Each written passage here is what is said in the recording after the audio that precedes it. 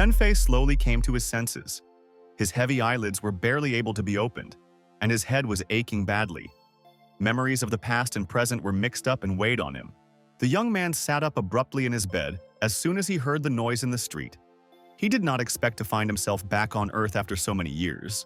Outside the window, one could see Jiaxin University, where Chen Fei studied and spent his student days. The young man had not seen this place for a long time.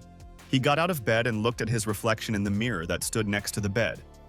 It had been many years since he had seen his young face, which is why the guy did not immediately recognize himself. His head still hurt. The last thing he remembered was a space-time artifact whose name speaks for itself. In the past, Chen was able to obtain a unique item that could control time and space, which caused all 6 clans of the immortal world to turn against him.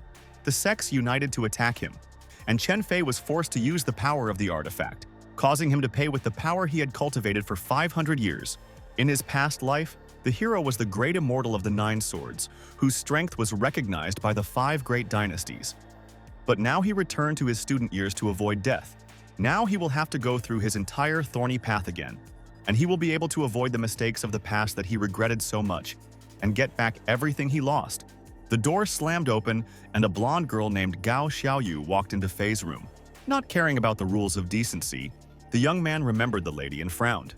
She was a real bitch, and in his youth he was fascinated by her and lost a lot because of her. Gao Xiaoyu didn't think anything of Chen Fei. She looked at him as if he was a complete nobody and loudly declared that they were breaking up. The young man did not answer. He only listened and analyzed the situation, so he was able to understand that he had arrived on the day of his 18th birthday. In the past, they had parted on this very day. The girl looked at him with disdain, saying that when they first entered Xiaxin, he was at the 2nd level of his skill. But 2 years had passed and he remained in the same place, no progress. Seeing the box next to her that contained a special body-tempering pill, Gao Xiaoyu took it. She was going to take the pill as compensation for being a loser's girlfriend for a whole year. These words made Fei very angry. He finally responded to her provocations because he could not allow her to take away such a valuable birthday gift from his parents. These pills were very expensive. His poor mom and dad spent all their savings to help their son reach the 3rd level of mastery. But this did not make the desired impression on the girl. She only began to despise her now ex-boyfriend even more. Because he could only afford 1 pill a year, calling him a pauper, Chen Fei rushed towards Yaoyu, trying to snatch the box from her hands, but the girl easily avoided it. She raised her hand above her head, and the weakened guy was unable to reach it. She felt disgusted even just to be in the same room with him. The young lady looked coldly at her ex and ordered that from that day on he not come near her. Gao Xiaoyu had been playing with him all this time for fun, but now it had lost all meaning. The guy looked too disgusting and pitiful. The girl headed for the exit, but stopped at the doorway. Her new boyfriend, Han Liang, was about to break through the 3rd combat level, and the pill that Fei had been given would come in handy. After returning to the past, Chen Fei's body was too weak. It hurt so much that the youth couldn't even get up from the floor. He thought that if he had his family's sword, Gao Xiaoyu would never have left with his pill. Han Liang was the heir of the Han clan. At such a young age, he was already very famous for his strength and a special skill called the Furious Tiger Fist. In his current state, Chen was no match for him. All the energy in his body was in complete chaos, and the channels through which it flowed were clogged and caused physical pain. The young man assumed the lotus position and began to meditate in order to bring the flow of energy into balance, and at the same time to check whether the family's secret sword, which was in his body, was still intact. Light enveloped the young swordmaster's body. He was focused, penetrating deeper into himself and his body, trying to find that very sword. But the Dantian, the place where vital energy is stored and accumulated and transformed into qi through long-term cultivation practices, was empty. Chen Fei thought about it. He couldn't figure out the reason why the sword might not be in his Dantian, when another idea came to him, and he again sank into meditation. The more he concentrated, the more powerful the energy around him became, and soon the hilt of an ancient sword appeared from his body. Now the young man was too weak and could not summon it for a long period, but in his previous life it took him 5 years to comprehend all the capabilities of the Faishan sword. This ancient artifact of his family uses the blood and energy of the owner to grow with him, and it was this sword that Chen Fei used to slay his enemies. Now that he was sure that the family heirloom was still with him, he could begin searching for spiritual stones and medicines that would allow the weak energy in his body to strengthen. Taking his things with him, the young man left the room, locking it behind him, and headed straight to the city center. He already had one place in mind where he would definitely find everything he needed. But on his way, he was met with an obstacle in the form of a pile of garbage with bats. They blocked his path, saying that they came to take revenge for the fact that he touched their boss's girlfriend. Han Xiao ordered them to come to Chen Fei specifically on his birthday to congratulate him in this way. The men rushed at the unarmed youth, ready to beat him half to death. But they didn't have time to reach their destination. A sudden bark of a dog stopped them, and everyone present stared at the dog named Colored Bun, who was protecting Fei. They got this dog together with Gao Xiaoyu, but the girl said that she didn't want to babysit a creature that shed so much. And in the end, Bun and Chen Fei were left alone. Thinking that the guy was using the mad dog to protect himself, the bandits became even more angry, and one of them swung his leg at Bun, intending to hit him with all his might. Chen Fei couldn't allow his best friend to get hurt. He attacked first, stunning the bastard and knocking him out with one powerful kick. He stroked the dog's head, remembering that in the past Bun had suffered greatly while protecting him. And now he was ready to do everything to protect himself and his friend from this trash. One of the freaks tried to attack Fei, but the young man turned to him, and from his look and words about not being forced to use force, a chill ran down the thug's spine. The leader of the scumbags got fed up with all this. He lost his temper, only getting more angry because of the arrogance of the master with only the second level of strength, and attacked Chen Fei with a club. But the young man easily dodged. The device that measures the strength points of martial artists showed that the guy had more than 100 points, which means that he is at least a level 3 master of strength. But the boss didn't care at all. Even if he really was level 3, there were still more of them, which meant they could get rid of him once and for all. Chen Fei smiled. The second the 3 bits were about to touch him, he instantly jumped and landed in a different place. He moved so fast that the scumbags thought he had disappeared. The young swordmaster dealt with the entire gang in a matter of seconds and finally knocked out the boss. He stopped when almost all the gang members were lying on the ground, doubled over in pain. The last one standing was the one holding the score meter. The device showed that Chen Fei had more than 900. The man couldn't believe that he actually had such a high level of skill. Gradually, the youth's strength returned to level 100 points. The bandits stood rooted to the spot and did not know what to do. The best solution for them was to retreat. The young man took Bun in his arms. He slowly calmed down, his energy gradually waned. He had to tell all the bastards to get lost if they didn't want more. The beaten gang members were dragged away by those who could still stand on their feet. The boss shouted that Fei would definitely regret what he did. It really looked pathetic. Chen Fei sat on the ground. This battle had exhausted his already weakened body and spirit. The puppy licked his cheek, trying to support his master in this way and express love and care. Han Liang was a very stubborn and vengeful person. The young man thought that after he humiliated him, he definitely could not avoid retribution and needed to find a medicine to restore his body and spirit as soon as possible. There was a store not far from this place where he could buy everything that Fei needed now. He usually saved money, so he was sure that he would have enough for a good start in his new life. In a world that respected only strength and skill, spiritual medicines were indispensable, and the largest Tianyuan store in the city was the very place where one could buy or sell everything a young master needed. But as soon as he approached the front door, a security guard blocked his way, saying that he couldn't bring a dog into the store, to which Chen pointed to a man nearby and asked why he was then able to enter. There really was a girl standing next to them with a dog. They had just left the establishment together, and she clearly hadn't left the dog outside the store. The girl was Chen Mei Mei, the daughter of the martial arts hall owner, and was a super VIP person. The guard asked if Chen Fei had a super VIP card. A smug man approached them with a gold card in his hands. He explained that only super VIPs can enter the store with animals, and to get this status, you need to spend more than 1 million. The guy looked more like a mangy peacock. He walked past Fei and said that such a poor guy could only dream of ever getting a card. The guards smiled contentedly. The mockery of the beggars gave them self-confidence. They pointed to the animal cages, saying that he could leave the dog there, but they were also only for VIPs. But Chen Fei was not interested in all this. He said that he was a holy diamond visitor to Tianyuan store. He asked to call the manager to prove the truth of his words. The man was skeptical of the beggar boy's words, but Fei continued to insist that he did, in fact, have a holy diamond buyer's card. The guard began to worry that he might be rude to a very important guest, but the guy was wearing a very ordinary hooded sweatshirt and worn-out shoes. He didn't look like the owner of such a card. He continued to mock the teenager, despite doubting the correctness of his actions, and said that he had to spend more than 10 million in the store to get the Holy Diamond card. Chen Fei smiled.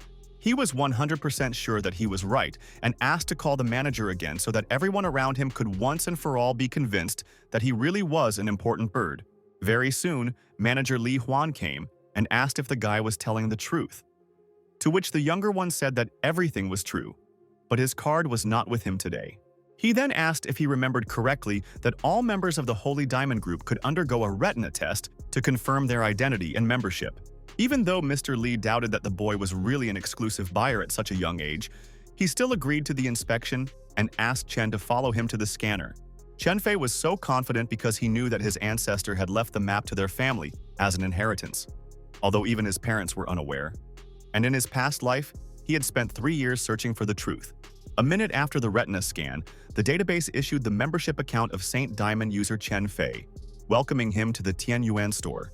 Seeing the status of the young man they had just been rude to, the guards became frightened, and the plucked peacock began to envy.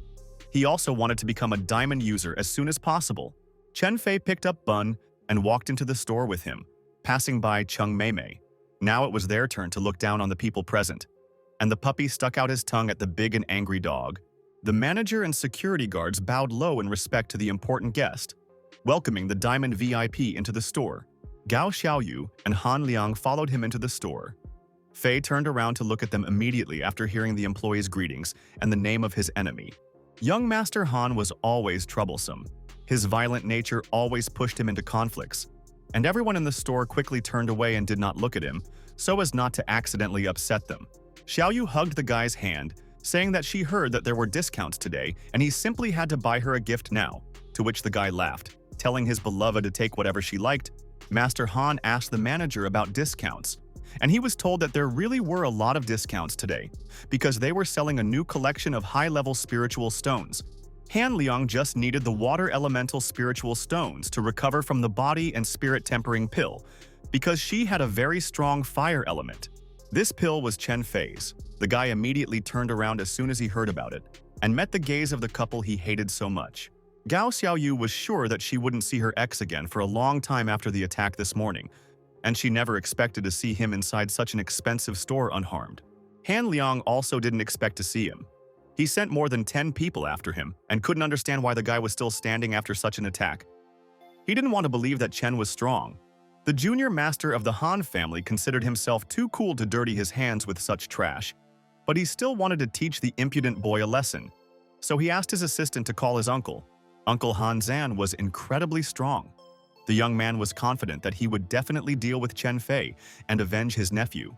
The manager noticed the young people's gazes and asked the couple if they knew Fei. They said with disdain that no, they didn't know. How could Master Han Liang even know someone like him? They went on to look at the spiritual stones they had come for, and Mr. Li asked them to first show the buyers the new ones they had taken from the depths of Mount Kunlun. Chen Fei remembered how in his previous life, on this very day, he was beaten to such an extent that he had to spend 2 months in the hospital. But now he was determined to get revenge. Now he needed the spiritual stones as soon as possible. He needed to replenish his energy and help her find balance in her body before Han did anything wrong. The manager showed Liang new stones whose power had not yet been determined, offering to try his luck. But the young man did not listen. He carefully watched his enemy. Chen Fei took one of the stones, saying that it was not bad. The employee saw that the stone was so-so, but he had to sell it, and began to praise the customer's sharp eye, saying how high the strength of this version was. Suddenly, the stone was snatched from Fei's hands. Han Liang said that he would take it away just like his girlfriend, to which Chen Fei said that he clearly really enjoyed stealing trash. These words greatly offended Gao Xiaoyu. She shouted out a question about who he called trash, and the former asked with a smile, did she really think about herself when he spoke about the stone? Master Han finally lost his temper. In order to defend his honor, he challenged Chen to a kind of duel, offering to bet on luck. And if he lost, he would beg for forgiveness on his knees in front of Xiaoyu. Chen Fei smiled. He was very curious about what he would get if he won. But the offer of the same public apology did not interest the guy. He decided to change the outcome a little, saying that if he lost, they could do whatever they wanted with him. But if he won, Han would return the pill his parents had given him. Han Liang was very confident in his luck and victory, but Chen had once challenged the 9 heavens with his luck, and he laughed to himself that this arrogant rich kid was comparing them. While examining the stones, Master Han picked up a gray, unremarkable piece of rock and said that it looked too ordinary. The manager supported him, saying that there really was nothing inside. Noticing a small blue stone, the guy seemed to feel how it sparkled and asked to split it. He was sure that there was a lot of spiritual energy in it. After one cut, the core of the stone began to shine with a bright light. It turned out to be a top-grade Lingxi stone with incredibly high spiritual energy. Such luck was truly worthy of respect. Han Liang was already confident of his victory. He laughed and told the enemy to prepare to kneel and crawl before him. Chen Fei picked up the same thick gray stone that everyone had brushed aside, smiling and not feeling any anxiety at all. Everyone around him laughed and did not believe that such a useless pebble could contain any energy. He was considered a desperate loser. Only 5% of people could obtain a stone with such power as Han Liang's, and only a very small number of people on the entire continent could do so. But customers could still buy the stone and try their luck.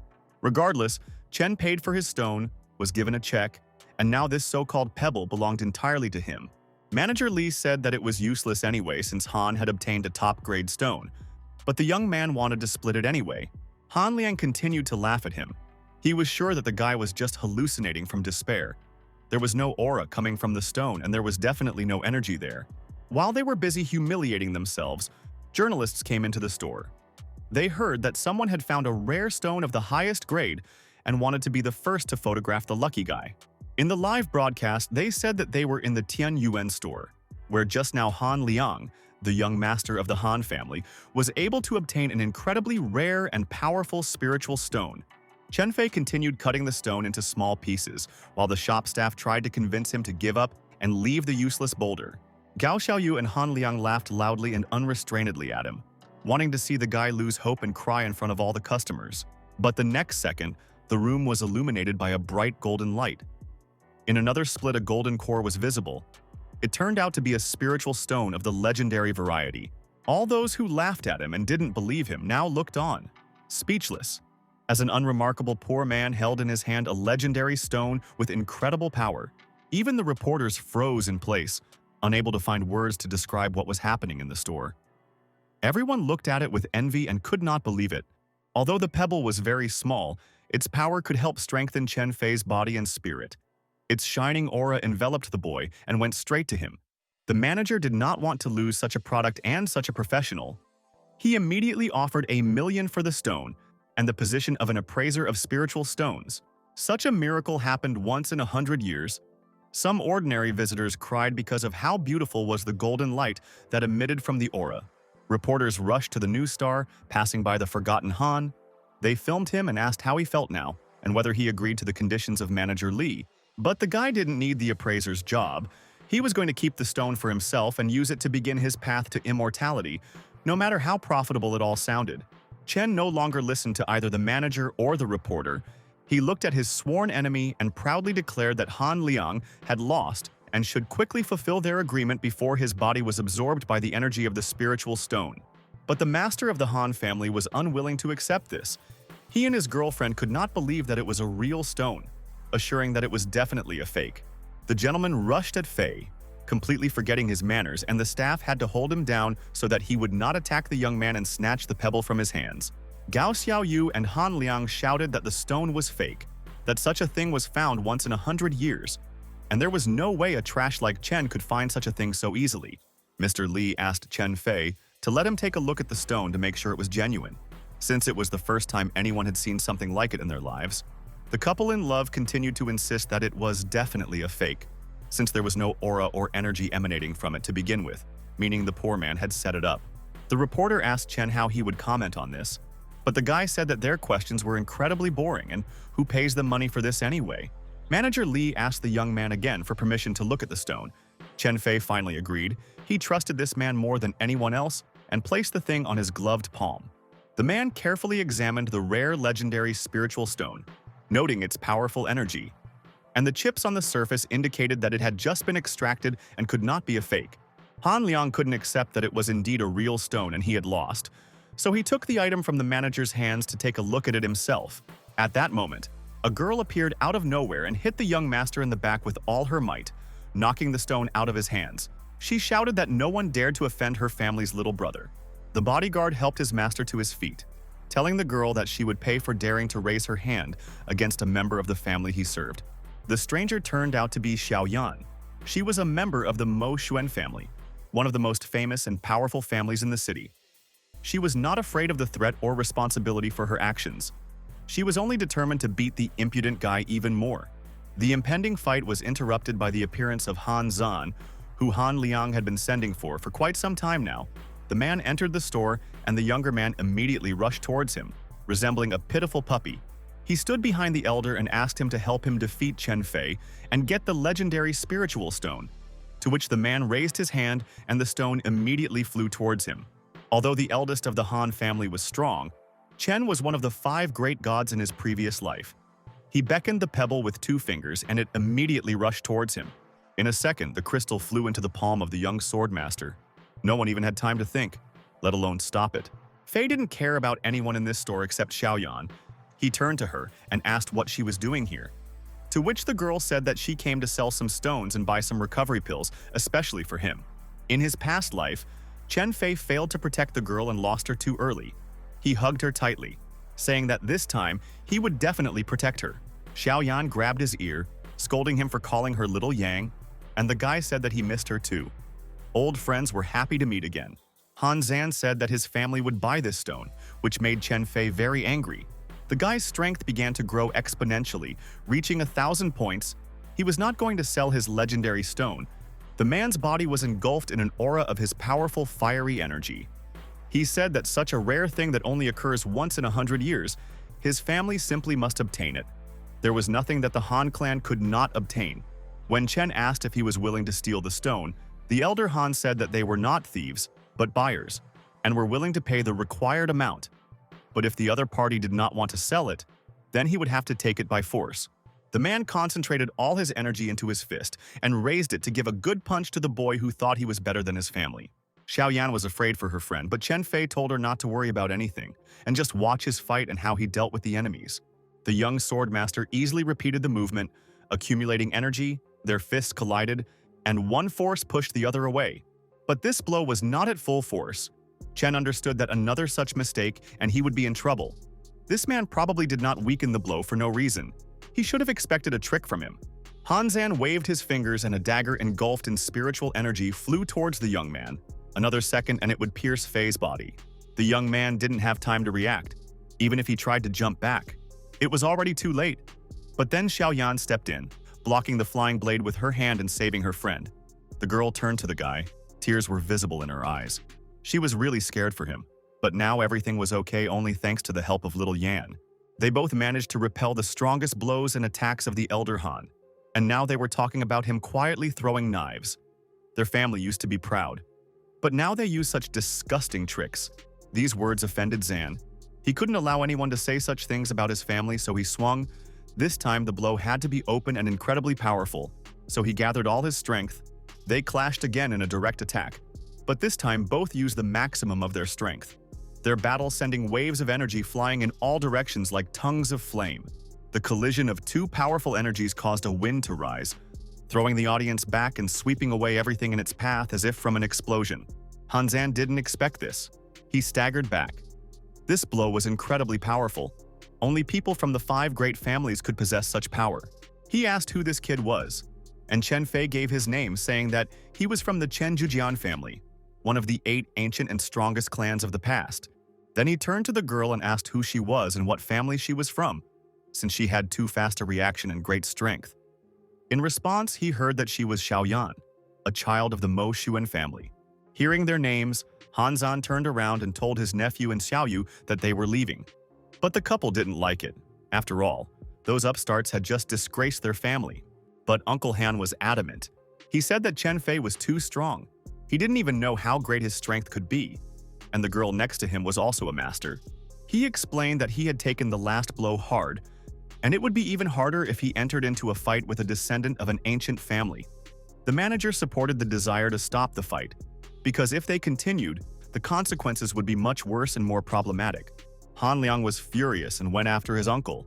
telling Chen that he would definitely find him and take revenge for all the humiliation he had suffered today. But Chen Fei shouted after him that he owed him another pill for losing the bet, and Junior Han had to ask the manager to give him some tempering pills and put them on the Han family account. On the way out, Han Zhan addressed his duelist one last time, saying that his clan used a secret weapon in the form of poisonous needles and asked if the boy could now get rid of the poison. Chen Fei lowered his head, looking at the needle in his stomach. The poison had been spreading through his blood for some time, circulating throughout his body and weakening his already weak energy. He took out the needle and began to examine it, thinking about how lucky he was to now have such a curious thing, and also about the fact that he had underestimated one of the 5 clans, and that it was a mistake. Xiaoyan rushed to him. She was very scared when she heard that her friend was poisoned by the Han family's unique poison, the poison of the 7 snakes, which only clan members could neutralize.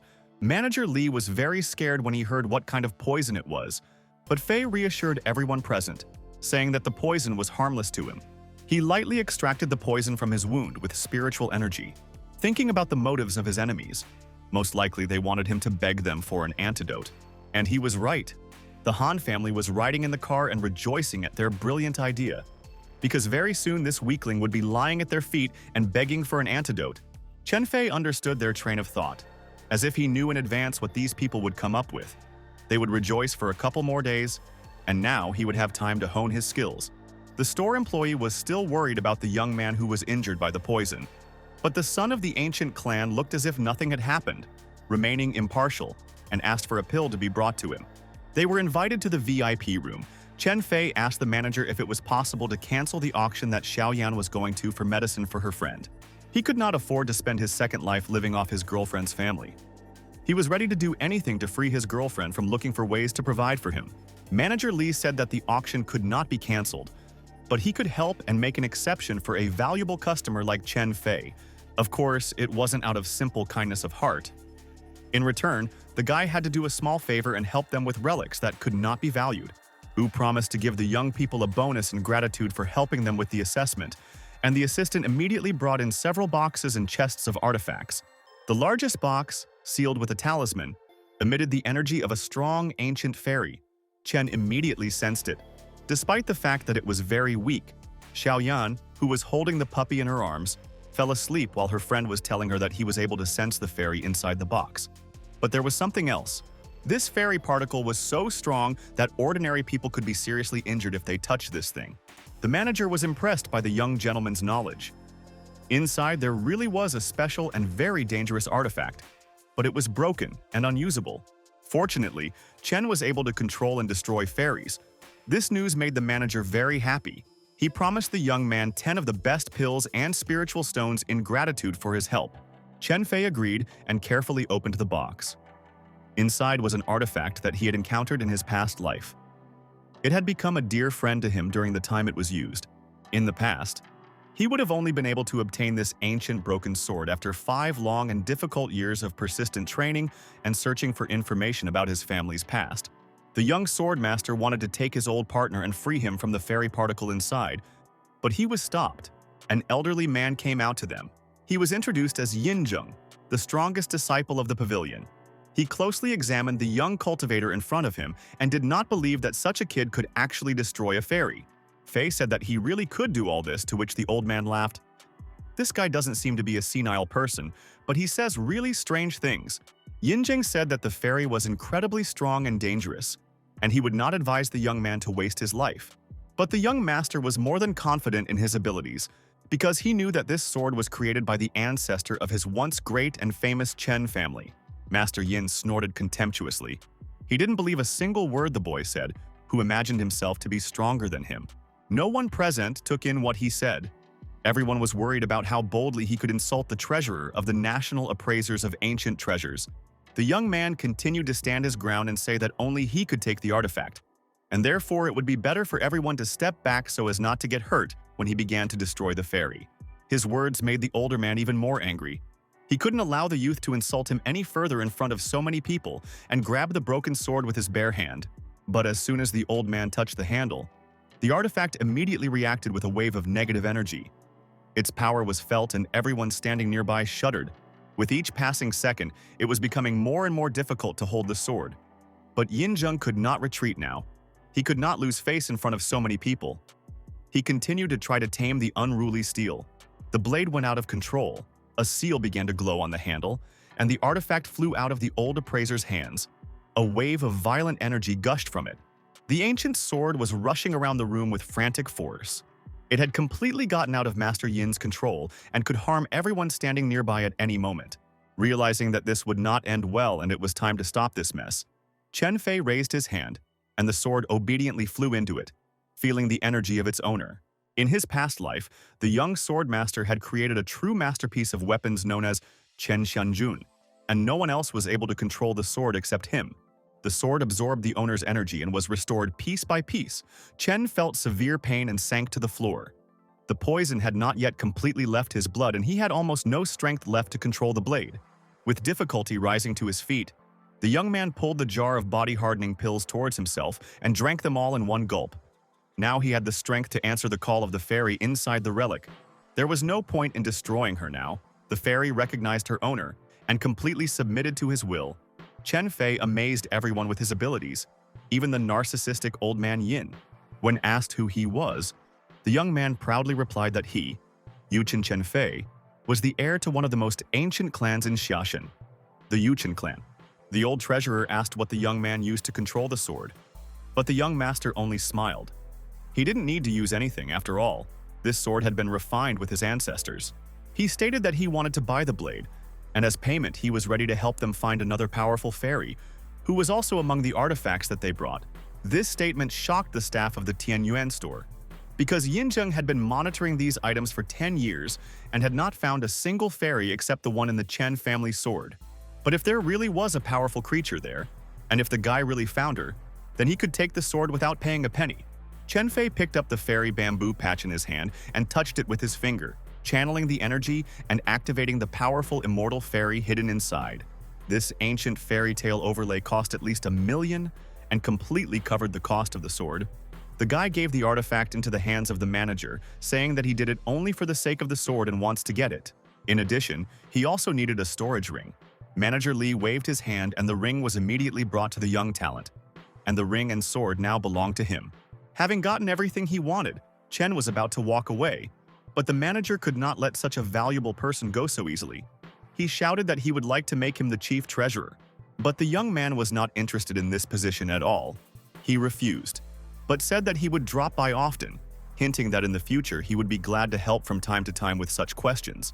He and Xiaoyan walked out of the store like real celebrities. People crowded around them and discussed Chen Fei's strength.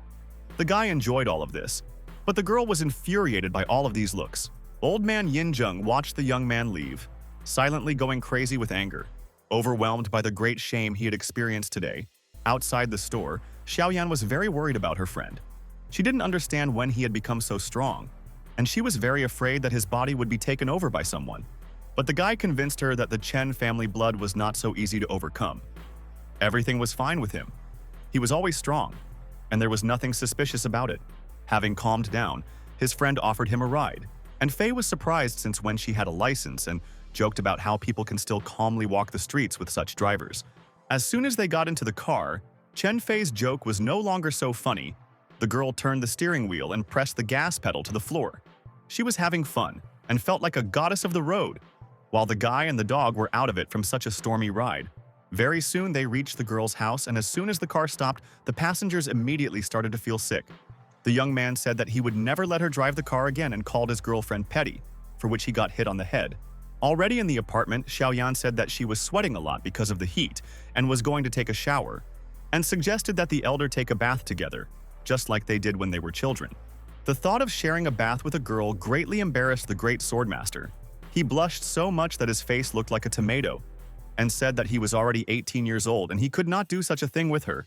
Xiaoyan was amused by her friend's reaction. She cheerfully stuck out her tongue and went to take a shower alone, leaving the guy with his pills and swords. Chen Fei, meanwhile, decided to get down to business and absorb the energy of the pills and spiritual stones to quickly strengthen his body and make it stronger. He felt his strength increasing. He had reached the 3rd level of strength and elemental mastery, but even so, he still lacked combat skills. For the most suitable martial art, Zhujiang Yu, he currently lacked the strength, and for now, He could only combine the blood with the sword to awaken the fairy and form a spiritual connection between them. The room was too hot. Fei took off his shirt and continued training with the sword, combining their energies and his blood with the metal. The connection was established quite quickly, and soon Chen could make up to 9 sword strikes in a few seconds, controlling it only with his spiritual power. His blood perfectly matched with the sword. They became as if one whole. Chen Fei was confident that this time the enemies would not defeat him so easily.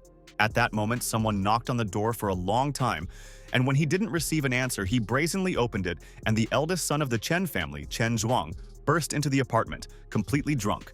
In the past, he killed Mo Shuiyan, but now, seeing the younger one in Xiaoyang's house, the man even screamed, asking what he was doing here. When a confused girl came out of the shower, she was not expecting guests. The drunk Chen Yu Zhuang thought that the two of them were going to become a couple here and shouted that their families had a marriage contract, according to which the two descendants of Chen and Mo must marry when they reach the 5th level of strength. In their family, only Zhuang had reached the 5th level. He activated his power to prove it and demanded that the girl become his wife. But Xiaoyan wasn't happy with this situation.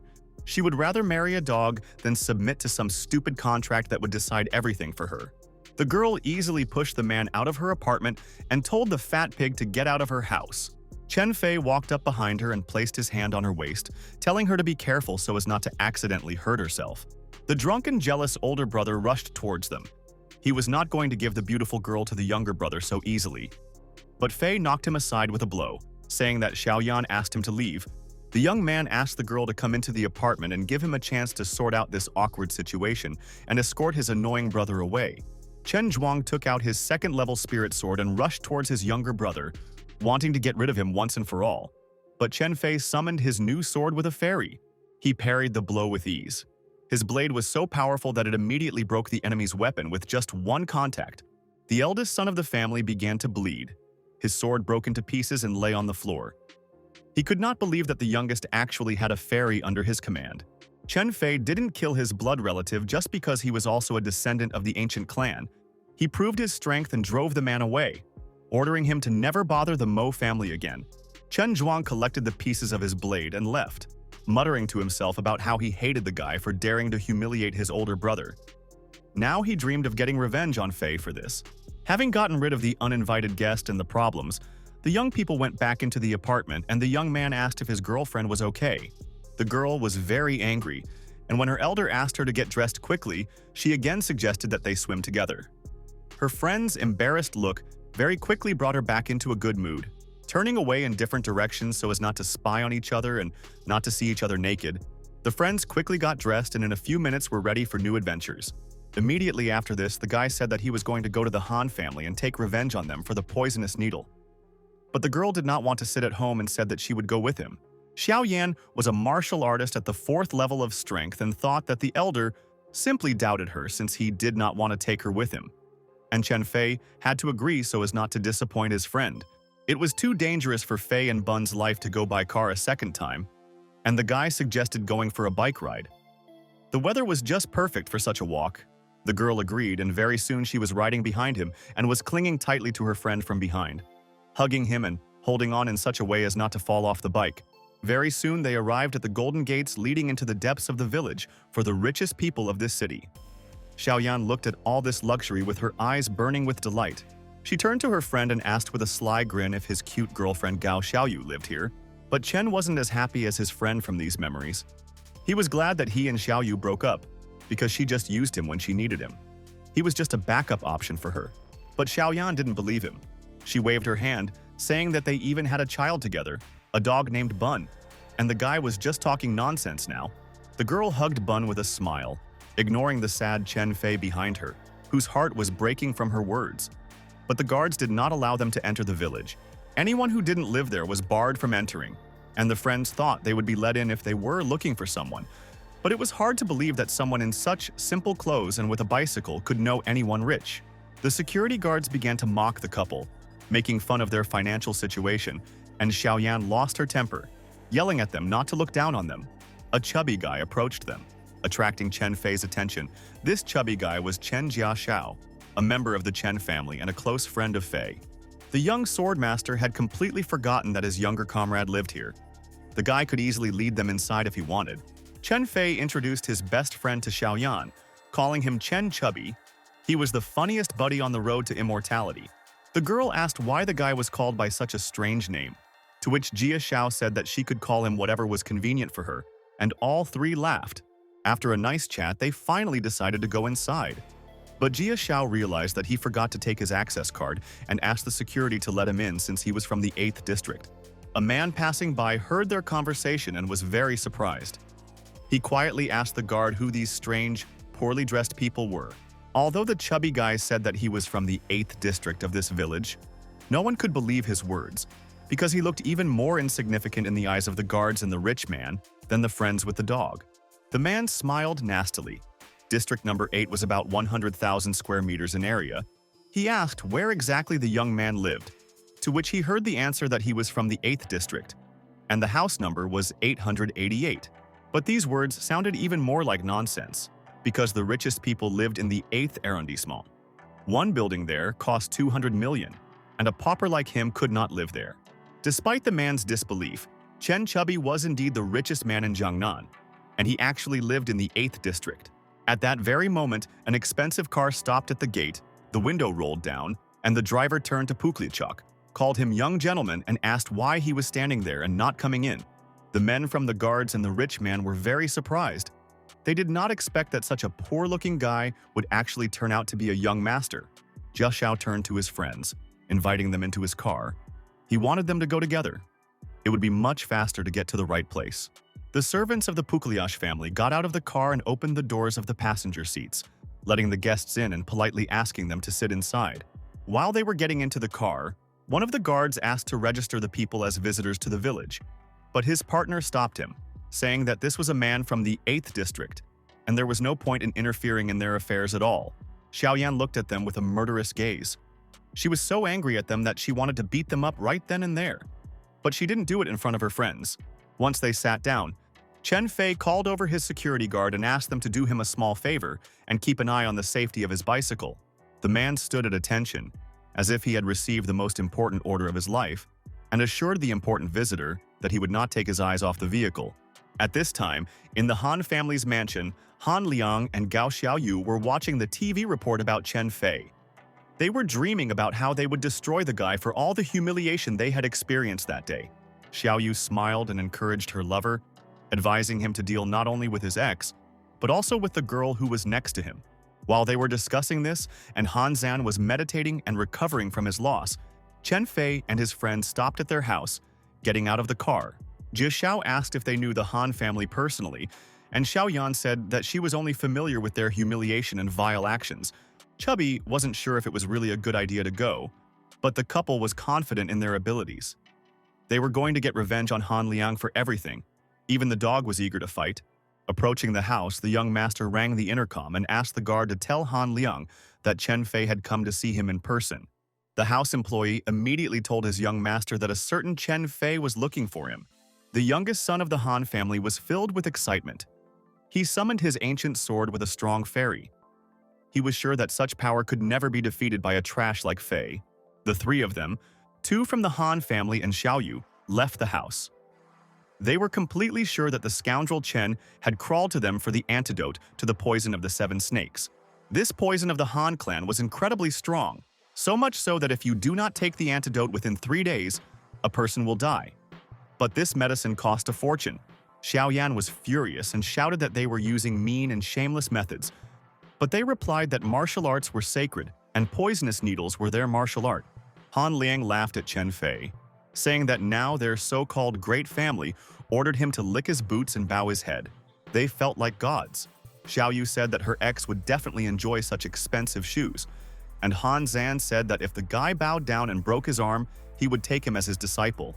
Liang looked at his uncle and said that he wanted to break not his arm, but both his legs, giving his enemy one last chance to fall to his knees like a dog and beg for forgiveness. Their words completely infuriated Xiaoyan. She wanted to rush at them with her fists, but Chen Fei stopped her. He was going to deal with the family of scumbags himself. Han Liang watched as they approached him. Certain that the young man would now start licking his shoes, he continued to humiliate him, saying that he would allow such a small fry to waste his precious time. But Chen Fei had no intention of humiliating himself in front of them. He deftly jumped up and hit Liang in the head with his knee, with spiritual energy. The guy didn't even have time to notice how everything happened. He didn't understand why Fei wasn't poisoned. The young master stepped on Junior Han's chest, saying that he would only give the scum a chance to survive if he licked his boots. Han Zan was scared. He knew that he would not be able to resist a youth with such strength, but his younger brother was not so smart. He still believed in his victory and took out his sword while Chen was distracted. He was sure that he would catch the guy above him by surprise and cut him with his sword, but the blow was parried. Fei jumped back, remaining unharmed. They clashed, sword to sword, and along with them and their spiritual energy, two powerful ancient fairies and blades confronted each other. Chen Fei's strength was much greater. He easily threw the enemy flying several meters, knocking the weapon out of his hands. No one expected this outcome. Han Liang flew into the gate, crashing into it with force, and a shockwave of spiritual energy followed. Uncle Han held his nephew to prevent him from falling and took out his blade. He promised that he would let all the trespassers live if they gave him their fairy. Chen Fei found it funny to hear this. He was much stronger and faster, and with one blow, he broke Han Zan's spiritual weapon into pieces. The man didn't even have time to understand anything. He grabbed the throat of a man almost twice his size and easily threw him aside. The Han family considered him to have barely crossed the third level and now paid for underestimating the enemy. Han Liang was still a fool. Anger and resentment overwhelmed him. He called his minions to get rid of the annoying children who broke into his house as a group. Xiaoyan handed the bun into Jia Xiao's hands and rolled up her sleeves. She was full of hatred and with one blow leveled the bandit's face to the ground. But the fighters did not lose hope. They aimed at Chubby, thinking that he was the most vulnerable part of their team. But the guy activated a magic seal and threw them back with a wave of spiritual energy. Xiaoyan thanked her new friend for protecting Bun and set her sights on the dirty fox Gao Xiaoyu, wanting to get rid of her as soon as possible. Han Liang completely lost his composure due to anger. He tried to scare his opponent by saying that his father, the head of the Han family, was an 8th level master and had raised his sword against Chen Fei again. His uncle, meanwhile, tried to repeat his dirty trick and threw several poisonous needles at Fei. They were sure that he would not survive this, but the guy only grinned. Chen Fei said with a smile that he was not even warmed up by such a rotten battle. All the needles were caught in his hand. He deftly threw them in the direction of his masters. The needles pierced the bodies of the Han family heirs. They couldn't believe what had just happened, that they had fallen for their own dastardly trick. The young master smiled. He was completely satisfied with the outcome of the battle and slowly absorbed the spiritual weapon with his hand, returning it to his body. He no longer needed the sword. The guy kicked Han Liang in the face, pushing the scumbag into the fence. Standing on ceremony with such scum was a waste of time anyway. Fei's eyes burned with cold and anger. He gave his enemy one last chance to lick his shoes and beg forgiveness for everything he had done. It was beyond the young master's strength to humiliate himself like this, and his uncle couldn't accept it either. For the last time, he openly thrust needles into Chen, but the future immortal master caught the needles with 2 fingers in a jump, and a second later they were flying back at Han Liang and Han Zan. Having hit the point located in the stomach, Chen Fei sealed the spiritual flows of the 2 men, so it would be much easier to deal with them. The guy knew that they would come for him sooner or later and said that he was ready to meet them at any time. Meanwhile, the battle between the girls was still going on, and while Xiaoyan was happy to have the opportunity to deal with the reptile, Xiaoyu was looking for an opportunity to escape and use her connections to destroy the impudent girl. Gao turned around and ran as fast as she could, but Xiaoyan wasn't going to let her go and jumped and kicked her opponent right in her painted face. One blow was not enough, and the girl gathered all her anger and sent the hated woman straight into a knockout, experiencing incredible ecstasy. Chen Fei asked if his friend was okay, but seeing her happy face, he realized that there was nothing to worry about and praised his old friend Jia Xiao. His Tai Chi skills had improved a lot. Chubby was worried about his friend. He was afraid that after he sealed their powers, the Han clan would take revenge on him, but Fei was not worried at all. It was the best decision, because the guy did not want to become a killer. Hearing the words that they would have come for him anyway, Xiaoyan immediately assumed a fighting stance, shouting that if they tried to come back, she would break all their bones with her martial arts. Chubby said that he would be happy to help them deal with the Han family. And after that, Chen Fei invited his friends to go somewhere to eat meat together. Already in the restaurant, they were sitting at the table and filling their plates with fresh fried meat. And Bun was lying under the table and chewing a bone with a contented face. Chen Fei shared with his friends his desire to return to his homeland, because the second part of the sword was kept in his parents' house. The young man longed to restore it, and then no 8th level of power would be scary. The guys wanted to go with him. No one wanted to stay away, but Chen warned Xiaoyang that they might meet his brother, Chen Zhuang, there. He didn't want the girl to run into him again. But these warnings did not frighten her friend at all. Little Xiao was determined, and said that she would kill the elder Chen if he pestered her again. At this time, the head of the Han family and Liang's father, Han Meng, was informed that his son's spiritual energy had been sealed. The man lost his temper and broke the tabletop with one blow. He waved his hand and gave orders to his men to destroy the impudent people who dared to defeat and humiliate the young master of the Han family. Han Meng summoned his lightning sword, determined to destroy those who had hindered his son. And lightning danced in his hands. In the hospital, the weakened Han Liang was breathing through a life support machine. He was very ill and with difficulty spoke his request to avenge his unfortunate self. Mr. Han was furious and destroyed the chamber with a wave of explosive energy. When he asked who did it, he was told the name of Chen Fei. Uncle Han Zan knelt down and bowed his head, begging for forgiveness for failing to protect the young master. But the head of the family no longer listened to him. He gathered all his energy and, directing it into his son's body, began to press on the points one by one. But he could not remove the block. Liang screamed from the unbearable pain in his body. The seal was created using a long-lost technique of Dantian. The magic of such seals was endless, and it was impossible to remove it so easily. By launching the needles with the power of the fairy, Chen Fei created a new immortal seal that was supported by a fairy that did not need offerings. Such a power Han Meng could not destroy. The man had no intention of leaving things like this. He ordered his men to prepare for battle, and he himself was going to personally visit the Chen family. Driven by a thirst for revenge, he obtained the number of the head of the Chen family and Fei's brother, Chen Zhuang, and announced over the phone that the Han clan was declaring war on them. After a hearty lunch, the friends boarded the bus. Chen Fei was glad that he had bought tickets, but his happiness was cheap, because Xiaoyan was going to get behind the wheel again and drive them to the Chen family home herself. Despite all attempts to dissuade their friend from going, they still got into the car. Jia Xiao and Fei barely survived until the moment when the car finally stopped. They were stuck in a traffic jam on the bridge. The girl couldn't open the right door. Traffic was stopped because of some creature in the water behind the bridge. There was a giant golden koi fish swimming in the river. It was not a simple animal. This creature possessed incredibly powerful spiritual energy. People gathered on the bridge took pictures of it and threw huge nets to catch it. But the fish refused to budge. Chen Fei, unfortunately, did not remember the name of this creature, but Jia Xiao did not care. He watched the koi with delight, shouting about how it looked like a dragon. Xiaoyan was also full of delight. She took out a small loaf of bread and decided to throw it to the fish to feed it. But as soon as she let go of the food, she immediately exploded. The young people felt that something was wrong here. Someone had destroyed this loaf, and this someone was standing behind them. In front of them stood the 6 strongest members of the Zhangchuan Chen family, ready to attack at any moment. One of them scolded the girl, calling her brainless for trying to feed a 100-year-old koi with ordinary bread. Xiaoyan was angry when she heard such insults directed at her. But Chen Fei stopped her with his hand, stepped forward and covered the girl with his body. This distant branch of his clan was one of the young master's serious enemies from his past life. He was going to make these people pay for everything and kill them again. In his past life, this vile man killed Chen Fei's entire family, destroyed everything he had, and got rid of every person close to him. A man named Jiangchuan Chen began to gather energy, summoning his sword. He called the young man his nephew, but it was just a word and did not carry any bonds. The young swordmaster sincerely hated the man in front of him. He said not to dare call him nephew and waved his hand, the blast wave destroying his uncle's sword into splinters. While the man was confused by his destroyed weapon, Chen launched a kick, knocking him down with a fast and powerful attack. The young man gave his name in response to his uncle's question. He knew what they were doing there. He knew that they were going to catch the koi fish and gain its great power.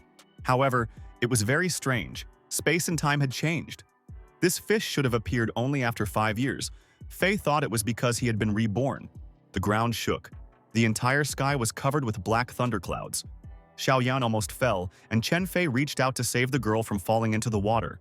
While he was helping his friends, Jiangchuan Chen stood up and ran away, shouting that he would still remember all this to his nephew and ran away like a coward. The fish enjoyed the attention, and by posing for photos increased its strength. Very soon, it raised a huge whirlpool and jumped incredibly high above the ground and water.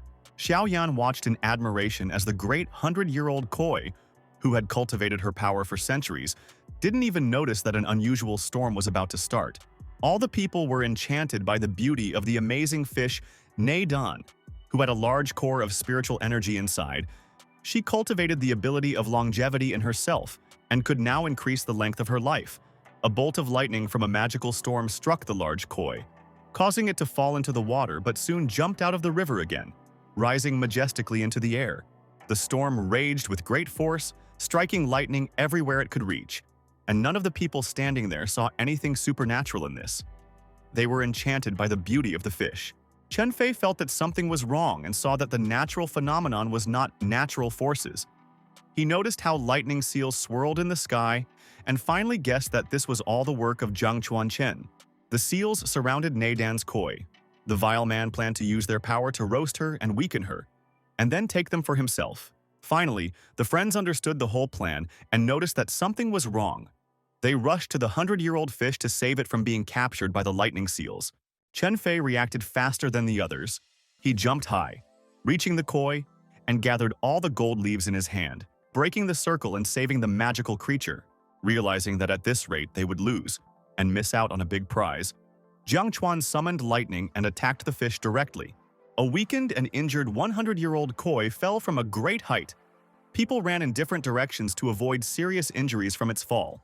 Once on the ground, the fish lost its strength and shrank in size. The people from the Jiang Chuan Chen clan were delighted. Their first point in the plan was to capture the koi, and then they wanted to deal with the Chen family. One of the clan's adepts approached the weakened creature and grabbed it in his arms, lifting it high above his head and shouting that he had it. But Neidan wasn't going to let herself be offended. She hit the man with her tail and broke free from his hands, flying closer to Chen Fei. In a couple of 100 years, he will be destined to meet her again. And in his past life, the young man had the chance to save a fish, for which he received the dragon scales and became much stronger. But before that could happen, his entire family and the branches of the Chen clan were wiped out, leaving only him left. In this life, the young swordmaster would never miss the opportunity to save the world and his family. He launched lightning seals from his hand straight at the people who were trying to capture the koi fish. Jiang Chuan Chen had no intention of losing. He and his assistants raised their hands up.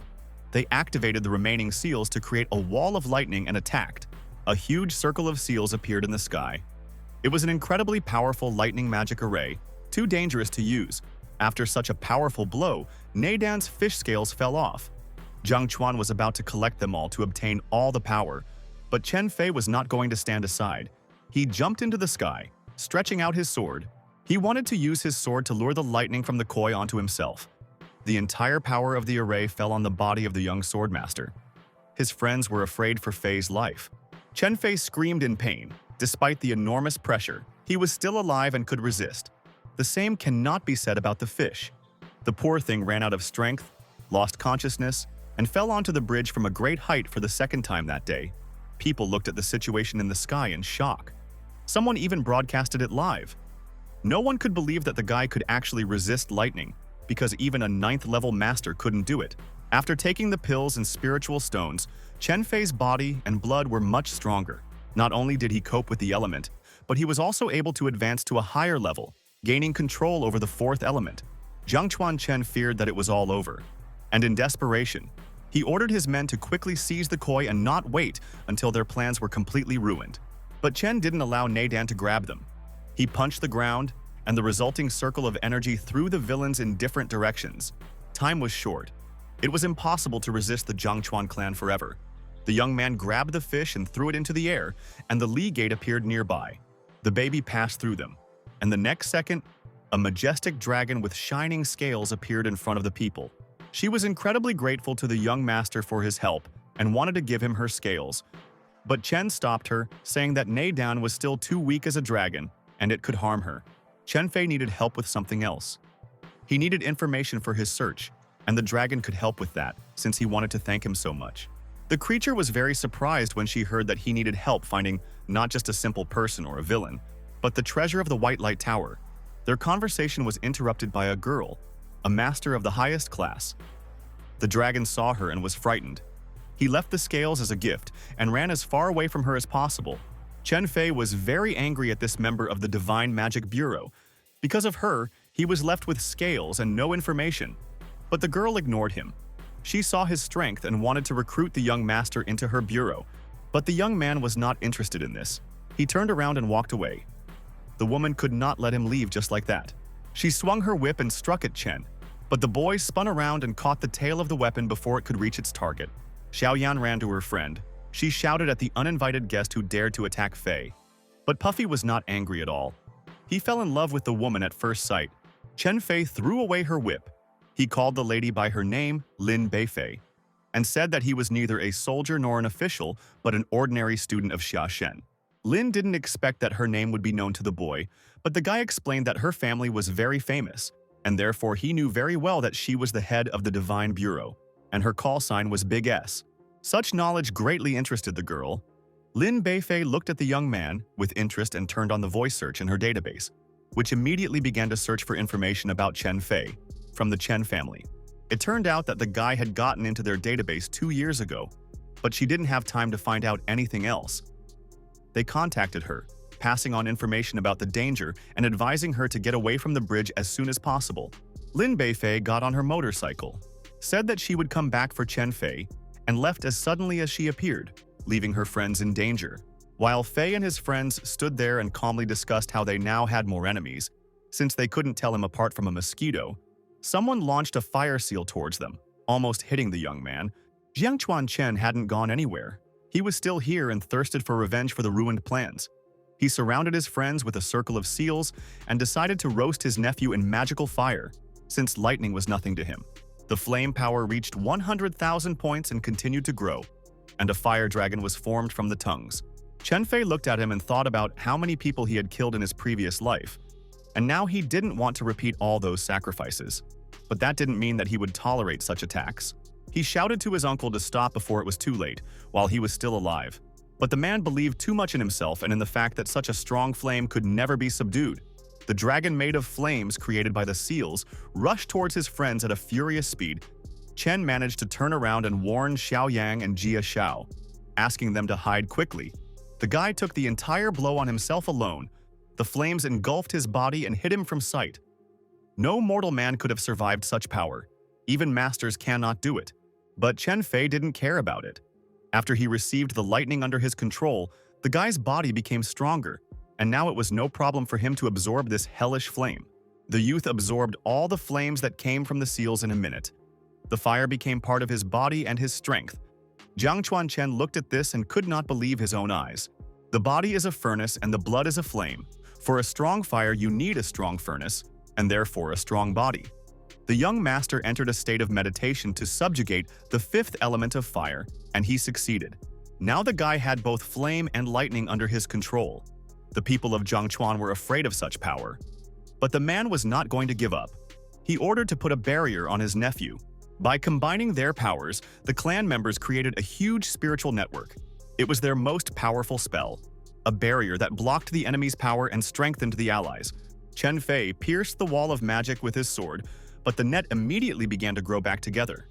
Such a blow did not even damage the barrier. Jiangchuan Chen laughed with joy. Even Xiaoyan and Jia Xiao's combined attacks couldn't damage the barrier enough to break it. They were in great danger. The barrier's power began to suppress Chen Fei.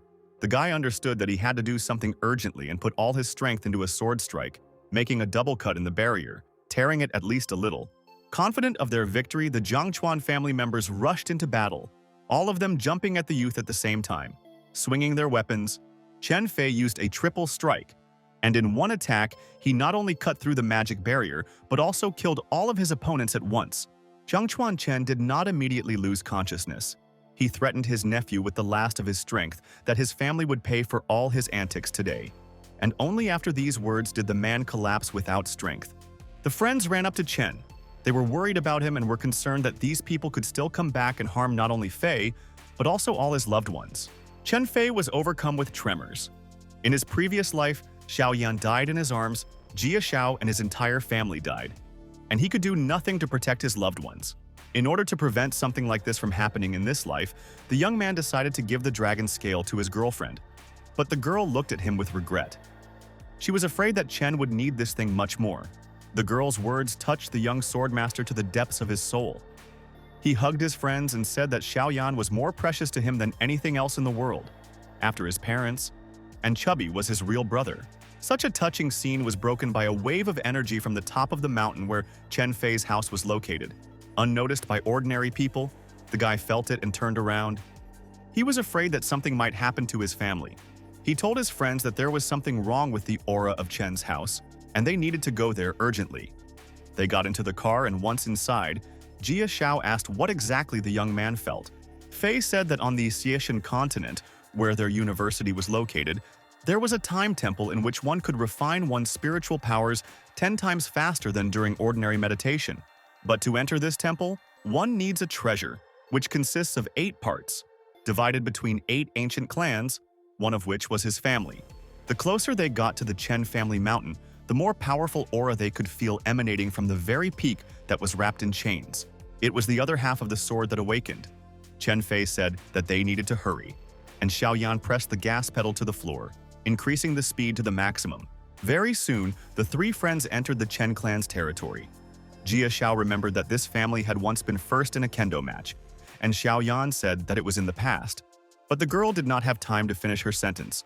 A whole crowd of people from the Chen clan came out to meet them, led by Fei's elder brother.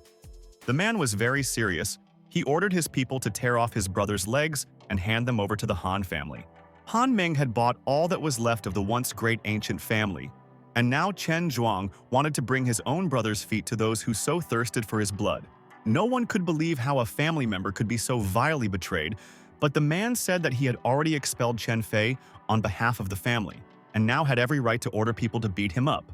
Xiaoyan was furious. She couldn't forgive those scumbags for what they did. Even Bun was ready to rush into battle. Chen Fei stood with his head down. The rivers and lakes had been silent for too long. He only regretted that along with the world, his own family had also forgotten the pride of their ancestors. It was impossible to continue to do nothing and allow these scum to tarnish the honor of the ancient family. The guy jumped up and pulled the sword, which became a real fairy, upward, pulling its other half. The next second, everything around was illuminated by a bright light. The 2 parts of the blade were reunited after many years of separation, becoming one whole. The Chen family's sword was finally restored. Now with his power, Chen Fei had regained his power as a 9-sword master. 9 blades appeared around him. They were burning with a bright light and draining incredible power. At the same time, Lin Beifei stopped at the base of the mountain. She noticed the bright light and powerful aura from the top of the Chen family mountain and stopped to find out what was going on there. But she was unable to go to the mountain. A strange coffin covered with seals grew out of the ground next to her. The girl scanned it, wanting to find out what it was and how it got there.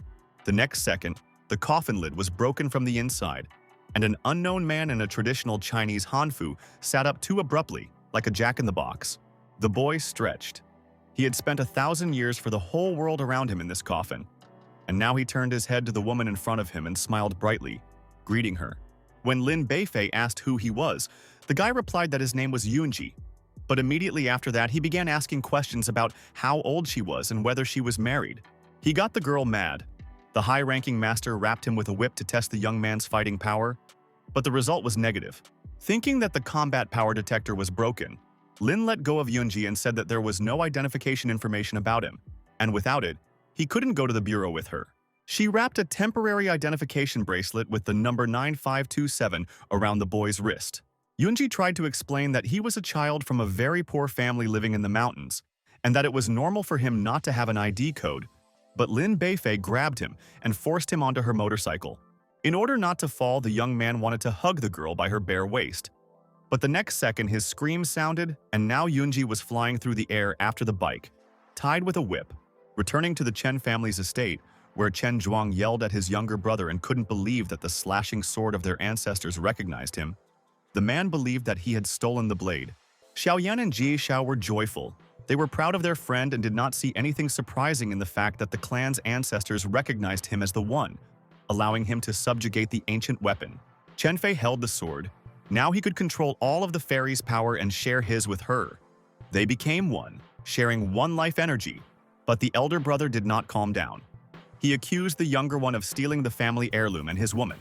to which Xiaoyan screamed that she would definitely castrate the idiot for such words. Her words went unheard. Chen Zhuang was already deep in hatred. He summoned the 8 great masters and the powers that be surrounded the 3 friends. The Han family lent him these great masters, and the man addressed them with respect, saying that if they could not eliminate Chen Fei now, their family would be next. The young swordmaster smiled. He did not perceive the situation as dangerous and hid his sword. To deal with Chen Zhuang, he would not even need to use the family's slashing blade. Xiaoyan and Jia Xiao did not retreat. They remained standing shoulder to shoulder with Chen Fei in the face of danger. They supported their friend and told him to be careful and not let down his guard. The eldest son of the Chen family laughed loudly. He couldn't stop and kept laughing, all because he didn't believe that the best masters of one of the greatest clans could be dealt with so easily without any weapons. The head of the 8 greats looked at the children in front of him with disdain. He underestimated Fei and told him to be obedient, reincarnate quickly, and advised him not to get involved with the Han family in the next life. The command was given to kill the family's enemy, and the 8 mages joined forces, forming a huge magic summoning circle, preparing to get rid of the annoying bugs forever.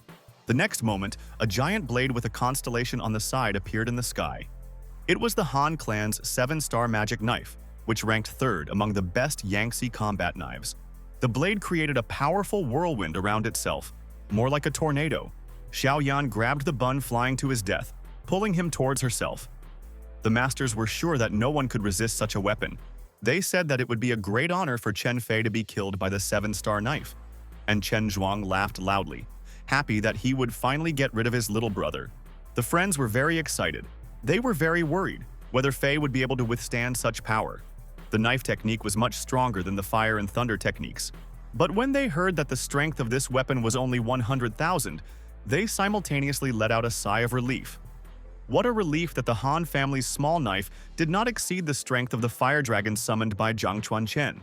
Following their cultivation friend's advice, Xiaoyan and Chubby quickly moved aside to avoid being harmed when Fei confronted their enemies and the 7-star blade. The young swordmaster was preparing to show his opponents the gift that his distant uncle from the Chen family had given him. He raised his hand to the sky, putting 2 fingers together in a gesture of summoning, and lightning immediately struck his body. No one took him seriously except his friends. The head of the group of masters decided that the guy was planning to commit suicide and mercifully brought down the full force of the knife technique on him. The huge blade flew straight towards Chen Fei with a low hum. The guy stood there all alone. He didn't think about running, so the only weapon he had with him was his lightning. The 8 great masters were sure that the young man would die any minute. But with a heavy crash, the 7-star knife fell on the fragile little man. When the smoke and dust from the blow cleared, the warriors saw Chen Fei standing in the same place without a single scratch. The guy was smiling, and his strength frightened even the unrivaled masters. The leader of the group understood that their chances were very small, but he could not return to the master with nothing. Their own lives were at stake, and he led his brothers into open battle. The swordmaster chuckled softly. His enemies still did not give up, and there was nothing left to do but attack back and protect himself and his friends. He formed a seal with his fingers and called upon the power of fire to aid him, attacking the 8 great masters with incredibly powerful fire spheres. The great ones of this world fell with just a few blows of flame. Chen really didn't need a sword. He dealt with these weaklings with his bare hands. Xiaoyan enjoyed the storm of emotions on the shocked Chen Zhuang's face and didn't even hide it. She and Jia Xiao had originally said that a strength of 100,000 was nothing.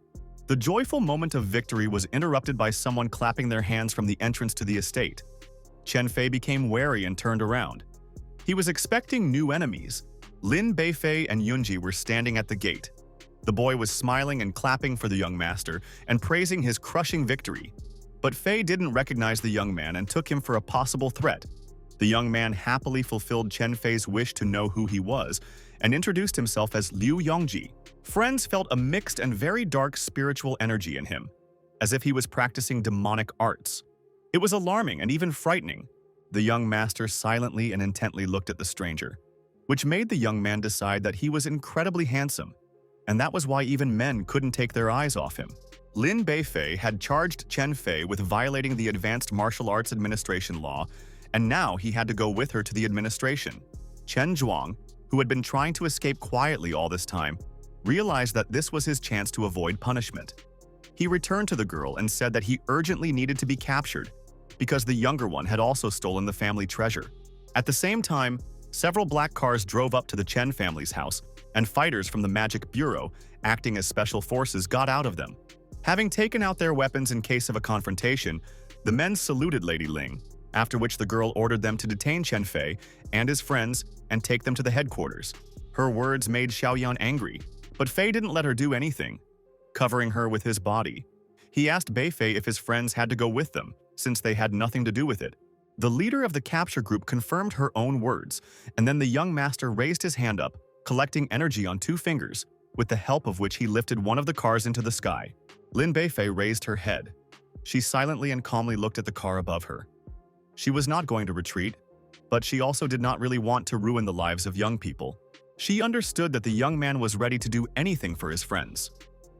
It was unlikely that anyone from the people who were with her now would be able to stop him. The car could fall on her head at any moment. The one who was important to the Bureau was Chen Fei. The loss of Xiaoyan and Jia Xiao was not that significant, and Captain Ling agreed to let them go as long as Fei went with her.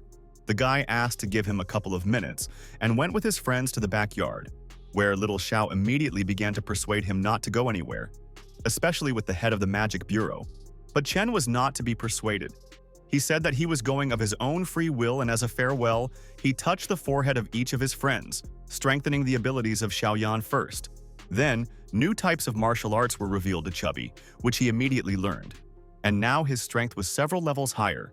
At the end, he touched Bun's forehead. A light shone in that place. Even the puppy received new abilities as a gift from his owner. The young master picks up his dog and turns to his friends before leaving, praising them and thanking them for their help. The power he gave to Bun finally activated completely. The puppy's consciousness cleared up. Now she could think like a human, and realized that in fact she was not an ordinary dog. But no one noticed her transformation. Her friends were busy saying goodbye, and Xiaoyan promised to take care of Puffy so that no one would dare to offend him. Before getting into the car, Chen Fei told his older brother that he was giving him a chance to change for the better, and he really hoped that he would not let him down. But Chen Zhuang did not appreciate this chance. He was only afraid of his younger brother and dreamed of taking revenge on him. And now that he was gone, his friends would be left without protection.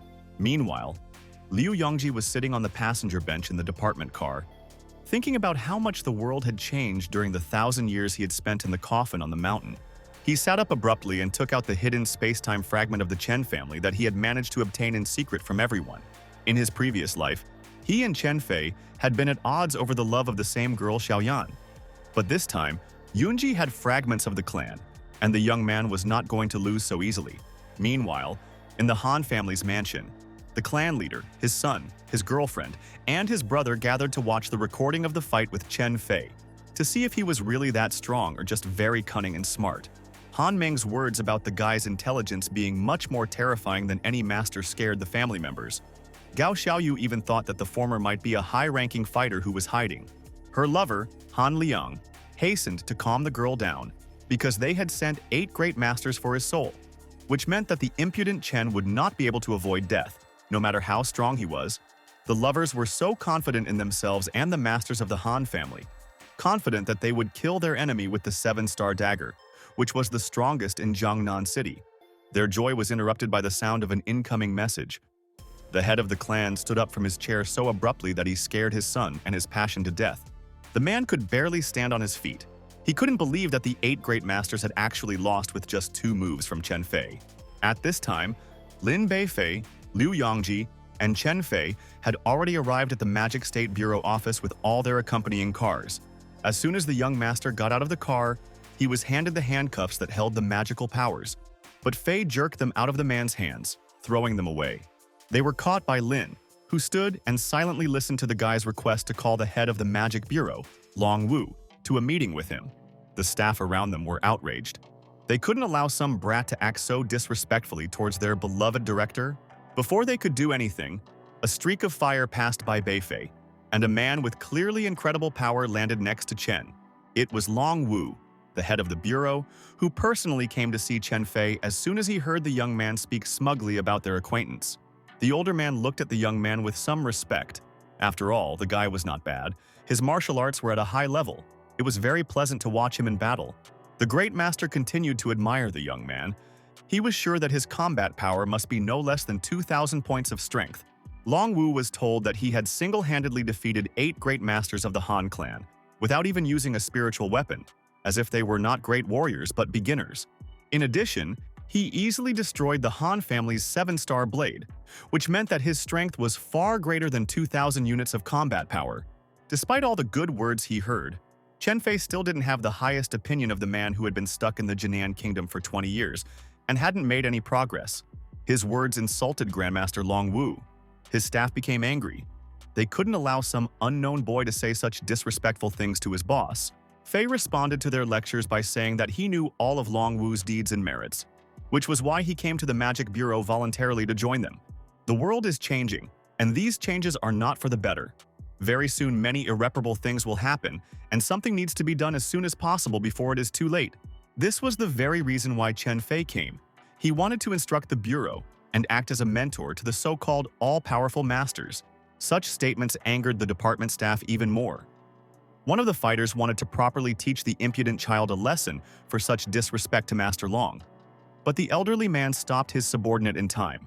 He wanted to deal with the boy himself, who had too high an opinion of himself, and began to talk about how in martial arts there is an obstacle after reaching the 9th level of mastery.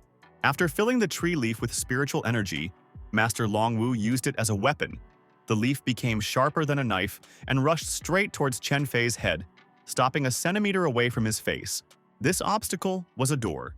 The master easily passed through it, coming closer to the youth, and continued the story about how, if you are not at the stage of the kingdom of Jindan, then you will never be able to pass through it and see what is on the other side. The leaf that was being threatened was just a light toy for Chen Fei. The boy swiped his finger, and the leaf, obeying him, flew away, as if Master Long's strength was nothing. The next second, the deadly weapon was torn apart by 1/100th of the young swordmaster's strength. He said that the Jindan kingdom was just a fence that the old man perceived as a door. Just as an insect in summer talks about frost, and a frog in a well dreams of the sea, so Long Wu, standing at an ordinary fence, shouts about a huge, insurmountable gate. The path of martial arts is like a boat that floats against the current. The old master was consumed by his own fears, and that is why he cannot advance further in the last 20 years of spiritual practices.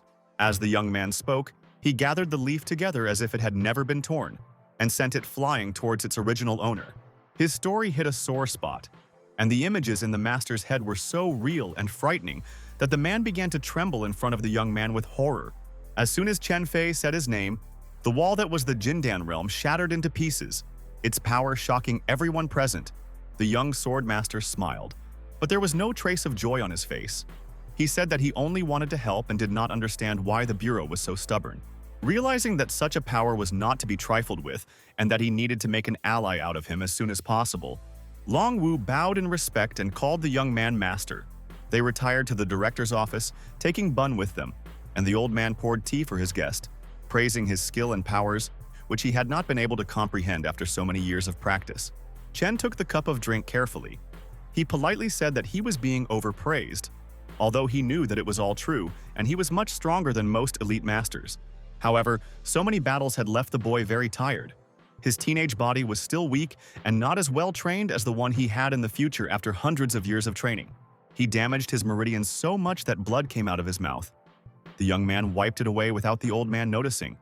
Now he will have to refrain from using spiritual energy for some time. While Fei was in physical pain and trying to hide it, the director continued to talk about how the Long and Chen families were among the top 8 ancient families and they should work together. The young man smiled weakly. He noticed that the man's breathing was rather rare and assumed that the flows were blocked and the energy could not flow freely through the body. Chen Fei realized that Long Wu had grown very old and his spiritual energy was running out, and if he couldn't increase it, he would lose the chance to break through further. So he offered his help in creating the Xiantian pill. Thanks to the young man's participation, the old man would be able to break into the Xiantian kingdom, where only the elite of the Xia continent could enter. These people could live up to 180 years. Long couldn't believe his luck. There had been no alchemists on the continent for 100 years. But Bun convinced the man that there was nothing easier for his master than to create a pill. Chen Fei will need the Shikong cauldron that is kept in the Long clan. With it, he will be able to create a high-quality spiritual energy and body enhancement pill. This thing is also called Tiandi Hong Cauldron. It was previously used to purify the heaven and earth. The old master agreed to give the family heirloom only on one condition.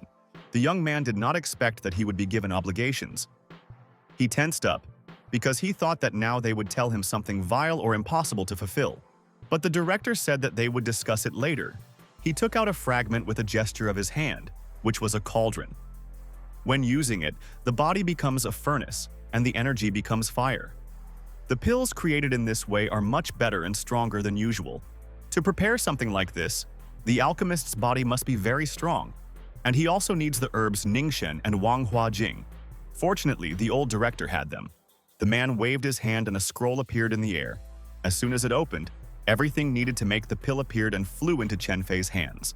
The young swordmaster bowed with a smile and asked to look after him while he was busy creating. And Director Long promised that no one would disturb him here. The young man was left alone in the room and began to meditate with the Shikong cauldron, ignoring the weakness and sharp pain in his body from the previous battles. The power of the heavenly lightning that he had obtained from Jiangchuan Chen and the power of the earth were incredibly strong elements. They caused chaos in the body and slowly destroyed it. Even Lian Xue's technique was unable to control these two elements. Chen Fei was afraid that his body might not be able to withstand the creation of the pill. The employees of the Magic Bureau watched him the whole time that the young man was meditating. They were delighted with his inhuman abilities. Liu Yongji felt how exhausted Chen Fei was. He thought that the guy shouldn't risk his life like that because he might die. And then this confrontation that lasted more than one life would lose interest. While he was standing in the corridor, he was being watched closely by Miss Lin Beifei, and her subordinate approached her and gave a report, saying that this guy's strength was a little strange. The energy was negative. The bureau staff had never seen anything like this before. But Yunji was not as serious as they were. He turned to the girl and asked with a smile if it was a sin to be beautiful. Beifei called him by his serial number and ordered him to go away and never take off his ID bracelet. The young man continued to smile and replied that he would always think of her. His constant advances had already gotten on Biggs's nerves. She finally lost her temper and took out a whip to kill the annoying Liu Yunji. But the guy ran away from the girl in time. As soon as he left the bureau's office and went down to the ground, a car approaching the building almost hit him, but stopped in time. Han Liang and Gao Xiaoyu got out of the car, shouted at the guy who almost threw himself under their wheels, and walked past, discussing out loud whether they could find Chen Fei. Liu Yongji turned to them and said that if they really wanted to take revenge on Fei, he would gladly lend them a helping hand. At this time, in the Jiang Chen family's house, the disciples bowed to the clan leader, and the eldest among them reported that Chen Fei had not only defeated Chen Kai, but had also mastered the heavenly flame and thunder. In the middle of his report to headmaster Chen Qiang, Han Meng called. He was very serious, wanting to lure them over to his side. Alone, each family was powerless against the boy with the heavenly flame in his sleeves. But if they united, they would have a chance. Han Meng wanted to kill Chen Fei. He told Chen Qiang about it, and they started discussing their revenge plan while Liu Yongji sat nearby and listened to their conversation. In this short period of time, Yunji had become the boss, and everyone in the Han family now obeyed him. The youth stood up and clutched the branch with leaves. He planned to get to Chen Fei through his friends. Chen Fei, meanwhile, was still meditating over the cauldron and the ingredients needed to make the Xiantian pill. The bad feeling wouldn't leave him. He couldn't get rid of the thoughts about the guy he met on the mountain with Lin Beifei. He seemed eerily familiar to him. Memories from a past life flashed before his eyes, in which the young man reached for the artifact, and an old acquaintance stood in front of him. Chen Fei still couldn't quite remember the face or name of the person he saw. He didn't know what kind of relationship they had, but the face from the past stood before him as if it were alive. That same night in the city, Xiaoyan slept in her bed, clutching in her hand the dragon scale that Brother Fei had given her for protection. The girl dreamed that she was flying, and very soon she found herself in a strange, unfamiliar place, where she really was hovering in the air. Among the lands flying in the sky, the same 100-year-old Koi Ne Dan was floating through the air, heading straight for the central island where little Xiao was. In the center of the platform stood a space-time cup, and around it, together with a fish, a young girl in traditional attire danced. The stranger touched the fish. They looked peaceful, but Xiaoyan did not recognize either the girl or the koi at all, as if she was seeing all this for the first time in her life. Feeling someone else's presence, the young lady turned to look at little Xiao. Now it was clear that they were very similar, like twins. This similarity was shocking. The girl's scream surprised the stranger, but as soon as their eyes met, the dream began to collapse. Xiaoyan was thrown off the island, returning to reality. She jumped up on the bed, reaching out with her hand to the unknown person to catch her. But it was too late. The girl was sitting all alone on the bed, and in her soul there was an inexplicable feeling of emptiness. During Chen Fei's meditation, spiritual stones were formed, and in order not to waste their power, the young man gave them to his dog so that Bun could become stronger. Taking a break for a minute, the young man showed his friend the ingredients and allowed him to take whatever he wanted. The main thing was not to miss the chance to become stronger. Following the advice of his master and friend, Bun began to choose what he needed. And Old Man Long, who was watching them, was amazed that even Master Chen's dog was incredibly strong. Fei, meanwhile, used one of the legendary stones to strengthen his body in order to create a pill and not die. The procedure was quite painful and exhausting. He inserted the stone into his body and began to absorb its energy, feeling the blood circulating through his body. The energy of the stone passed through his body, striking the sky with a shining golden beam of light from the bureau building. Master Chen's strength exceeded 1,000,000. Long Wu was amazed by his abilities. Only disciples of the Heavenly Pavilion or great ancient masters could exceed such a threshold of strength without having magical items. 3 whole days later, Chen Fei was still trying to create the pill. He didn't have enough strength to do it, and the young man was afraid that he would have to ask his aunt for help. Despite all the difficulties, the pill was created and was already in Long Wu's hand. He had no idea that there were such strong alchemists left on the continent, and asked Beifei to keep an eye on Chen. Looking at his follower, the old master quietly said that he and Chen Fei were very similar, which confused the young girl. After all these difficult experiences, Chen Fei wanted nothing more than to rest and recuperate. And for this purpose, he chose the manor where Xiaoyan lived. The girl had not seen her friend for too long.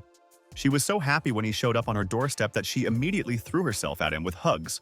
But this was too much for the young man. He blushed, asking the girl to move away from him. He had absorbed too much thunder energy lately, and now he needed to release the remaining fire. In order to cool down and fully recover, he wanted to go to the Mo family's jade pool. But Xiaoyan was surprised by his request and asked if he was on Qingcheng Mountain.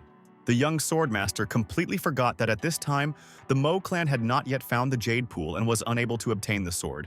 At the same time, Liu Yongji used his demonic powers to help Han Liang become stronger and master dark magic. Thanks to him, the young master was able to reach 2,000 points of strength, and now he possessed the forbidden devil arts. Han Liang was very curious as to why his new teacher, who had already taught him a lot, was at odds with Chen Fei. Liu Yongji smiled and said that they used to be best friends. And in response, he heard Liang voice his desire to kill Chen. Ignoring the younger man, Yunji continued to talk about Zhu Chen, the master of 9 swords, whose name brought to mind images of a sea of blood and a mountain of corpses. This story scared Han Liang a lot. He didn't expect that this worm would be a legendary master. Master Liu didn't give the younger one much time to be shocked, and immediately gave the order to go to Mount Qingcheng to get the Mo family's sword. Gao Xiaoyu was filled with anger. She hated this family with all her heart, and the master decided to kindly tell them a little about the Mo clan. The girl tensed up a little, because there were many very strong people in this family, and she was afraid of what would happen if they did not want to give them the sword. Han Liang wasn't as unsure as his lover, with the dark demonic energy surrounding him. He was confident that with his new power, he could defeat anyone.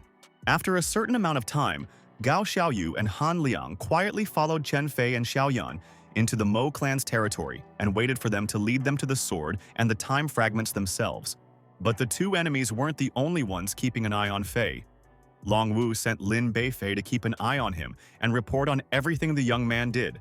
Very soon, Chen and Little Xiao came to the shore of the lake, in the center of which stood a small temple. The girl exclaimed in surprise, saying that she had seen this place in a dream. Chen Fei frowned slightly. This place was an imitation of a space-time temple. He was curious how she could see it in her dream, but the young man did not raise this question. He pointed to the building in the center of the lake, where the jade sword sealed with the 5 elements of the 8 trigrams was located. If you remove this seal of the elements of fire, water, earth, metal, and wood, you can get the desired treasure. The girl grabbed her head. This was all too difficult for her. She could hardly understand what her friend was talking about. And at that very second, Chen Fei took out 5 elemental stones from his pocket. He said that only Xiao Yan could remove this seal. Perhaps she was the only one in the entire continent who could do such a thing. The young master himself will not be able to do this because he has a poor command of the three elements. But he believes that the girl will definitely cope with the task. Xiao Yan had to arrange the stones in the right order so that the fire was on top above her. The wood was on the right, the water was on the bottom right, the metal was on the bottom left, and the earth was on the left. The girl seemed to listen attentively, but the first time she still couldn't remember correctly, she diligently began to place the crystals in the air. At first she did well. Chen watched her with a smile and once suggested where the water element should be. But the next time his friend got stuck, she got completely confused and mixed everything up. But with the help of Bun, she was able to put the elements in the right order. The next second, a golden circle with seals, hieroglyphs, and trigrams appeared from the water. The elementary places each lit up with their own color to match the stones. The gems fell into place. The seal was removed and the golden glow slowly transformed into a small secret passage to the place in the center of the lake where the artifact was kept. The path to the sword was covered with large water lily leaves. The friends walked along them like a path, and very soon found themselves at a beautiful flowering tree. The jade blade was sealed in a stone. As soon as they approached, the stone shattered into pieces and the treasure was released. Chen Fei wanted to take the sword, but in his hand, it was Han Liang. He approached them from behind and insincerely thanked him for not having to remove the barrier himself. The young swordmaster's eyes lit up with excitement. He was looking forward to the upcoming battle, and the young master of the Han clan was determined to kill his enemy. On Liang's forehead, 2 marks glowed purple, appearing due to the use of dark magic. Xiao Yu pointed to the weapon floating in the air to her boyfriend. They were confident that this priceless sword that destroyed everyone and everything would now become their property. Chen had no intention of giving away the Mo family's treasure for nothing. He summoned the sword into his hand, listening to Han's words that he could now surrender and hand over the blade and the space-time fragments, or join them. Gao Xiaoyu added that even if he was in league with someone else, they would kill him. And her words shocked Chen Fei. He couldn't believe that he liked this girl before. Xiaowan tensed up. These people were very serious and her friend still couldn't use spiritual energy. But Fei asked her not to worry. Han Liang imbued his hand with dark power and rushed towards his enemy. Chen Fei finally sensed something was wrong. He noticed the youth's breathing had changed. He froze in shock. The Han clan boy's eyes were filled with darkness. The aura around him changed beyond recognition, as if he was now a completely different person. Everything indicated that the young master had released the demons from his body and was using their power. But his thoughts were interrupted by little Xiao, who rushed to meet the enemy to protect Chen. The novice dark mage activated his tiger fist filled with murderous energy and jumped high, intending to get rid of Xiao Yan once and for all. The girl deftly dodged and dropped to the ground. She did not expect that such force would be brought down on her, and was afraid that this time they might not cope with the enemies. Before she had time to come to her senses and raise her head, a new attack was flying towards her. The guy was about to reach her with his hand when Chen Fei threw a jade sword towards them. Han Liang's strike landed right on the blade of the sword. Their powers collided. The energy of the artifact seemed to protect and cover Xiao Yan with itself, pushing away the demonic power. During the clash, Chen Fei managed to take his girlfriend and they disappeared from sight behind a rock. The young master pulled the sword to himself immediately after the attack ended. This force damaged his meridians even more than before. Pain pierced his body, and a dark mark from the blow and a small chip remained on the priceless treasure. The tiger fist technique became much stronger. Despite all these difficulties, Chen was not going to give up. He gritted his teeth until they creaked and thought that he would not allow anything to harm Xiaoyan, even if it meant death for him. The girl noticed her friend's strange look. She was very worried and asked if everything was okay, to which she was patted on the head and told that everything was fine and there was no need to worry. These words brought back Xiao's confidence. She stood up and shouted at the couple of crazy people that they had been planning this all along and gathering their strength. Han Liang laughed at Chen Fei, hiding behind the girl. But the young swordmaster was not going to listen to all this. He stood up and said that he did not need to fight. His student would deal with them for him. With a smile, the young man told Lin Beifei to stop hiding and come out quickly, which surprised the girl greatly. She didn't think that anyone would be able to notice her, let alone be the target of surveillance. Using a spiritual connection that could communicate mentally, Beifei contacted Chen Fei and asked when she had become his disciple. The young swordmaster promised that if she helped them, he would teach her one of the 8 ancient techniques of wielding the 3-form whip. Her favorite weapon, called the Mad Whip, Unfortunately, the last person who knew this technique died more than 100 years ago, and all the ancient arts were lost. Beifei could hardly believe that she could be taught a technique that had been lost forever. But Fei immediately pierced her forehead with a beam of light, passing on all his knowledge to the girl. In that same second, all the movements and shapes of the Mad Whip flashed through the head of the bureau. This knowledge was engraved in her consciousness, as if she had always known it. Tears appeared in Lin's eyes. She felt her body trembling with awe and happiness. Who would have thought that the girl would be able to learn techniques lost hundreds of years ago in this life? Beifei bowed deeply, calling Chen Fei master. She was very grateful to him, and honorably acknowledged him as her teacher, attracting attention and surprising Han Liang. Xiaoyan frowned. She didn't know that her friend had a student, and such a beautiful one at that. The girl began to feel jealous and angry because of this. Seeing this anger in the girl's eyes, Fei felt awkward and was afraid that he would be misunderstood if he didn't explain everything to little Xiao now. Seeing her, Han Liang smiled and asked her to become his disciple, because Chen was a worthless teacher to her, as the man was weak and worthless. These vile words finally drove the hot-tempered Big S crazy. She swung her whip and ran across the water lilies towards the guy in front of her, wanting to kill him. The girl jumped high and activated the first form of the Mad Whip, swung and directed the whip filled with spiritual energy at Han Liang.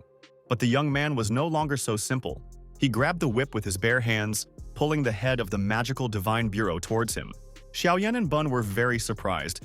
They didn't expect that the guy would have enough strength not only to grab her, but also to throw the powerful master over himself so easily. Little Xiao rolled up her sleeves. She intended to personally join the fight to help, but Chen Fei stopped her. The crazy whip was much stronger than a normal spiritual technique. The next minute, the guy scratched his cheek. He suddenly remembered that this technique had one side effect that he completely forgot to tell about. And he was right. Lin Beifei easily endured the attack. She jumped back and continued to attack the youth with her whip, moving so fast that it was impossible to keep track. Despite his inhuman speed, Han Liang was still able to catch the long whip, yanking it back with force and causing the girl to stumble. Chen Fei advised her to let go of the whip and use lightning to finally strike at the cunning bastard. The girl pointed her hands at her opponent and hit him with a wave of great spiritual energy. A lightning bolt passed along the rope and straight through Liang's body. The young gentleman finally let go of the weapon. He stepped back and stumbled, falling on his girl. Smoke was coming out of his body.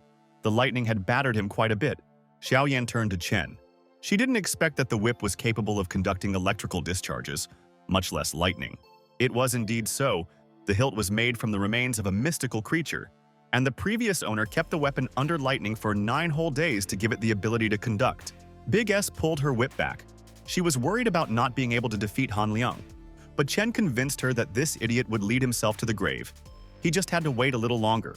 Gao Xiaoyu was afraid that her lover was in a really bad way, but the young man quickly came to his senses, saying that he felt like he was tickled by this lightning, and he expected something more powerful.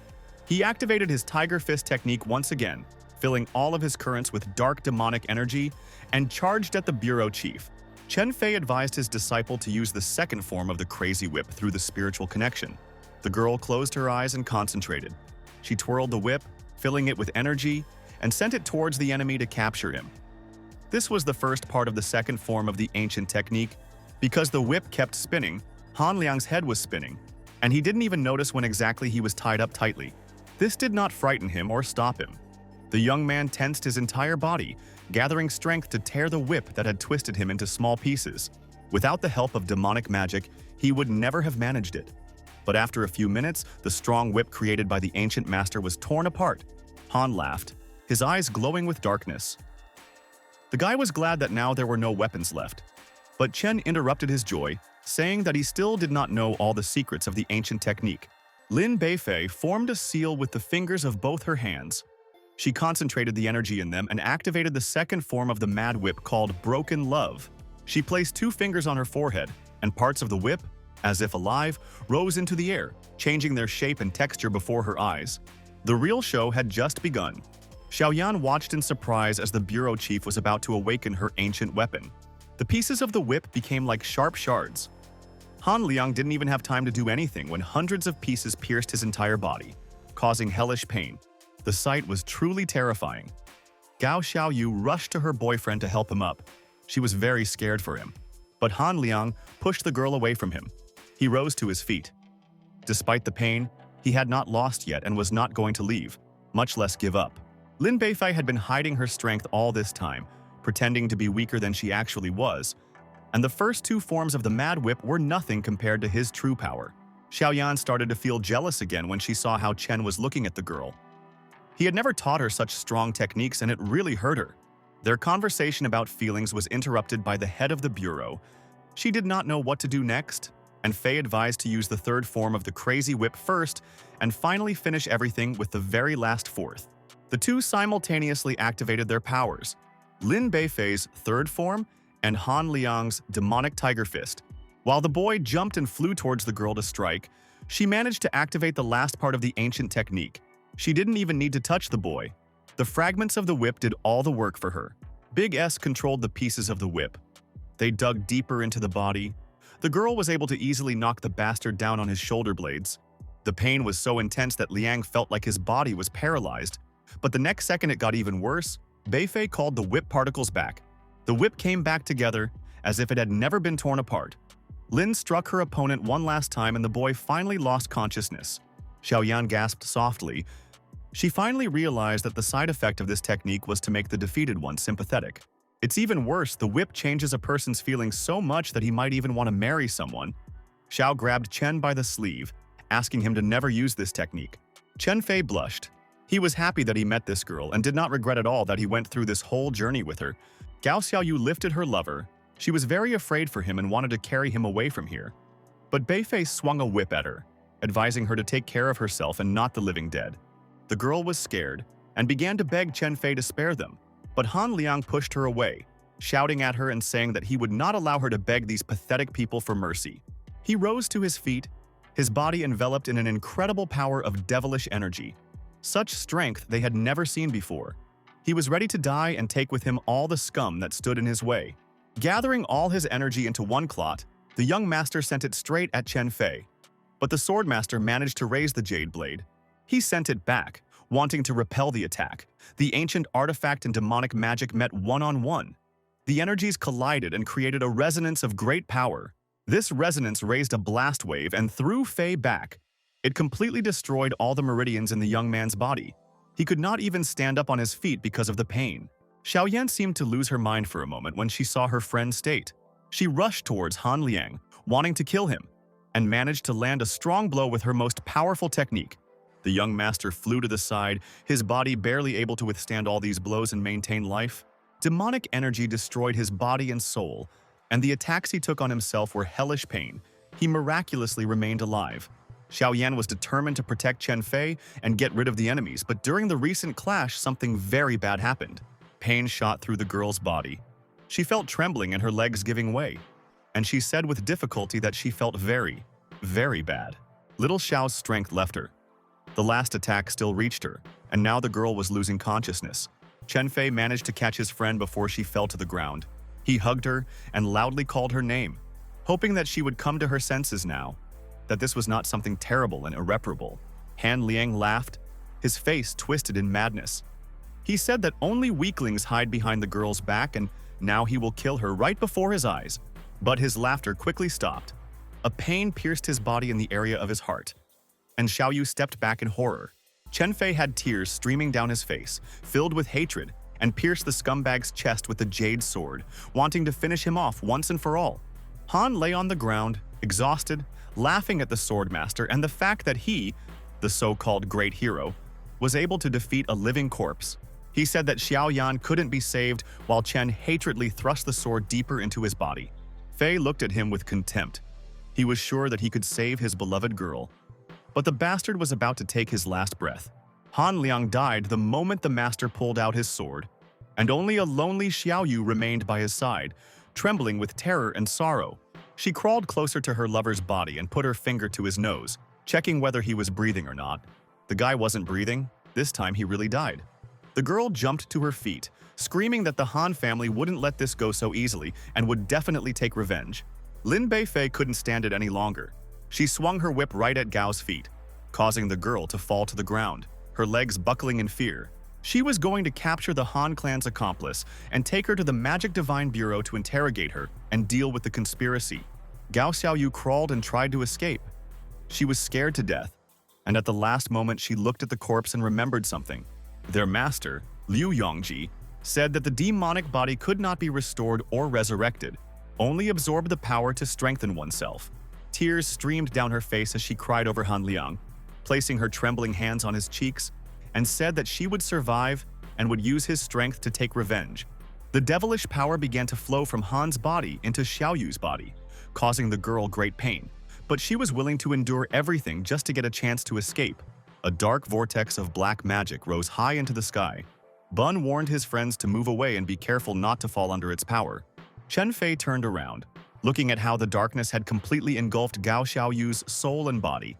The 9 great demons had returned to this world. The demonic energy changed the girl's appearance. She was glad that the plan really worked, and now she could not only leave, but also return with renewed strength for revenge. The dark mage cut her palm with her nail, blood dripped onto the ground, activating a new powerful spell. A black whirlwind covered her from Lin and Chen's eyes. Xiaoyu disappeared right before our eyes, leaving behind only a pool of blood and a promise that she would definitely return. After she left, it started to rain. Chen Fei sat next to Xiaoyan, who was lying on the ground. The dragon scales on her chest were shining with a bright, warm light. He tried with all his might to cure his beloved's illness and took a great risk, because if the soul was healed incorrectly, she could disappear. Luckily, he had the gift of Neidan.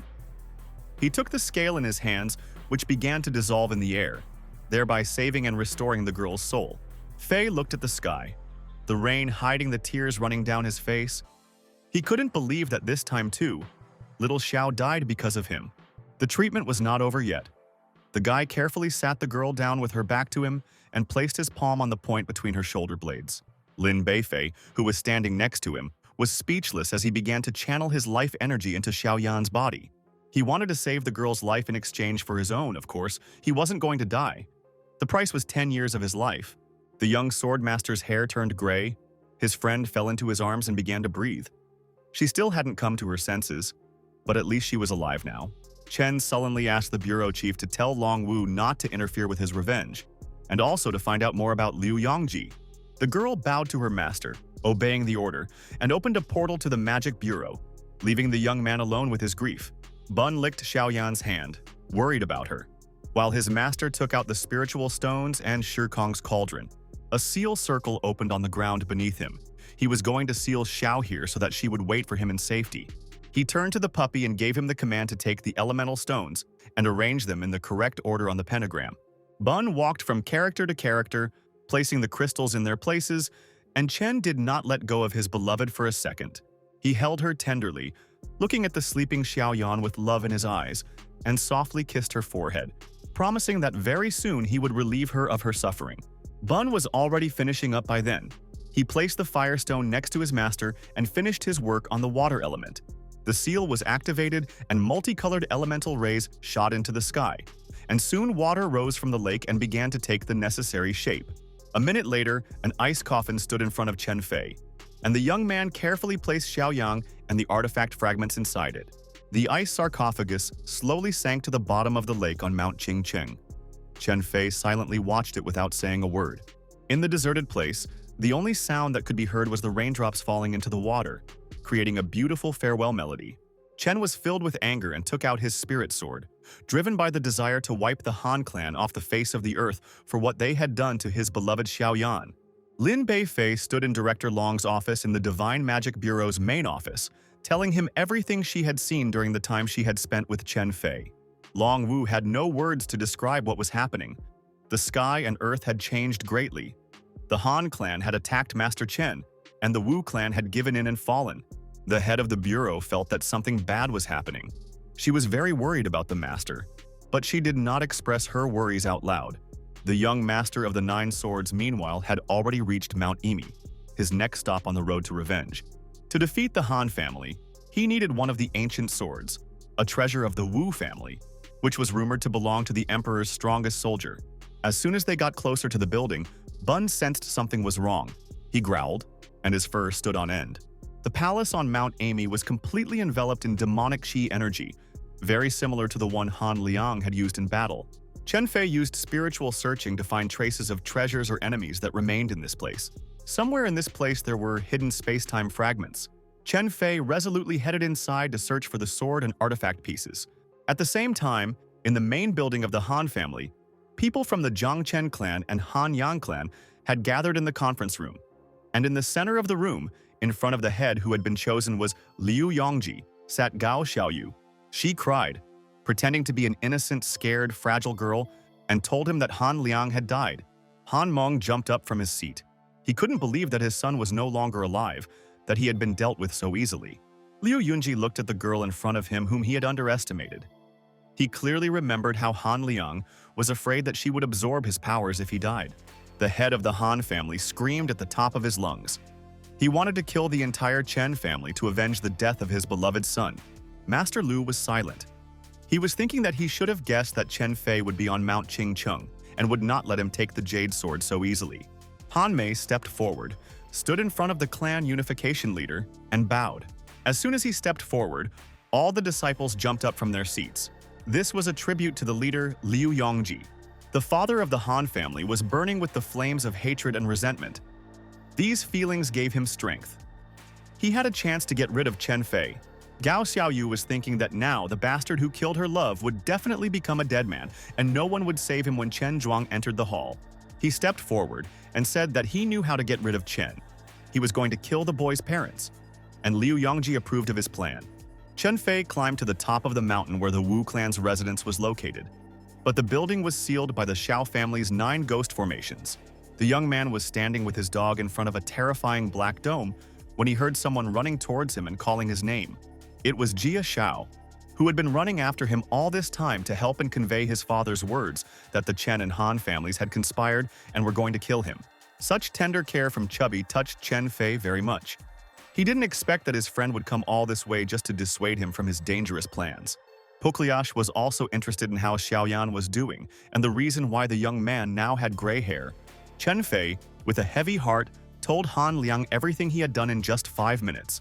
Right now, he was determined to destroy the 9 ghost formations he had created using the space-time fragments and get the medicine for Xiaoyan.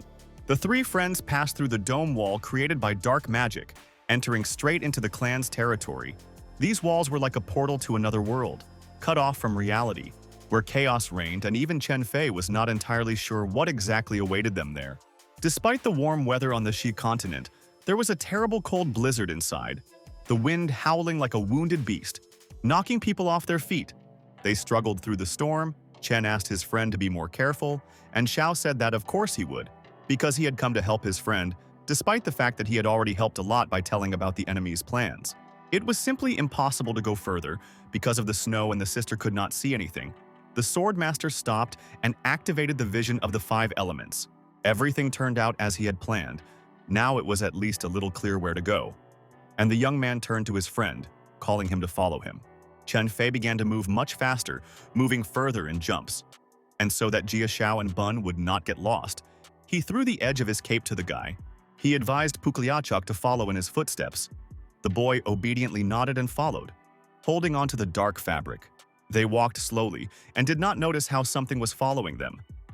Very soon, someone's hand grabbed Jia Xiao by the leg and dragged him into the blizzard. Chen Fei tensed up, his worry for his friend only growing stronger. He clearly remembered that the 9th illusory formation was not that strong. Because of the snowstorm, he could only see silhouettes and the approximate location of his friend. But he couldn't hesitate, otherwise something terrible could happen to him. The Swordmaster activated one of the strongest techniques of the 7 winds, folding his fingers into the seal of the power of the sun. And soon, a bright magical beam of fire burst out from his hands. A huge bird made of tongues of flame soared into the sky. A truly terrifying and at the same time mesmerizing sight. The bird struck the spot where Chen had last seen the silhouette of the monster that had attacked them. And it was clear that its attack had hit its target. The light of the fire disappeared. The blizzard died down for a while. The young man looked at the sky and thought that it was all over until he heard a noise behind him. Corpses crawled out of the ground, the same as the one that had attacked Jia Xiao a while ago. They were called to life by another formation hidden among the 9 seals placed on this place. The horrific corpses, former soldiers and warriors who had once fought in the Wu clan's territory, were filled with demonic energy and were crawling out from under the frozen slabs without stopping. About a dozen living corpses walked towards Chen Fei without stopping, driven by the desire to kill and destroy everything living that they encountered along the way. Bun came forward. He growled at the enemies, wanting to protect his friends, and from the back ran Puffy. He was able to escape from the monster. As soon as he stood next to Chen, an even more terrifying enemy, the leader of the dead, jumped out from the clan building towards them. A powerful and huge warrior landed in front of them with a loud roar. Fei introduced him to his friend. Explaining that he was none other than the leader of the 8 corpses, Jia Xiao took a fighting stance, saying that this big guy looked scary. This creature was a real demon in the flesh, and the 8 corpses that surrounded it were a big hindrance. But the young master knew one way to defeat them. A man in a black cloak appeared behind the monsters. He rang 2 ceremonial bells with which he controlled the corpses, and gave the order to tear the friends to pieces. The living dead roared fiercely and pushed off the ground with force, attacking Chen Fei, Jia Xiao, and Bun. Chubby didn't lose his head. He activated his technique, first creating a seal in the form of yin-yang, shouting at the enemies to die quickly. His stomach became twice as big as a bag. He jumped and pushed the corpse away from himself with great force using his cotton belly technique. The monsters flew quite far and hit the ground hard, but did not die, slowly rising to their rotten legs. With a terrible roar, they began to attack with renewed vigor, Puffball's technique doing them practically no harm. Chen Fei shouted to his friend that these corpses were coming from the evil, restless spirits of the dead, and they needed to be killed as quickly as possible to prevent more from appearing. Bun wanted to sneakily attack the leader of the monsters from behind, but the warrior saw him and hit the dog, throwing him aside. Fortunately, Chen managed to catch his little friend in time. Jia Xiao pressed his back against Fei, asking how exactly they could defeat these unkillable monsters that no force could affect. The young swordmaster suddenly held his breath and covered Bun's face, saying that they could feel the person's breath, which greatly surprised his chubby friend. They squatted down and held their breath together, feeling not just awkward, but as if they had become even more pathetic than these corpses. They definitely needed to become stronger so that something like this would not happen again. The dead really stopped noticing them, but it was becoming more and more difficult to endure with each passing minute. And Chen said that he would definitely buy 10 swords and pin these monsters to the ground so that they would never rise again. Not much time passed, but Jia Xiao said that he could not stand it any longer. The guy took a deep breath and seemed to come to life, a little more, and he would have suffocated. The living dead warriors immediately noticed this. They again rushed at their friends, ready to tear them to pieces. Chen Fei ran away from these monsters, shouting to his friends that the best plan was always to escape. But it didn't save them. One of the corpses still caught up with them and hit Puffy in the back, practically knocking him off his feet with such a sudden attack. The young master covered his best friend by kicking the warrior right in the face, then asked Jia Xiao to cover him. It was time for the real battle. He attacked the corpses without stopping, but they all continued to get up and rush at him again. These terrible creatures were also immortal. After defeating the ancient dead soldiers once again, Chen Fei landed on the ground. He really wanted to quickly deal with this nasty situation. Jia Xiao had been covering for his friend all this time, but he couldn't continue forever and asked how to defeat them, to which he was told that there were many ways. But Fei had practically no strength now. He never managed to restore his meridians and spiritual powers. Puffy looked at the elder and with sincere regret asked for forgiveness for not being able to help. A mischievous sparkle immediately appeared in Chen's eyes, and he grabbed his comrade's shoulder, asking who told him that he couldn't help in any way. He looked at the chubby guy with a smile and asked if it was true that he didn't have a girlfriend yet, which finally finished off his friend and brought him to tears. While Jia Xiao was in a state of shock and trying to cope with the tragedy of his life, Bun masterfully dealt with his enemies. In an attempt to save his honor, the boy shouted that he had a girlfriend. But Chen didn't believe a single word, noticing the leader of the corpses behind their backs. The young master turned sharply, blocking the warrior's blow with his sword, and said that he did not believe Xiao and that he had most certainly never had a girlfriend. Puffy realized that there was no point in arguing anymore. He rushed into battle, covering his friend's back, and asked what was needed from him. Now Chen Fei was laughing and making fun of him. But the guy was in no mood for laughing. He needed to stand up to the immortal corpses. The young master replied that he himself had no time to laugh. He had to quickly save Xiaoyan, even though the girl was currently sealed in the lake. Chen Fei was sure that she wanted him to be happy. He pushes the powerful undead away with one powerful blow, buying some time for his plan. Taking advantage of the moment of peace, the young man took out a small clay jar with the help of the ring, asking his friend to fill it with urine, with the help of which they would be able to defeat the enemies. When the deed was done, it was time to move on to the next stage of the plan. Chen threw the pot into the air and smashed it right over the crowd of walking dead. Next, he made a cut on his palm, washing the sword with his blood, which contained heavenly and lightning fire, almost reaching the level of the sun, and with the help of a virgin's urine, things would go much faster. The young swordmaster easily destroyed the corpses in front of him with his jade sword, clearing a path for them.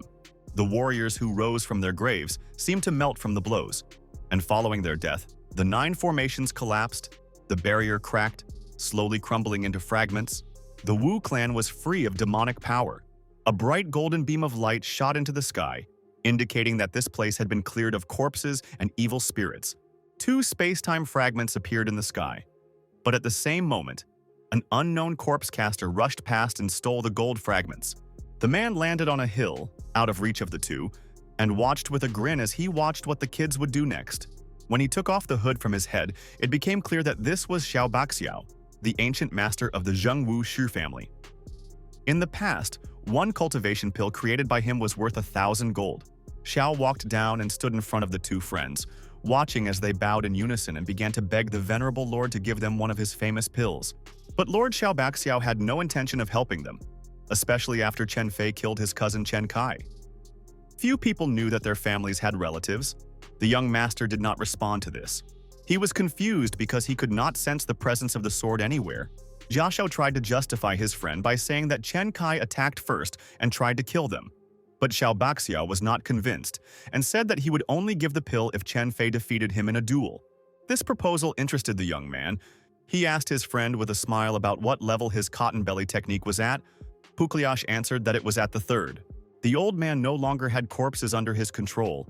His friends could easily defeat him in a matter of minutes. Chen Fei asked Bun to help them, to which Xiao became completely angry, shouting that he not only had a sword but also a dog and a fat man. It was unfair.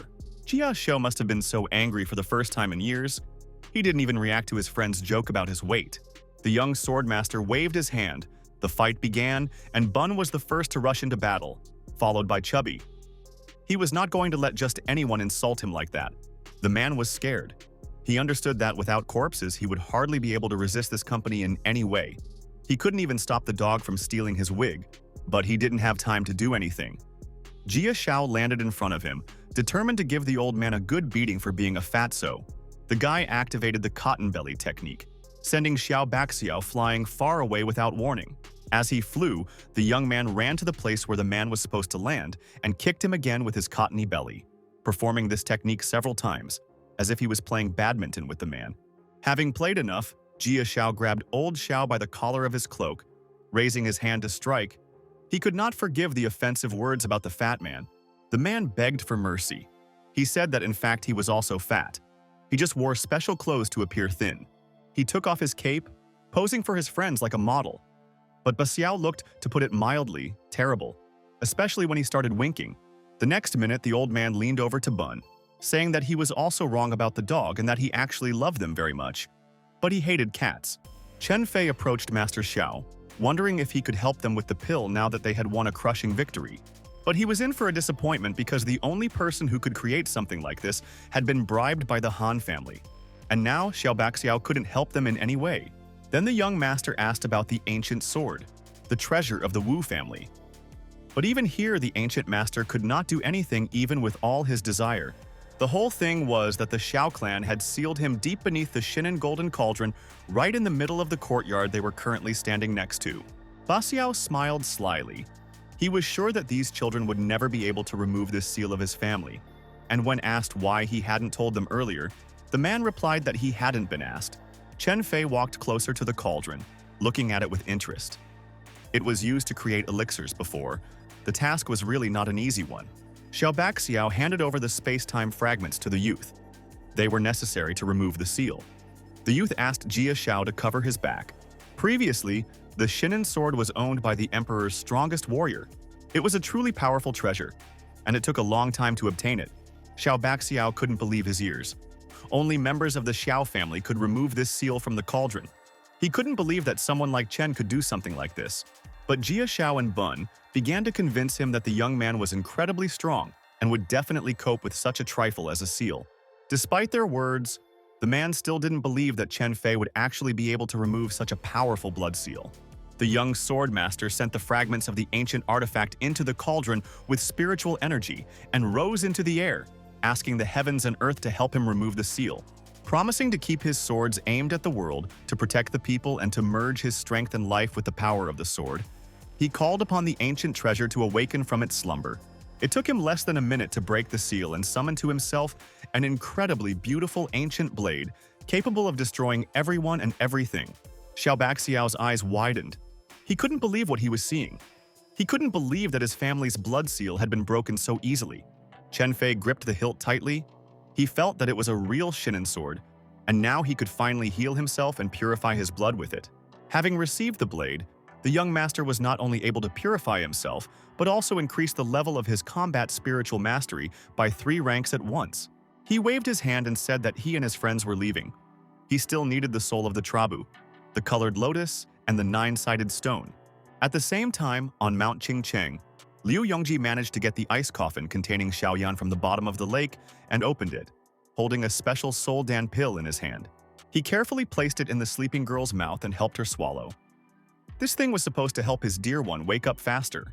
The dark mage smiled a gloomy and slightly creepy smile, as if he was telling Fei in front of him that he would remember him very soon. The power of the pill began to take effect. Little Xiao frowned, and in the next second, she rose into the air, her body and soul healing before her eyes. Meanwhile, Master Chen had already collected all the ingredients needed to create the medicine for the girl and returned back to the Wu clan. He placed everything he needed into the shinin cauldron, placed his fingers together, and used his spiritual energy to activate it, beginning to create. The creation of such a pill would take a very long time. The young man entered a state of meditation and advised the people around him to go and rest for now. After 7 long days in the cauldron, the elixir finally began to thicken, slowly taking on its familiar round tablet shape. Xiao Baxiao was so amazed that he couldn't close his mouth or take his eyes off the golden cauldron. For the first time in his life, he saw the Senwei flame destroying all evil and darkness. Chen Fei finished preparing. The pill needed to save Xiaoyan was finally ready. All that was left was to summon it from the furnace. Obeying the will of the creator, a small blue ball shot out of the golden cauldron like a bullet, flying across the sky at the speed of sound. The young master held out a neat, beautiful box for the pill, inviting the true pure soul Dan inside. The box was closed. The pill was now in Chen Fei's hands, and he could save his beloved. Xiao Baxiao fell to his knees in front of him. He acknowledged his strength and asked for forgiveness for everything he had done. The young sword master turned around theatrically and pompously, fluttering his cloak in the wind, and said that although the timeline was now broken, it was Xiao Baxiao who originally created this Soul Dan.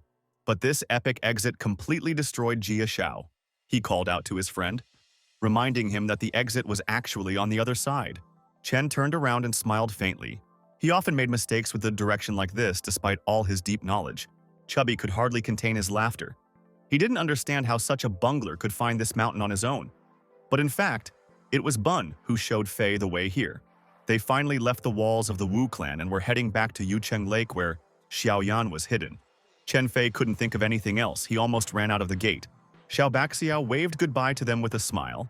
All the past grievances had already been erased from his memory, and he was sincerely waiting for the master to visit. Having reached the lake, the young sword master removed the seal from the reservoir and opened the passage for them to the secret island where they found the jade blade. As soon as they walked inside, the friends immediately noticed that the open ice coffin, which should have been at the bottom of the lake, was standing on the grass, and there was no one inside. Chen Fei immediately used spiritual search, but all he could find out was that the seal he had personally placed on the girl had been removed. Jia Xiao was terrified. He was sure that no one could break the seals that his friend put up. But now they both saw that someone had appeared who had enough power to do so. After thinking for a few minutes, Chen Fei wondered if Liu Yongji could be the one who broke into the coffin and kidnapped Xiaoyan. At the same time, a melodrama was being shown on TV in the Han clan's main office, and a girl was crying over her unconscious lover in the middle of a burning building. Yunji couldn't even eat. Tears were streaming down his face. He was so moved by this film, but Xiaoyan looked at what was happening with displeasure. This soap opera was already irritating her. The young man who had just been shedding tears immediately began to nod and agree with his beloved. He called her Yueji, which greatly surprised the girl. She didn't remember her name, nor the man who called himself her best friend Liu Yunyu in front of her, nor who Chen was. whose name somehow popped into her memory. The girl looked very worried. She had just come to her senses without any memories, and now the only thing that was spinning in her head was the name Chen Fei. Yunji decided to take advantage of this. He extended his hand to his beloved with a smile. His words that this man was her worst enemy greatly embarrassed Xiaoyan. Meanwhile, Chen Fei, Jia Xiao, and Bun struggled through the bowls and came out of some forest. The friends survived this journey with great difficulty. Puffy brushed leaves from his hair, calling his friend a crazy weirdo who had led them to God knows where. If it weren't for the efforts of Bun, who got exhausted while looking for the right path, they would have gotten completely lost and no one would have ever found them. After some time, they finally reached the part of the city where the building of the corporation controlled by the Han clan stood. Chen Fei used divine scanning to scan the entire area and not go into the enemy's lair without preparation and plans. He saw a crowd of thugs who were already waiting for them. The chubby one was filled with bloodlust, especially after Sister Scene said that they could beat them up so badly that not a single living place would be left of all those scumbags. Chen asked his friend to be calm, because spiritual energy was pouring out of him. They could be noticed ahead of time, and then he began preparing for the battle by deciding to strengthen Bun. The young man leaned over to the puppy, stroked his head, and fed him a golden pill of the highest elixir, which was supposed to help him become much stronger than he was before. As soon as he swallowed the elixir, energy enveloped the dog's body, accelerating along the meridians, and the mark on his forehead lit up with a bright fire. Not far from where they were standing, Gao Xiaoyu had caught a random passerby and was sucking out his soul, absorbing it in order to strengthen her demonic dark magic. When she finished, the man's corpse looked more like a dried-out mummy. The girl was enjoying her new strength when she noticed Chen Fei and Jia Xiao approaching her. She laughed as she turned to face them, her body oozing with devilish power. Xiaoyu couldn't wait to finally taste the soul and blood of the young swordmaster. A crowd of bandits and members of the Han family came out to her. They were ready to avenge Han Liang's death, and they were completely confident that the two children could not defeat them. The Master of Nine Swords sneered, looking at the girl in front of him with disdain, and saying that instead of taking revenge for someone like Han, it would be better for her to just die. Xiaoyu was furious.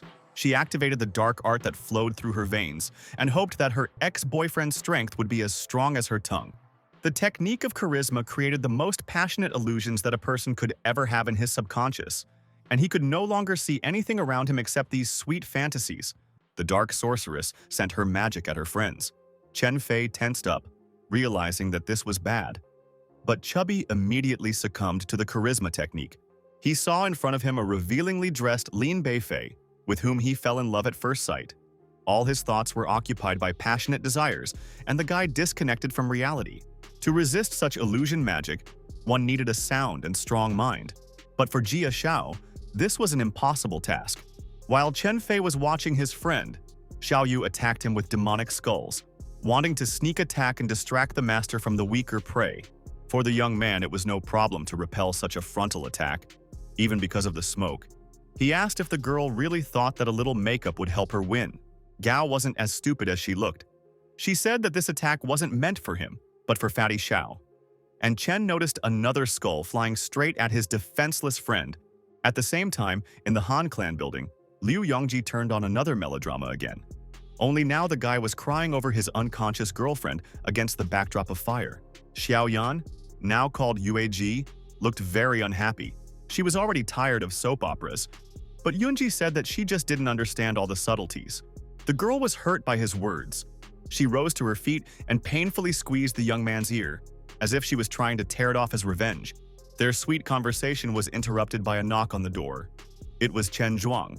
He brought Chen Fei's parents to his master as he promised. Yeji moved from the sofa to a chair, so as not to disturb the leader of the United Clans when one traitor and two captives entered the room. The young man handed his master a thick book of the Chen family. Not only did he bring up Chen Fei's weakest point, but he also took out all of their secrets. The tied-up man and woman behind him were furious. They didn't expect that Zhuang would dare to betray them. He no longer had the right to bear the name of their great ancestors. Liu Yongji pulled the book that was given to him as a gift towards himself. All the arts and techniques of the Chen family were recorded in it, but they were quite simple and did not explain why his former friend was so strong. The young man rose to his feet, grinning evilly, and although he himself did not know how strong Chen Fei's sword would be, he considered his needles to be much stronger. The parents of the young Master of Nine Swords were scared. They did not know what exactly the man who kidnapped them had planned, but they understood that they and their son were in mortal danger. Meanwhile, at the foot of the clan building, Han Chen tried his best to block the skulls flying at his hypnotized friend, cutting them with his sword. The skull, cut into two parts, did not crumble in the air and did not even stop. Now the two halves were flying towards Jia Shao. The young master managed to close it. The halves of the skull collided with the sword and disappeared. Chen immediately took advantage of the moment and fenced himself and the plump guy with barriers of light spiritual energy. The dark force surrounded the protective dome. Xiaoyu had no intention of retreating. She wanted to see how long her ex could protect the worthless fat man. Chen Fei reminded the girl that if a cultivator used up all his strength, he would lose, which is what happened to her beloved Han Liang, which made the girl even more furious. She lost control of her emotions. The skulls became even stronger and more violent. They rushed at her friends, intending to tear them to pieces. The swordmaster was focused. He easily repelled the attacks of the maddened woman. But the next minute he froze in shock, because Jia Shao only sank deeper into his fantasies, hugging Chen's leg, watching the fat man lying on the ground and praising her. Gao Xiaoyu burst into laughter. Chen Fei swung his sword and cut through most of her black smoke, causing pain to the bitch. Bun was the first to break down. He started barking, asking his master to quickly dispel the magic of illusions with the help of the mind-cleansing technique, which the young man did. As soon as he placed his fingers on the point in the center of Jia Shao's forehead, the spell was broken, and the boy came to his senses, asking what had happened to him. When he heard exactly what had happened, he turned red and clenched his fist in anger, shouting that he would destroy this devil. Chen Fei promised that he would help his friend. He raised his sword and filled it with powerful spiritual energy, preparing his counterattack against Gao Xiaoyu. He swung his blade, and a devastating blow was aimed towards the girl. It hit the very center with a bright light. Where black smoke was thickening, Chen Fei's attack hit its target. He wounded the girl right in the face. Xiaoyu rushed at him, wanting to avenge her ruined appearance. A deep bleeding wound ran across her entire face. She was too confident in herself, and anger prevented her from soberly assessing the situation. Because of this, the girl had no doubt that she would be able to get rid of Chen Fei, whom she considered a weakling. But the young man easily dodged her attack filled with dark energy. The swordmaster moved dozens of times faster than the evil bitch. She didn't even notice how and when he ended up behind her and struck her with the hilt of his sword right between her shoulder blades. The girl fell to the ground, losing her ability to breathe in a second. Chen was too strong for her. But Gao wasn't going to give up so easily, since she couldn't defeat her ex. She decided to deal with the fat man first. Jie Shao lost his temper when he heard his weight being insulted again. He assumed the correct fighting stance and activated the Qiankun expansion technique. The next second, he inflated his body to the point that he looked like a big balloon and rushed towards the vile girl with an attack. He easily beat Xiaoyu in the air and in the end hit her in the back. Spinning like a top, the girl fell to the ground right in the middle of the crowd of clan people. Gao struggled to her feet and yelled at them, ordering them not to stand there like a pillar, but to quickly catch these idiots. But they couldn't do anything. Puffball activated the power of the gyroscopic ball and began to spin very quickly, throwing people to the sides like toys. Gao Xiaoyu could hardly bear their worthlessness. For her now there was only one way out, to absorb their souls, to become stronger, and perhaps then she would have a chance to win. The girl quickly absorbed the energy of the allies standing nearby and rushed at Xiao with renewed vigor. Less than a second remained before her hand reached the young man's face. Chen Fei managed to stop her. He threw his sword, cutting off the nails on the bitchy girl's hand, and the next second he dealt her the final blow right in the stomach. Xiaoyu fell to the ground with such force and speed that she even left a dent in the road from her body. She couldn't believe that even with a third level of mastery, she couldn't defeat him. Chen Fei approached her, saying that even if she was level 10, he would not have slept with her. There was no way she could win. Realizing that she had to run, the girl told Fei that his parents were being held hostage by the Han clan and cut her palm a minute before Jia Shao, like a huge jumper, threw himself at her. But Gao Xiaoyu was no longer there. In her place stood a doll made of blood. Chubby passed through it as if through water and fell on his back, hitting himself painfully. The sight was so pitiful and awkward that Fei and Bun simultaneously closed their eyes, just so as not to see it. When Xiao got back on his feet, his friends came to the conclusion that Gao had fled back to the Hane house, since the bitch had nowhere else to go. But before the swordmaster went to visit the clan, Pukliash stopped him. He couldn't let his friend lead them to God knows where again. The young man asked Balochka to take him where he needed to go, and thanks to the puppy, they would definitely not get lost and would arrive at the right place on time. The corporation building was hidden behind a four-sided array, a special, extremely powerful technique of the Han clan that combined the power of the best masters into one massive barrier. All of a sudden, Chen Fei decided to offer his friends a snack, holding a pack of noodles and a dog bowl of dog food that appeared out of thin air. Bun and Jia Shou kept walking around the other looking at him and looking for a place where he could hide food. But Fei got mad and reminded him that all these things, like many other things, were stored in his ring. The friends prepared a hearty lunch for themselves and sat down on a bench in the park near the Han family building. They had just started eating when suddenly new guests interrupted their snack. An unknown person attacked them. But Chen Fei had already noticed him and dodged the attack in time, without even spilling his noodles. Holding the box in one hand, the swordmaster launched the sword into the air, attacking the intruder who thought he was strong enough to attack them. But the man dodged the blade, indignant, and then Chen threw a pack of instant noodles towards where the sound came from. He hit the head of the Chen clan right on the head and praised his new stylish hairstyle, which hurt his pride and only made the master even more angry. Chen Qiang threw off the packaging from his head and gave orders to his men to deal with them and preferably not leave anyone alive. Bun stepped forward. He growled angrily and was ready to pounce on his enemies at any moment. It would be better for them if they did not enter into this fight. The time had come for battle. Chubby and Bun were the first to step forward. They rushed into the crowd of adepts. The young man flew and jumped like a jack-o'-lantern, scattering his enemies like the wind scatters fallen leaves. One of the followers watched the fat man's battle and decided for himself that it would be much easier for him to defeat the little mongrel than to go against such a man. But he underestimated Bun. The puppy waved his paw, activating the Tengu Claws technique, and the next second blood gushed from the man's chest. Chen Qiang watched as the dog and the chubby kid destroyed his entire army in just a few minutes and realized that he had been lied to and was now being used as cannon fodder. He began to think frantically. Liu Yunji probably just wanted to buy time and provoke Chen Fei a little. The man did not even notice how the young master appeared behind him. Master Chen was startled and quickly jumped away from the young man, who seemed to suddenly appear out of the ground behind him. There was no escape. He couldn't allow some brat to destroy his honor as a great master like that. The man took out his sword and rushed at the enemy in front of him. Chen Fei smiled. He quipped that attacking an unarmed person was very mean, and stopped the blade with 2 fingers. The next second, the strong and ancient blade was shattered like a thin and tiny piece of candy. The young swordmaster threw aside the fragment remaining in his hand and said that if he wanted to save his life, he should just tell him where Mo Xiaoyan was and let him through. Chen Qiang yelled at the young man. He was irritated that he was being looked down upon. Fortunately, Master Lu taught him a dark spell.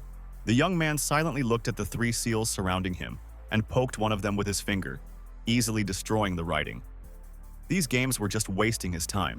This 4-sided array could only be supported by one person, Xian Xianzheng. But now he was not here, and Chen Fei could calmly and easily destroy the barrier. The clan leader didn't take him seriously. He was preparing to activate the seals and destroy the boy. But he didn't know that if he tried to do this, Fei would reflect the spell back at him. Chen Qiang heeded the warning and put his plan into action. 3 powerful magical clots flew towards the youth. The attack did not cause any harm to the boy. The man could not believe his eyes when the spell bounced off his enemy and rushed back. Green rays pierced Chen Qiang's body like arrows, causing him to bleed. And now he finally realized that they could not win and gave his men the order to retreat. The whole crowd quickly ran away, only their heels sparkling. Chen Fei looked after them and thought that it was even a pity that everything ended so quickly. Gao Xiaoyu watched from behind a tree as the Chen clan disciples fled. She was very happy with this outcome because now she would be able to taste Master Chen's soul. Chen Fei looked at the building he was standing in front of. He finally realized that Liu Yunji had been reincarnated because he was able to absorb the power of the 3 ancient remains. The friends came up to him. They finally finished, and the young master shared with them his thoughts on how he thought their powerful enemy was able to return to life. Jiaxia was very surprised. He looked at his friend with interest and asked what his words about his past life meant. Did Fei really know Liu Yunyu before? Chen Fei said that he met this man in his past life. At that time, Liu Yongji had already been cultivating for 500 years in order to resurrect his beloved. The friend's story scared Puffy. He was afraid that this was exactly why the immortal guy needed Xiaoyan. To put it briefly and clearly, Liu Yunyu kidnapped little Xiao In order to place the soul and personality of his dead love into her body, Xiao's head began to spin. He was not smart enough to process all this information about immortality, personalities, and past lives. The only thing that worried the guy the most now was whether all this could harm Xiaoyan. But the swordmaster didn't think that anything would harm the girl. It was just that her body would belong to a girl who died more than 500 years ago. Even though Chen Fei understood Liu Yongji's desire to bring his loved one back to life, he couldn't allow it, because Xiaoyan was Xiaoyan and no one else. At the same time, a quiet sneeze sounded in the corporation's VIP lounge. Yunyu flattered her, for which he received a painful blow to the head. Yueji did not want to listen to this nonsense. She wanted to know more about Chen Fei. The young man ignored her question. He said that if she got angry, wrinkles would appear, and immediately received another blow, much stronger than the previous one. Yunji tried to persuade her to stop fighting, but little Xiao was adamant. She believed that he deserved a good beating, and continued to torment the guy. Liu Yunyu sat there and pitied his miserable, swollen face when he suddenly remembered something important and took out an unusual needle, asking Yueji if she remembered what it was. The girl looked at the thing, but could not remember anything at all that could be connected with this needle, which was more expensive than silver and gold. On the other side of the corporation building, Chen Qiang tried to escape, but the blow that Chen Fei reflected had damaged his body too much, and his strength was quickly running out. His family suffered great losses. Intelligence lied to them and gave them false information that those children were weak and would not be able to resist anything at all. Gao Xiaoyu came out of her hiding place to the wounded and exhausted man. She managed to tidy up her face so as not to frighten her prey. Chen Qiang rose to his feet and demanded that her boss, Liu Yongji, be brought to him so that he could kill him, but his legs continued to buckle and would not support him. The girl skillfully played the role of a fool. She ran up to the senior master and took him by the arm, assuring him that she had come here specifically to help him. The man liked her figure and quickly fell for it, relaxing in the presence of the lady. Only this lady was going to feed on his soul. She had spent all her energy on treating her face, and now she really hoped that Master Chen would give her what she needed so much, help her make up for lost time. Chen Qiang finally noticed that something was wrong, but it was too late. Xiaoyu had gotten too close, leaning towards the other person's face to end his life. At the same time, Lin Beifei was riding her motorcycle towards the corporation building as fast as she could. She was very afraid of being late. Chen Fei and Jie Xiao finally managed to get inside the Han clan, where an ambush was waiting for them. But the young master didn't care at all. He wasn't going to show any mercy this time. He felt an invisible barrier ahead that hid the enemies and demanded that they attack together and quickly.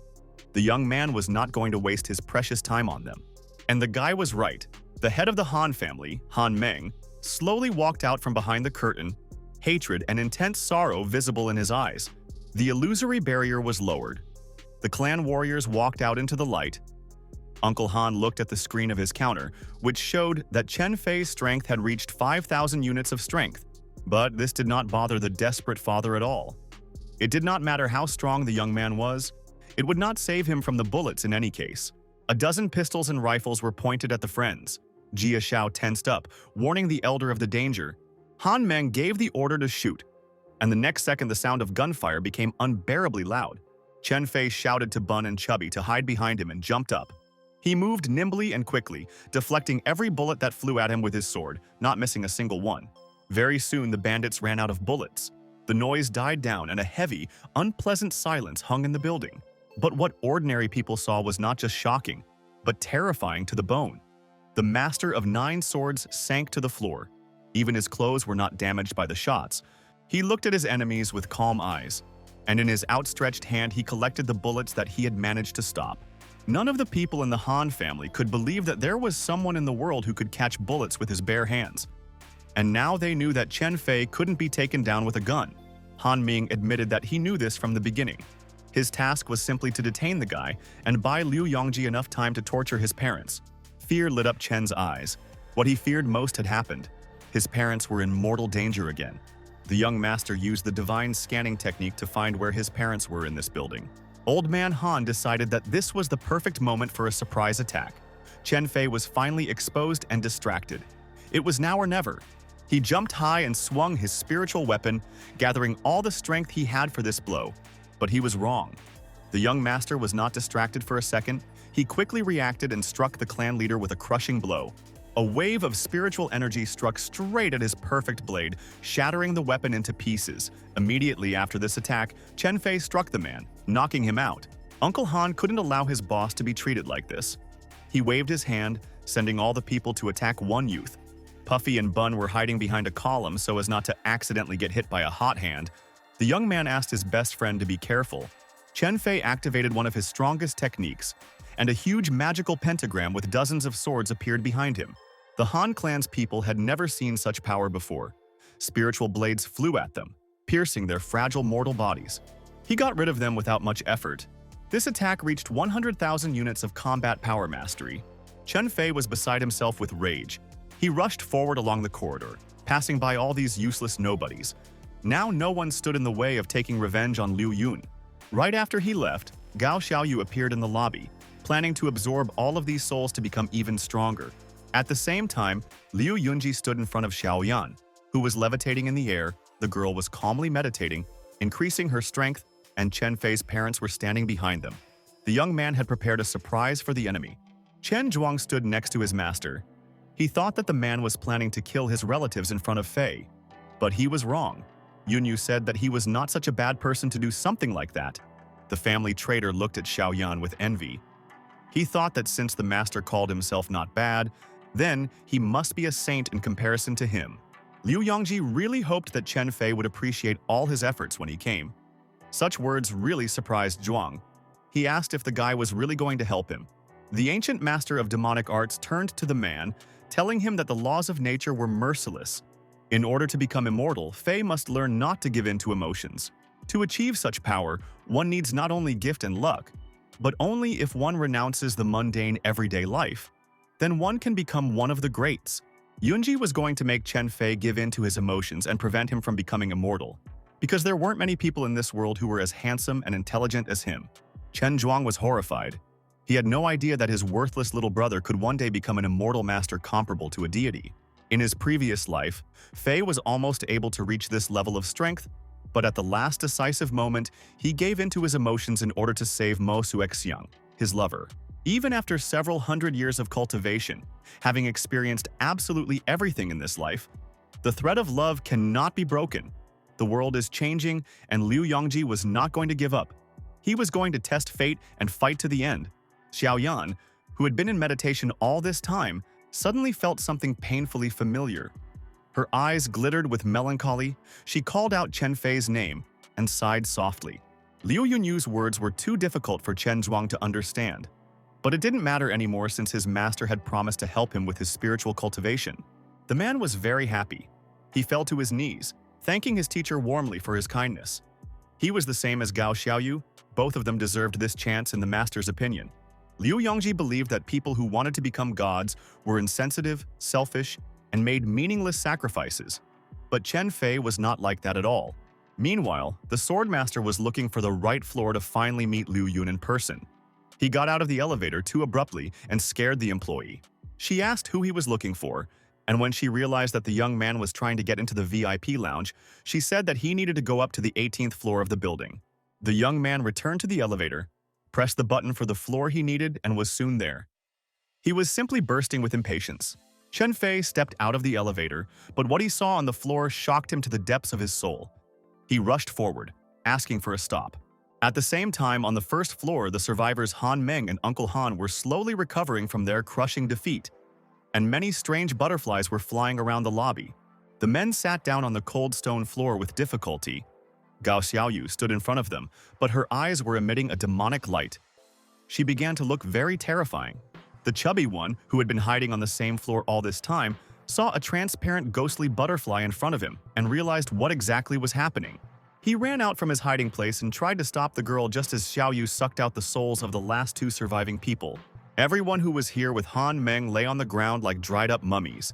Jia Xiao said that she would go to hell for killing so many people. Gao lost the last of her humanity. The dark magic was increasingly distorting her soul.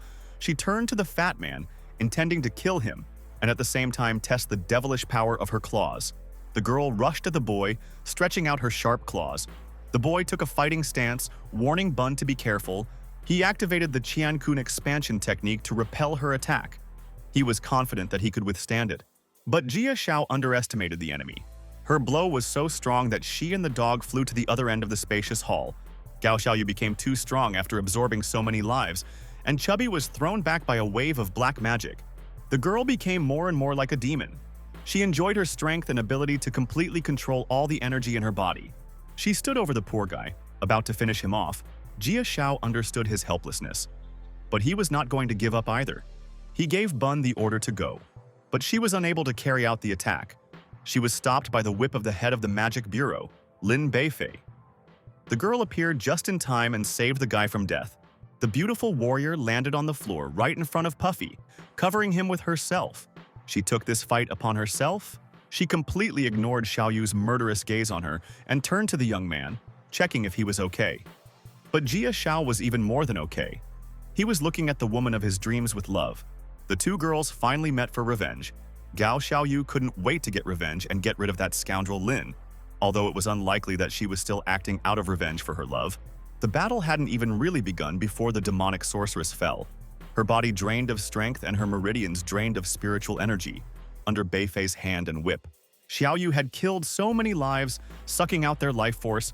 The head of the Big S Bureau did not expect such cruelty from the girl. The girl croaked with her last bit of strength that she couldn't accept defeat, to which Beifei said that it wasn't necessary. She should just go to hell as soon as possible. The next minute, the entire Han Group Corporation building shook from a surge of incredibly powerful energy. Jia Xiao and Lin Beifei were afraid that it might be related to Fei and hurried to the upper floors. A little earlier, Chen Fei walked out of the elevator and walked towards the head of the family, Chen Zhuang, who was sitting in the chair and his parents were standing on both sides of him. The man and the woman looked as if they had lost the will to live, as if their minds were being controlled by someone from outside. But the cousin, on the contrary, looked very inspired. He had been waiting for this moment for a long time. Zhuang stood up from his seat. He shouted at the younger man in his forgotten state, calling him a lousy scum, saying that he would die at the hands of the Han family for not giving up martial arts and taking Han Liang's life. Chen Fei didn't say a word. He took a step forward and concentrated to release his spirit. He thought that in his previous life, Chen Zhuang was an alcoholic who blamed everything on others. But now everything has changed. By placing time and space into the vessel, changing his feelings towards his family, the Swordmaster made sure that his parents were okay and was going to seal his memories of them. And yet he couldn't understand why Liu Yunyu was doing all this. After finishing all the preparations, the young man looked up at his brother, asking where Mo Xiaoyang was. Zhuang told him that he didn't want to hear that name from him. Not only did he steal the family sword, but he also took away his fiancée. To help their family get rid of Chen Fei, Master Liu gave him a divine sword that destroys immortals. This ancient weapon that Chen Zhuang had just taken out contained a top-level immortal punishing fairy, much stronger than the one hidden in the family treasure that Fei had stolen. Releasing all the energy and power of the sword, Zhuang directed the beam upward, creating a powerful vortex around the weapon. A pillar of strong magic struck the sky. The shockwave crashed down on the building and shook it to its foundations. This was what Lin Beifei, Jia Xiao, and Bun on the first floor participated in. The man swung his sword and created 9 spiritual blades. This technique and control of the ancient artifact with energy was taught to him by Liu Yunyu. Chen Fei replied that a true warrior could defeat a million-strong army without weapons in his hands, as long as he had a sword in his heart. But Chen Zhuang no longer listened to him. He demanded that he quickly draw his blade and engage him in a fight to the death. There was only a little time left before the cousin would collide with Chen Fei, but the young man did not even tense up. He only smiled and said that an ordinary warrior using such a weapon would face a counterattack. He gave his relative one last chance to leave this hall alive and scared Chen Zhuang with his words. The divine sword froze in front of the smiling face of the young swordmaster. A few centimeters away, it did not give in to its current owner and did not move even an inch. The man did not understand what was happening and why the sword stopped obeying him, and the 9 spiritual blades disappeared, because he had mastered the techniques perfectly and honed his skills. Chen Fei decided to teach his brother a little lesson. He explained that the divine weapon had a soul and its own consciousness. Before mastering it, it was necessary to master your heart and use more than just brute force. Zhuang looked at the younger one, shouting that it was impossible. He had learned everything that was necessary and had mastered the sword, but now his strength seemed to have become 10 times greater. But he didn't know that it was possible to harness the blade with magic. But the fairy inside would never obey someone whose strength and skill she didn't recognize. The ancient artifact vibrated in his hand, wanting to be freed. The next second, the sword released its power without an order, and it voluntarily sent Chen Zhuang flying with a powerful wave of spiritual energy. Freed from the idiot's guidance, the ancient fairy flew towards Chen Fei. She recognized him and almost immediately acknowledged his strength. The man tried to piece together his pride, crushed by an old piece of iron. He was not going to forgive it so easily and took a hammer out of his sleeve, increasing its size with the help of his energy. He was about to destroy the sword and struck the blade with his hammer, which contained a fairy that could destroy even an immortal master, signing his own death warrant. The resulting shockwave sent the man flying with great force, slamming into several stone columns before crashing into the last one, cracking his head open and falling to the floor dead. Chen Fei gathered energy in his palm and summoned the immortal slaying divine sword towards him. The blade, as if alive, was very happy and began to spin around the young man, as if dancing, expressing its happiness. It flew deftly into the swordmaster's palm. Fei looked at the broken sword with a smile and stroked the blade with his fingers. A feeling of nostalgia washed over him. The stone embedded in the handle began to shine, recognizing its owner, and they were finally able to meet again in a new life. Last time, he spent 5 years searching for him, but now they were reunited much faster thanks to Liu Yunyu's revival. Chen Fei thought about the difficulties the fairy had to go through to follow him into this life, and he transformed the sword into a small fragment. He thought that the space-time vessel could perhaps not only enter the space-time hall, but also manipulate time to travel within it. All this time, Liu Yongji was on one of the columns under the ceiling. He closely watched Chen Fei and even saw the crushing victory of his friends. Before anyone noticed him, the young man quickly disappeared, and Lin Beifei, Jia Xiao, and Bun ran up to the swordmaster, asking if everything was okay with him. The head of the magic bureau looked at Chen Zhuang's corpse and said that Gao Xiaoyu was also dead. These words made Fei think of his parents, who were still in a strange state of suspended animation. He thought that if he killed his cousin, the man and woman would come to their senses, but they continued to stand there. Only his father slowly opened his empty eyes. The friends carefully sat the married couple down on chairs to make it more comfortable and safe to bring them back to their senses, and Chen Fei slowly walked up to them. He blamed himself for everything that happened to them.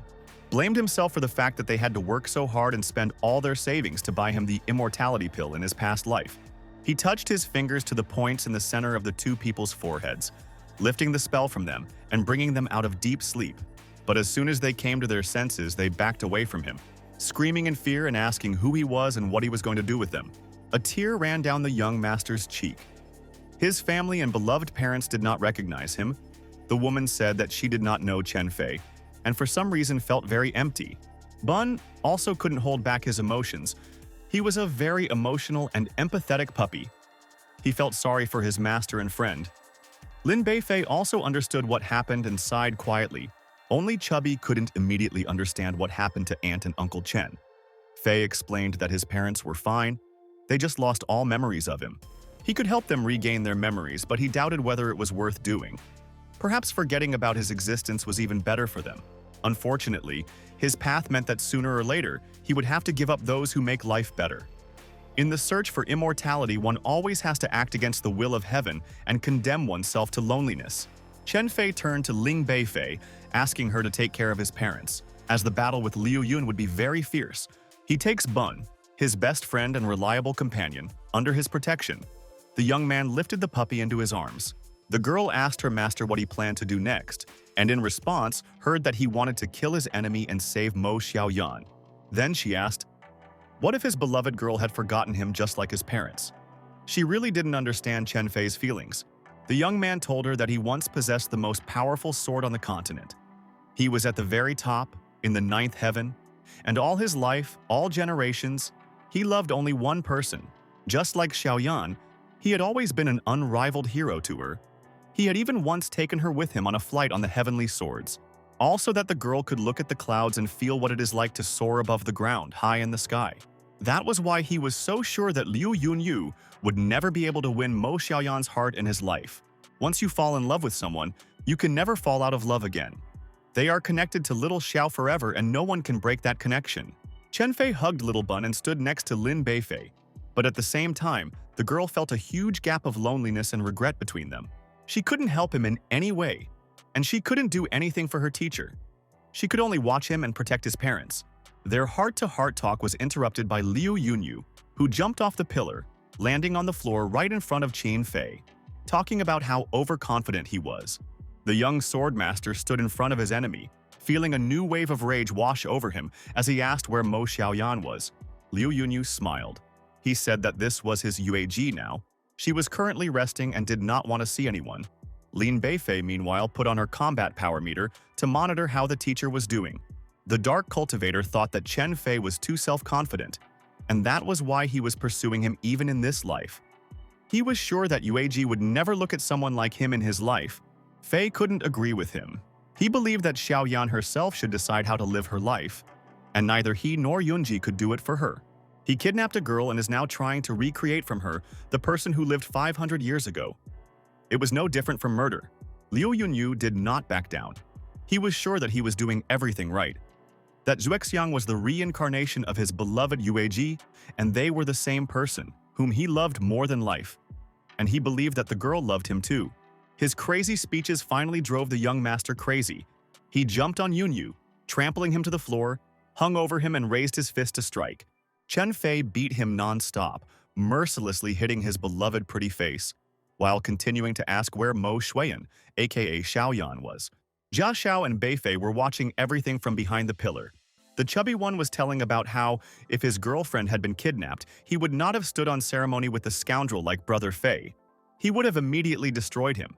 The head of the bureau glanced at him sideways, asking if he really had a girlfriend, which brought the guy to tears. The topic of him still not having and never having had a girlfriend was very painful. Liu Yongji remained silent and Chen Fei stopped holding back and kicked the guy with such force that a crater from the shockwave formed on the floor. The dark mage's eyes closed in pain, and the young swordmaster continued to ask where Xiaoyan was. The man was lying on the floor. He had let himself get beaten up suspiciously easily. And it was also strange that Lin Beifei couldn't find Mo Xiaoyan anywhere. Her device could detect combat power within a radius of 50 meters, but it could not detect Xuexiang, as if the girl was hidden. And most likely it was Yunji who hid her. Chen Fei realized that his enemy wasn't going to tell him anything. He gathered energy in his hand, intending to end this whole thing quickly, and only then did Liu react, smirking. A strange power was gathering around his body. Bun growled, feeling something was wrong. Liu Yunyu's combat power was negative, but his defensive power was increasing with each passing second. Lin Beifei's combat power evaluation device exploded right in her hands. This guy's defense had reached the limit of electronics and was still rising. The Dark Cultivator's clothes were flying around him, and a green light enveloped his body, healing all the wounds he had received from Chen Fei's efforts. The young swordmaster summoned the blade that pacifies immortals. He looked at his enemy and called on him to stop this pretense already. The head of the Divine Magic Bureau peeked out from behind the column. She was worried about her master and warned that this guy's defensive power was terrifying. Chen was distracted for a second, and it cost him dearly. Liu Yunyu managed to get to his feet and grabbed the young man by the ankle, squeezing tightly. He yanks hard and knocks the swordmaster down with a smile. Fei falls to the floor. Everything happened so fast that he didn't have time to react or escape. In his previous life, Liu Yunyu was a revered immortal. His skill and strength were at a high level, but in this life, he became even stronger and faster. While the young man was in the moment of falling, the Dark Immortal grabbed him by the face and threw him with all his might into the floor, filling the attack with magical energy. The impact was so strong that Chen Fei was thrown back a long distance. The magic tore his clothes, and the sword flew out of his hands. Jia Xiao and Lin Beifei shuddered as they watched in horror as their close friend was sent flying. Bun closed his eyes. He couldn't look at it, and Chen's parents were horrified. They didn't remember him, but something deep inside them screamed in pain and fear for this man. Chen Fei swiped his back across the floor with such force that rock fragments flew in all directions, and he nimbly lifted his legs and pushed off with his arms to somersault. He stopped himself, landing firmly and steadily on his feet in the jump. This blow only damaged his things. There was a fire of determination burning in his eyes. He would never give up, and only death could stop him from fighting for Xiaoyan. The Master of Nine Swords extended his hand and summoned the Divine Blade to himself. And in a split second the weapon was back in his possession. 3 more swords that he had collected during his travels emerged from the ring of storage, the young man giving his enemy one last chance to return the girl peacefully. But Liu Yongji wasn't going to give up so easily. For him it was all a fun game. The scene they found themselves in was reminiscent of times from a past life. In the past, they fought exactly the same way as now. Chen Fei was a capable immortal. But when Liu Yunyu attacked him with 6 deities, he killed himself. And before that, he said exactly the same words as now. Fei looked at him with strong hatred. He could not allow himself to be defeated in this life by the man he despised so much.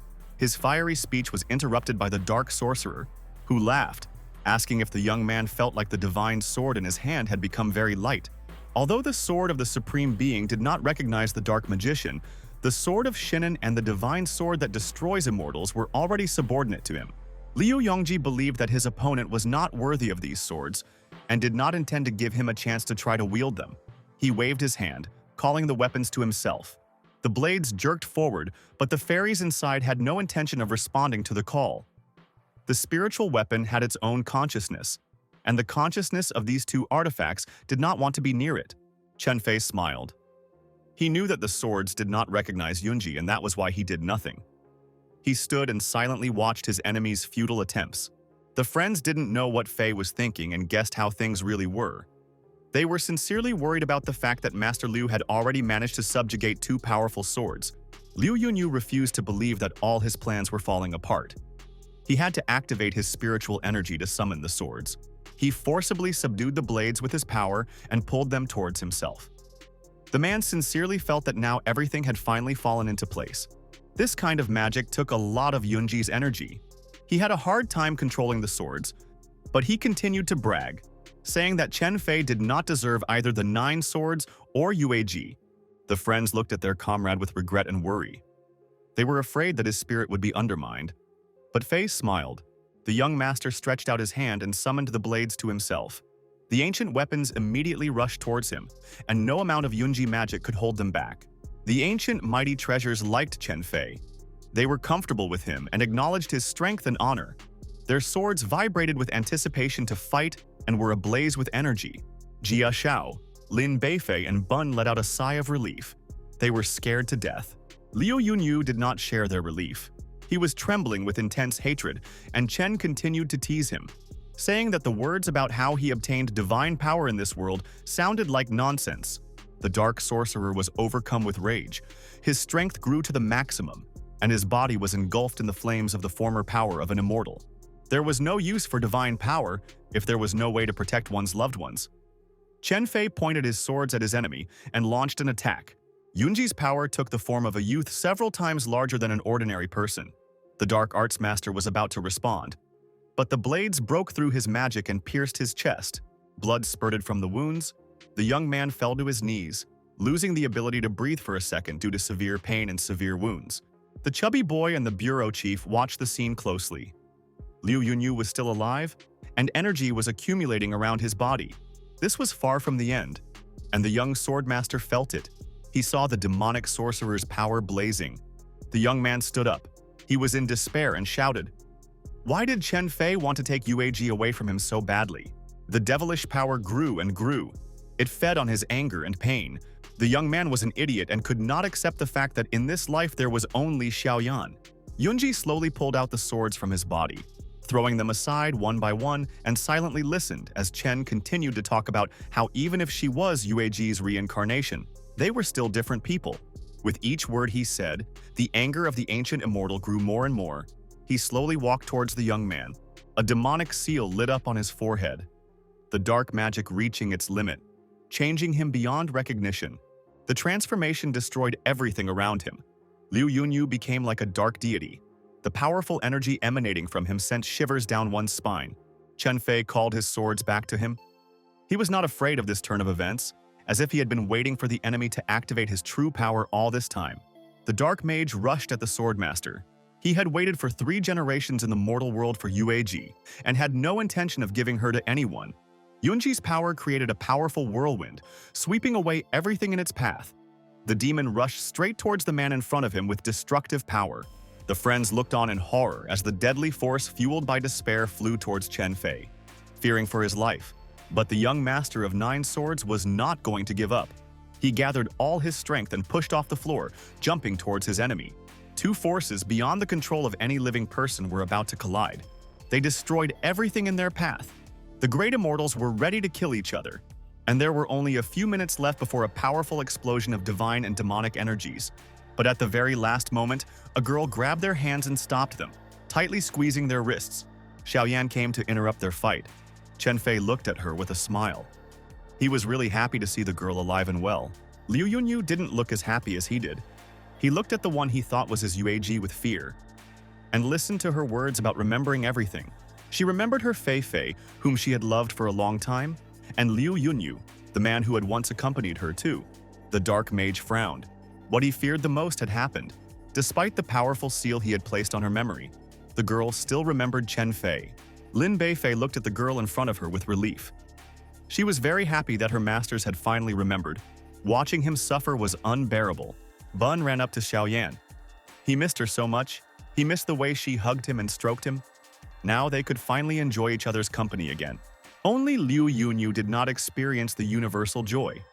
He waited for Ira's generation, suffered for the sake of his beloved, but she continued to talk only about Chen Fei, continued to think about him and call his name. Hatred and despair finally drove the dark sorcerer crazy. He brought his power to the limit, becoming like a fiery monster.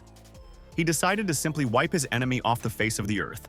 Master Chen shielded his friends and lover with his body, ordering everyone to retreat back to the safety of the shelter.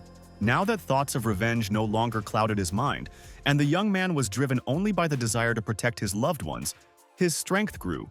Liu Yongji understood why Yueji couldn't forget about Chen Fei. It was because there was a fragment of his memory left in the space-time vessel.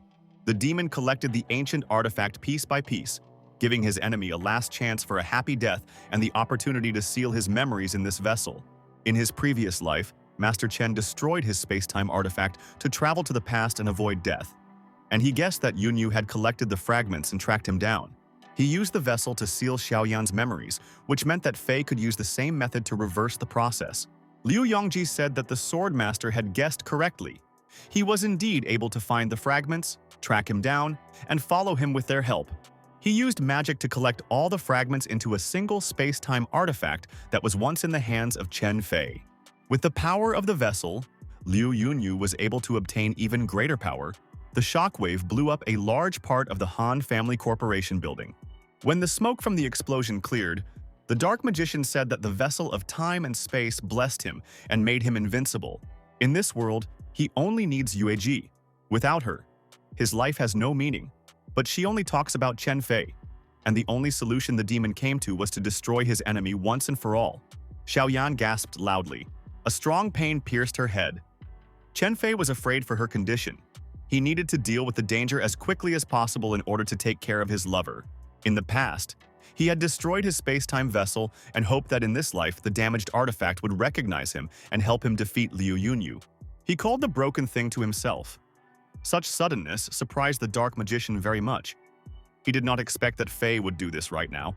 The young swordmaster mistakenly thought that the vessel recognized him. The object flew towards him like a fast comet to the demon's ringing laughter. Chen Fei was wrong. The artifact was about to attack him with incredible divine power. He managed to cover himself with his sword at the last moment and defend himself. The thing that controlled space and time had truly great power. Even a great master like Chen could not cope with it. He was pushed back by the collision. The artifact continued to attack the young man without stopping. Liu Yunyu knew in advance that the swordmaster would try to regain control of the item, and therefore destroyed the consciousness of the vessel. When the space-time vessel hit Chen Fei for the last time, Xiaoyan was struck by intense pain and cowered, holding her head.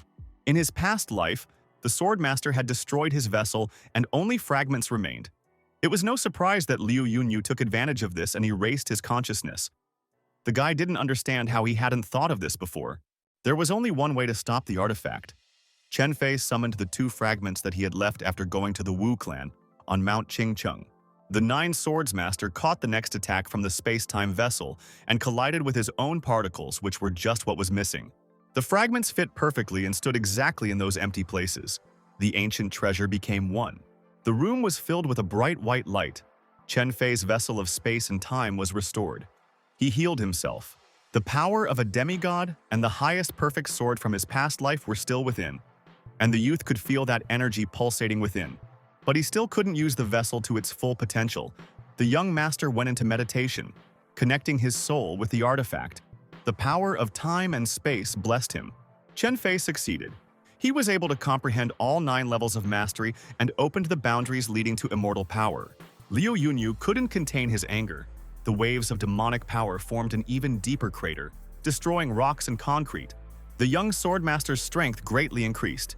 He pointed his swords towards Yunji, and more than a dozen spiritual blades appeared behind him.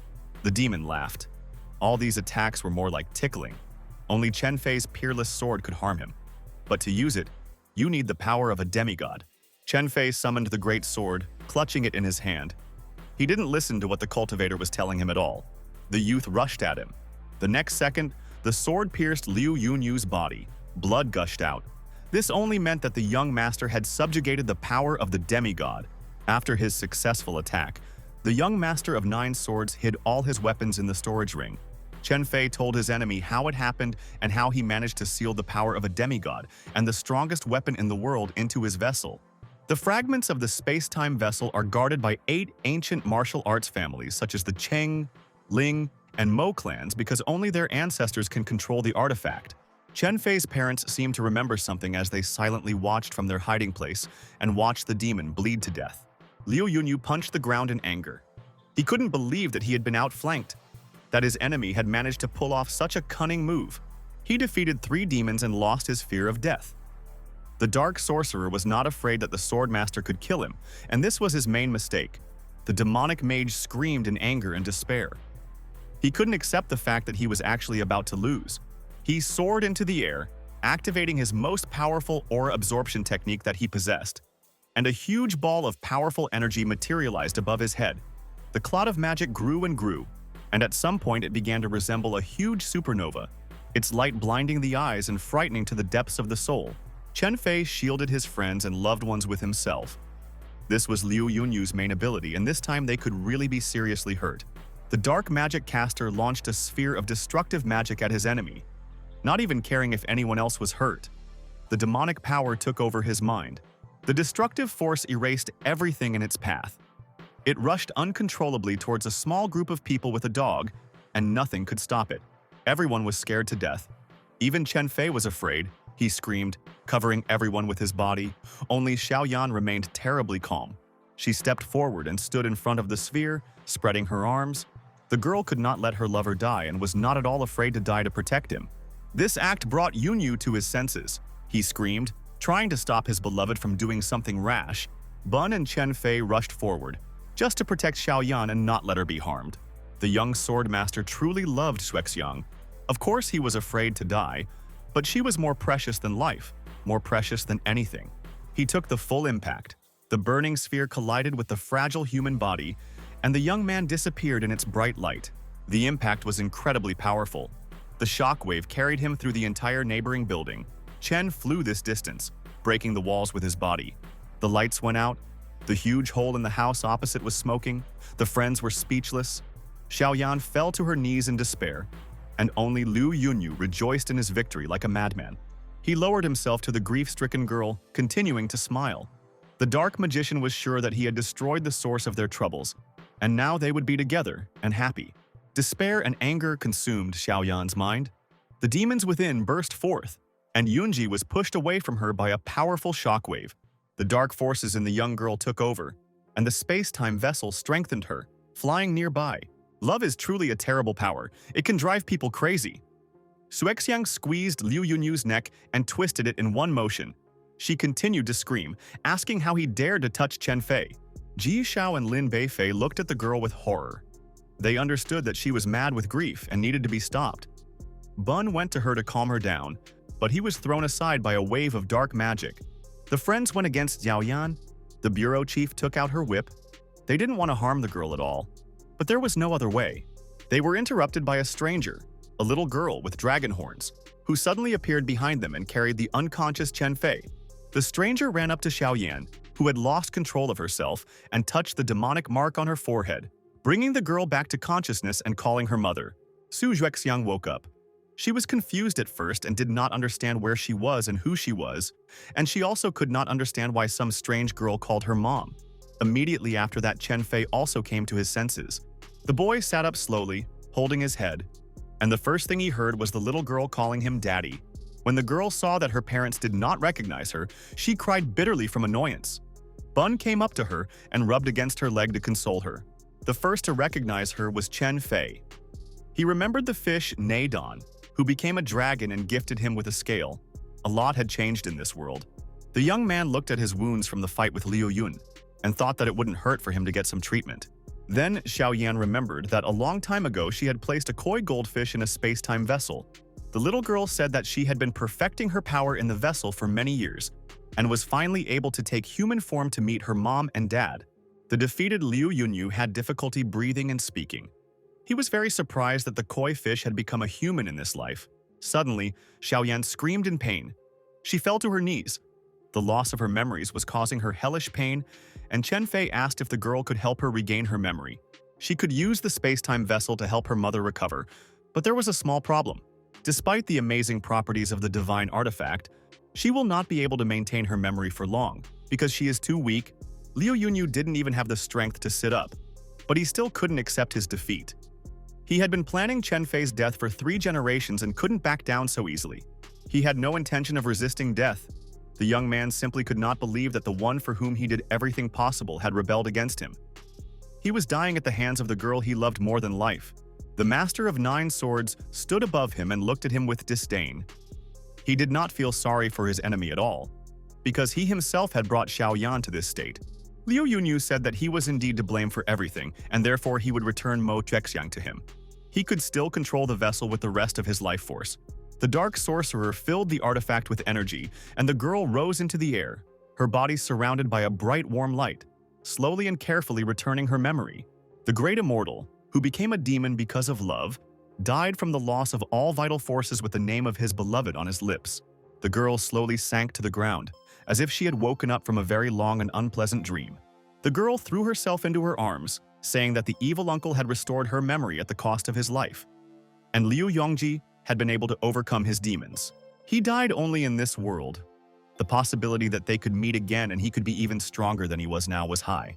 The space-time vessel glowed with a bright light and broke into 8 pieces, just as it had before it was assembled. These fragments of the artifact flew in different directions. Its work was finished, and it was time to return to the protection of the ancient families. Chen Fei and Xiaoyan stood next to each other, silently watching the particle fly away into the sunset sky. The little girl suddenly jumped onto the young man's shoulders and sat on his neck, saying that it was a fragment of the space-time vessel. After such a battle, everyone was very hungry, and Chen Fei took his newly formed young family to a restaurant to eat lamb skewers. The girls stuffed their bellies with food until they were full and washed it all down with carbonated drinks, enjoying the taste and the company. The little koi fish girl ordered more and more. The waiter had a hard time holding the plates in his hands as he carried them to the table. Noticing that her orders had been brought, the girl pounced on the young man like a hungry beast. She ate all the dozens of plates that were brought to her in almost a minute.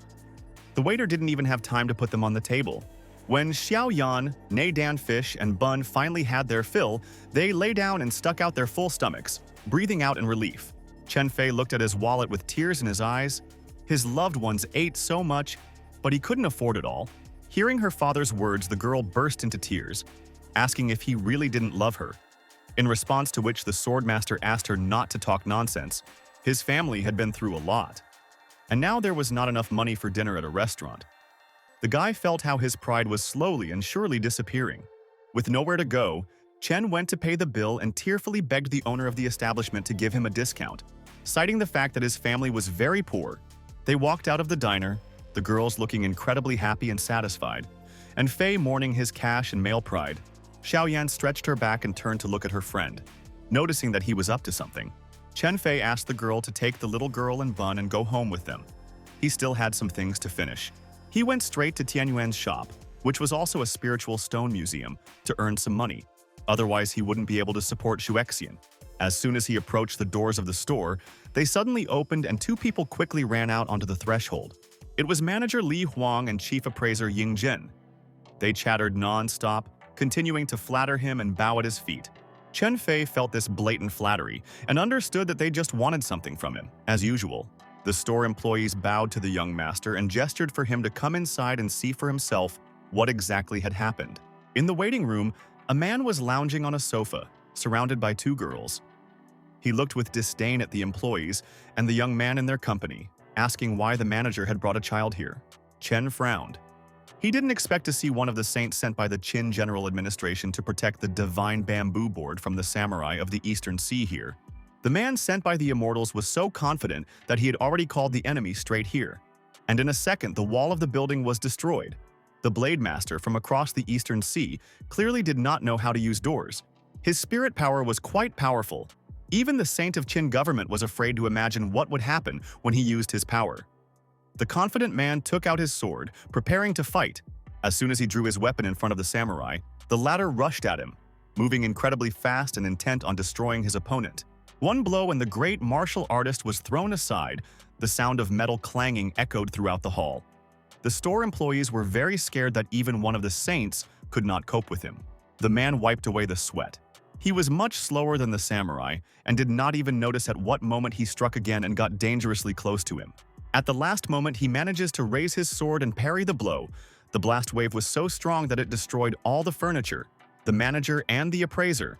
As soon as the master opened his eyes, his opponent disappeared without a trace. But Chen Fei did not lose his vigilance. He ran past and kicked the saint, knocking him down. The man screamed in anger at the boy who dared to hit him. But the next second, part of the stone floor rose up. There was a samurai standing on this platform. He was amazed that the young man was able to predict his actions. The man asked who he was. Chen Fei called himself the one who would kill the master of the Eastern Sea, which angered the swordsman. He swung his katana, preparing to attack. With very little time left, Chen loudly ordered the Qin envoy to give him his sword. But the man did not want to give his family's treasure to a stranger. The young master of 9 swords did not have a spare minute for these tricks. He forcibly summoned the blade to himself and immediately attacked the evil samurai with it. The weapon flew very fast, and at first glance it seemed as if the warrior did not have time to react and dodge. The sword pierced him through and through, and the illusion dissolved into the air. Taking advantage of his cunning, the man wanted to attack Chen Fei from behind. But the young man foresaw this too. He waved his hand and the ancient blade cut off the samurai's hand. The battle was over. The young man slowly walked away, not even turning around to look at the defeated samurai, who immediately teleported in an unknown direction and returned the weapon to its owner. Manager Li and the weapons appraiser had just recovered from being thrown back and immediately jumped up, asking what had happened to the samurai. Seeing that Master Chen was able to cut off the warrior's arm, they immediately began to praise him and even gave him 10 million. The holy messenger Qin walked away, feeling very offended and jealous that some boy had surpassed him. The samurai escaped with great difficulty. The blood still did not stop. He hid from the heavy rain in a cave far in the mountains and thought that no one would find him. But he was wrong. A man hidden under a black cloak entered the cave and introduced himself as a friend. They had a common enemy whom they both equally longed to take revenge on. To help the wounded man, the stranger took out a strange retinue and threw it at the feet of the warrior of the Eastern Sea. It was a very valuable thing. The samurai knelt down and bowed to the ground, thanking his savior for this priceless chance he had to thank later. Chen Fei was returning from Tian Yuan's shop, but on the way he met the baby dragon and Bun. They were running towards him and shouting excitedly that something had happened to Xuexiang. The girl said that someone had taken her mother. She was so scared that Chen thought something terrible had happened. But after listening to the younger one, he realized that most likely it was just her family. The only solution was to go to her family and get the girl back. But when they approached the building, the security did not let them inside. They were just guards, but their skill had to be at least level 7. At the same time, the young head of the Mo family, Mo Yuntian, came out of their manor and asked if he was really that Chen Fei.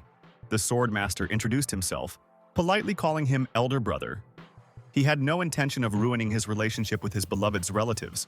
The young master called one of his men and made a condition that Fei would be able to go inside if she defeated him. Without wasting a single extra minute, the two masters clashed, but it did not last longer than a single blow. Chen Fei punched the man in the stomach, sending him flying, and the force of the blow tore his shirt into pieces. But there wasn't even a scratch left on his body. Mo Yuntian's jaw dropped, his eyes wide with shock as he looked at his subordinate, allowing the young man to enter the house. He walked next to Fei, placing his hand on his shoulder. The young master was very interested in what level of skill the dear guest had now. As soon as he found out that the guy was of the divine level, he immediately began to shine. Chen Fei turned out to be the salvation for their family, which was recently attacked by monsters. There was no way to lose such a chance, so Yuntian ordered a car to be brought and taken to the scene of the attack as soon as Yuexiang left the house. But the young master of the 9 swords said that this was all just a waste of time. He summoned his blades from the storage ring to provide transportation faster than any car. Within a few minutes, the group consisting of Chen Fei, Mo Xuexiang, Mo Yuntian, the Dragon Girl, and Bun reached one of the buildings belonging to the Mo clan. A bright seal was visible high in the sky. The protective barrier was activated at full power. The team descended down, where hordes of monsters had gathered. The monsters looked suspicious, as if something had drawn them here and made them much stronger. The young head of the family sincerely hoped that these creatures would not be able to get inside. Chen Fei rushed to attack. He cut off the heads from the monsters' bodies one by one, but the creatures continued to advance. While he was fighting to protect his family and the young master, the door to the courtyard slowly opened, and there was someone inside. There was no point in fighting any longer with the endless number of monsters. The sword master grabbed Huexiang's hand, shouting for him and his daughter to go inside as quickly as possible. The father of the Mo family, Mo Chenghai, let them in and told them that these creatures had appeared here a few days ago, and that they were somehow connected to the space-time vessel. Chen Fei was surprised. He didn't expect that the clans were able to return the fragments under their protection. He saw how they flew in different directions, but he didn't know where. While they were talking, the leader of the horde of monsters arrived. He was much stronger than his relatives and looked much more terrible. He was able to destroy the barrier with his bare claws and break inside. Mo Yuntian drew his sword and rushed at the monster headlong, without even thinking or consulting with anyone. He hit the enemy on the head with all his might, but didn't even hurt him. The monster only felt a slight tickle. The big guy hit the man back. The head of the family flew across the entire yard, broke a column with his back and crashed into the wall of the main building. He didn't take into account that the monster was at least level 5 in strength, while he was only level 1. And he struggled to his feet with the help of his men, wishing Chen Fei to be more careful. The master of 9 swords did not need these wishes and fears. The young man was already tens of times stronger than any monster. He launched the blade at one of the creatures. The leader of the monsters demanded that he give them the fragments of the space-time vessel. But his threat did not frighten Chen at all. He was of incredible size and broke down the gates of the mansion with his massive shoulders, sending his servants to tear people to pieces. Chen Fei raised his jade sword and defended himself from the claws. It was hard to withstand such an attack. With his free hand, he summoned the family blade that was stuck in the body of one of the monsters and swung it, striking at the enemies in front of him. The main monster watched as his kin were cut in half and roared, anger boiling in his veins with rage.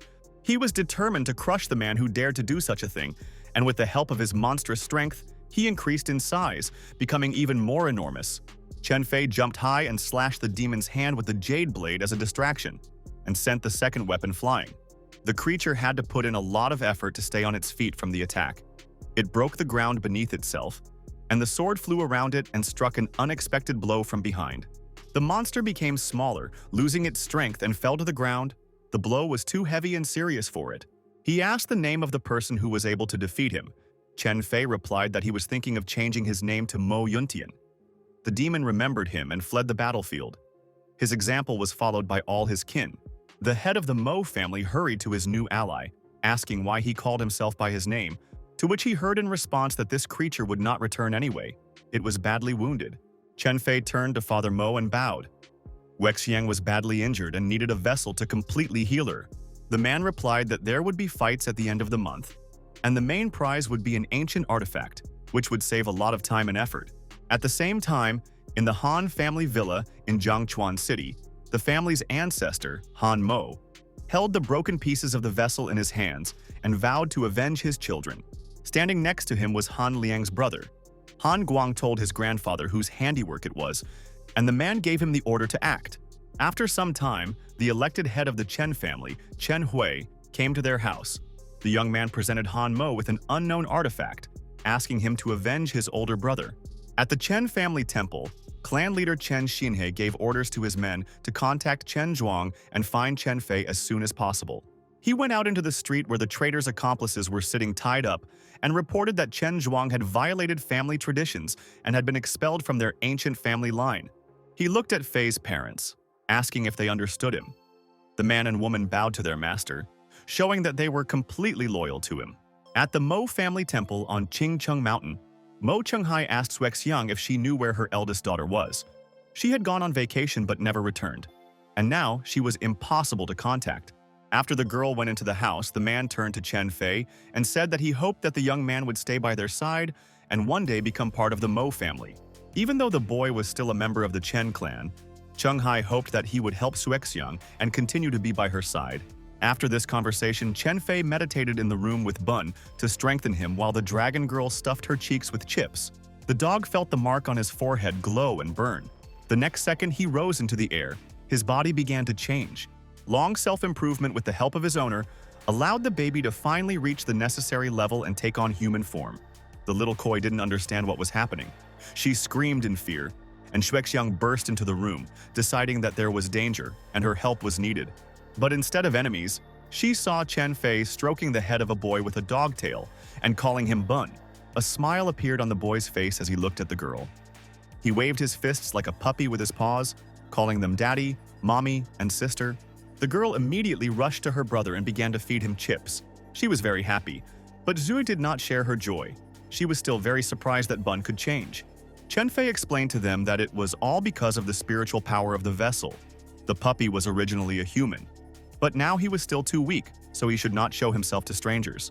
The boy listened to him right up until the moment when the dragon girl beckoned him with a chip, and a second later they were running around the room playing tag. A few weeks later in the courtyard, Mo Yuntian changed Chen Fei's appearance. Now the boy was his double, his spitting image. This was Mo Chung-hai's plan. They had to be all out before the competition for the space-time vessel. They gathered in the suburbs of Beijing, at the Mo family's home, to discuss their next steps. They need to try hard to gain victory in the battle. According to the plan, Chen Fei in the guise of Mo Yuntian, Wexiang and their daughter, the koi fish Nei Dan, were supposed to enter the battlefield, but their negotiations were interrupted by the arrival of another participating clan. They went down to the courtyard to meet the Han family. Han Mo immediately enveloped his body in an aura of spiritual energy, as if showing who was in charge here. His strength had indeed made Mo Chung-hai nervous, but the old man's attention was drawn to someone else. He looked at the pseudo Mo Yuntian with a frown, saying that his children were looking forward to the young master's performance in the competition. Chen Fei said that the Han family was not worthy of being here and participating, which provoked Old Man Han. He activated his most powerful spell, creating a huge tiger out of spiritual energy. The animal immediately rushed towards the Mo family. Mo Chung-hai stood still. He knew that the young swordmaster behind him was already preparing a counterattack and would definitely deal with the threat. The young man actually did it. He hit the tiger with a beam of power, dispelling the magic. Han Mo realized that they would not be able to withstand such an enemy now and hurriedly left with his grandson and Chen Hui. They returned to the Han family villa, where the Qin envoy was already waiting for them. He presented the clan leader with a divine bamboo board. The saint stole it when he fought the samurai of the East Sea in Tianyuan's shop, and Old Man Han gave him a check of 20 million for such a priceless thing. He activated this greatest treasure from the Heavenly Museum and gave it to his grandson. This time, they really had a chance to become the most powerful clan. Han Guang unrolled the scroll. Priceless divine knowledge enveloped him. The youth absorbed it, feeling his strength increase. The caster's spiritual energy grew to the heights. His eyes burned with a thirst for revenge and battle. He finally got his hands on great power. Meanwhile, Mo Chung-hai, Chen Fei, Huexiang, and their children went to the imperial estate to see one of the greatest elders. The great master was talking to the Qin envoy. The man was trying his best to praise himself and his abilities, telling how he got his position. After sufficiently cajoling the old man, who turned out to be Long Wu, he showed off the poor fake, claiming that it was the real, genuine bamboo board and he was willing to sell it for only 8 million. Chen Fei, in the form of Mo Yuntian, was beside himself with anger. He regretted that he had stopped that warrior from across the sea from killing that deceitful, pathetic man. The messenger was frightened by the cold gaze and murderous aura emanating from the man who entered. He wanted to shout at him, but a sudden energy beam destroyed the bamboo scroll in his hand. Only a handful of ash remained in his palm, and the man screamed, claiming that a great, priceless treasure had been destroyed. As soon as the swordmaster took one look at the man, he felt as if he was crushed to the floor by a stone, his body trembling with fear. The feeling was the same as in Tianyuan's shop. The same cold gaze that said he would be killed at any second if he didn't get out of here. Chief Mo didn't understand what exactly happened just now as he watched the Qin envoy quickly flee. But Chen Fei explained to him that he had saved his life just now, apparently in vain. Long Wu came out to his guests and thanked them for their help. He was almost fooled by a pathetic fake. A second later, the old man freezes, noticing something unusual about Mo Yuntian. Pretending that nothing had happened, the elderly foreman said that he had already filed a complaint and that the head of the department would be able to help, and the situation would be stabilized if something happened. After all the important matters were settled, the group headed towards the exit of the imperial estate, crossing paths with Lin Beifei along the way. The girl felt a strange aura from Mo Yuntian and turned around. Long Wu supported her doubts. There was something familiar about this young man. On the day of the competition, all clans gathered at the stadium. 3 people from each family performed, and the winner will be able to use the space-time vessel at their discretion for 6 months. Mo Xuexiang and Chen Fei were preparing for battle. The Swordmaster was determined to win at all costs, all for the sake of his beloved.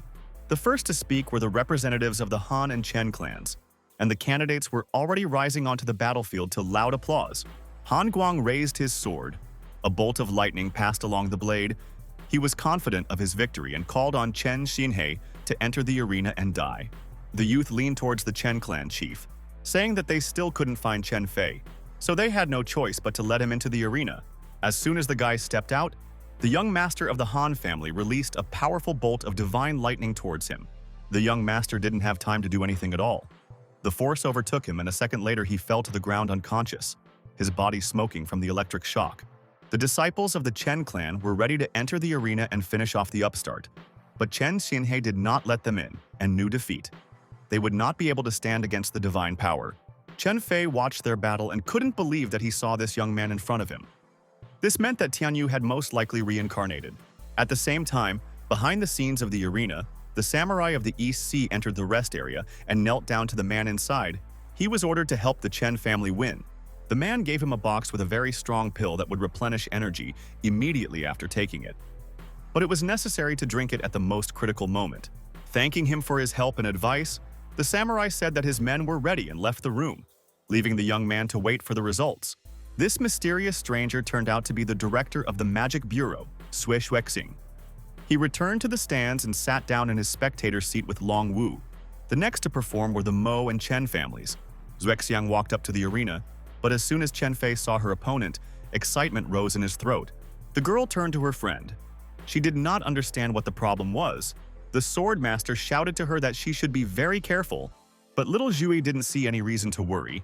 She said that everything would be great, not even noticing that a large energy ball was already flying towards her. At the very last moment, she turned and drew her sword to block the attack. But the blow was too strong for her and knocked the weapon out of her hands. The samurai grinned. Even though he had only one arm, he fought even more fiercely than last time. While the girl was distracted, the warrior launched a new wave of attacks, consisting of several magic arrows. The blow sent Xuexiang flying.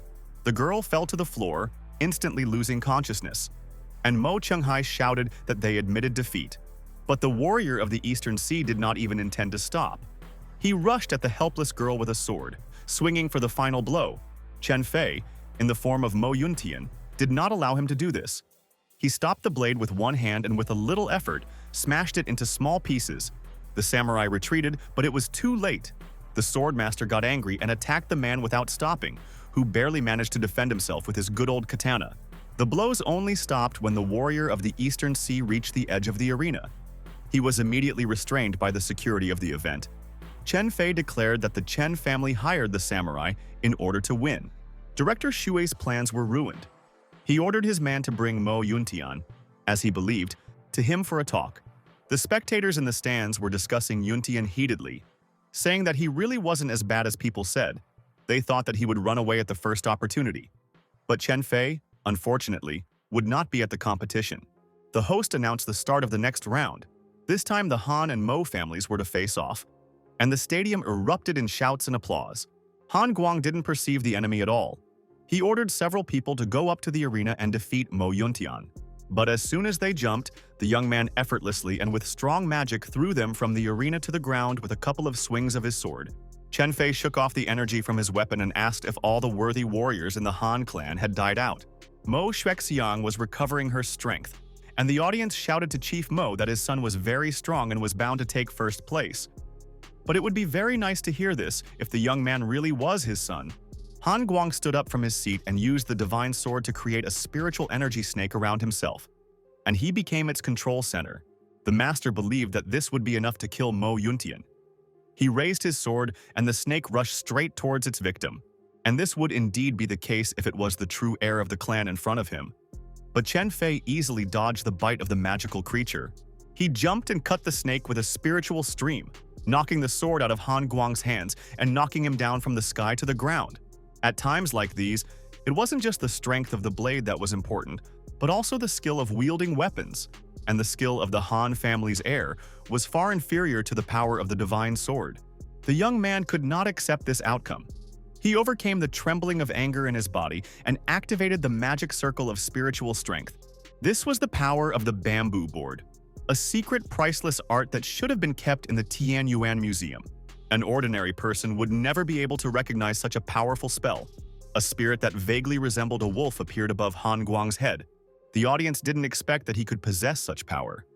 Mo Yuntian was in for a crushing defeat, or even death. The monster created by magic rushed towards the swordmaster in front of him.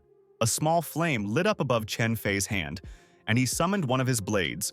The divine sword struck the wolf spirit. The magic dissipated into the air before it could reach its target. The very next second, Chen Fei was holding Han Guang by the collar of his shirt, holding the weapon to his neck.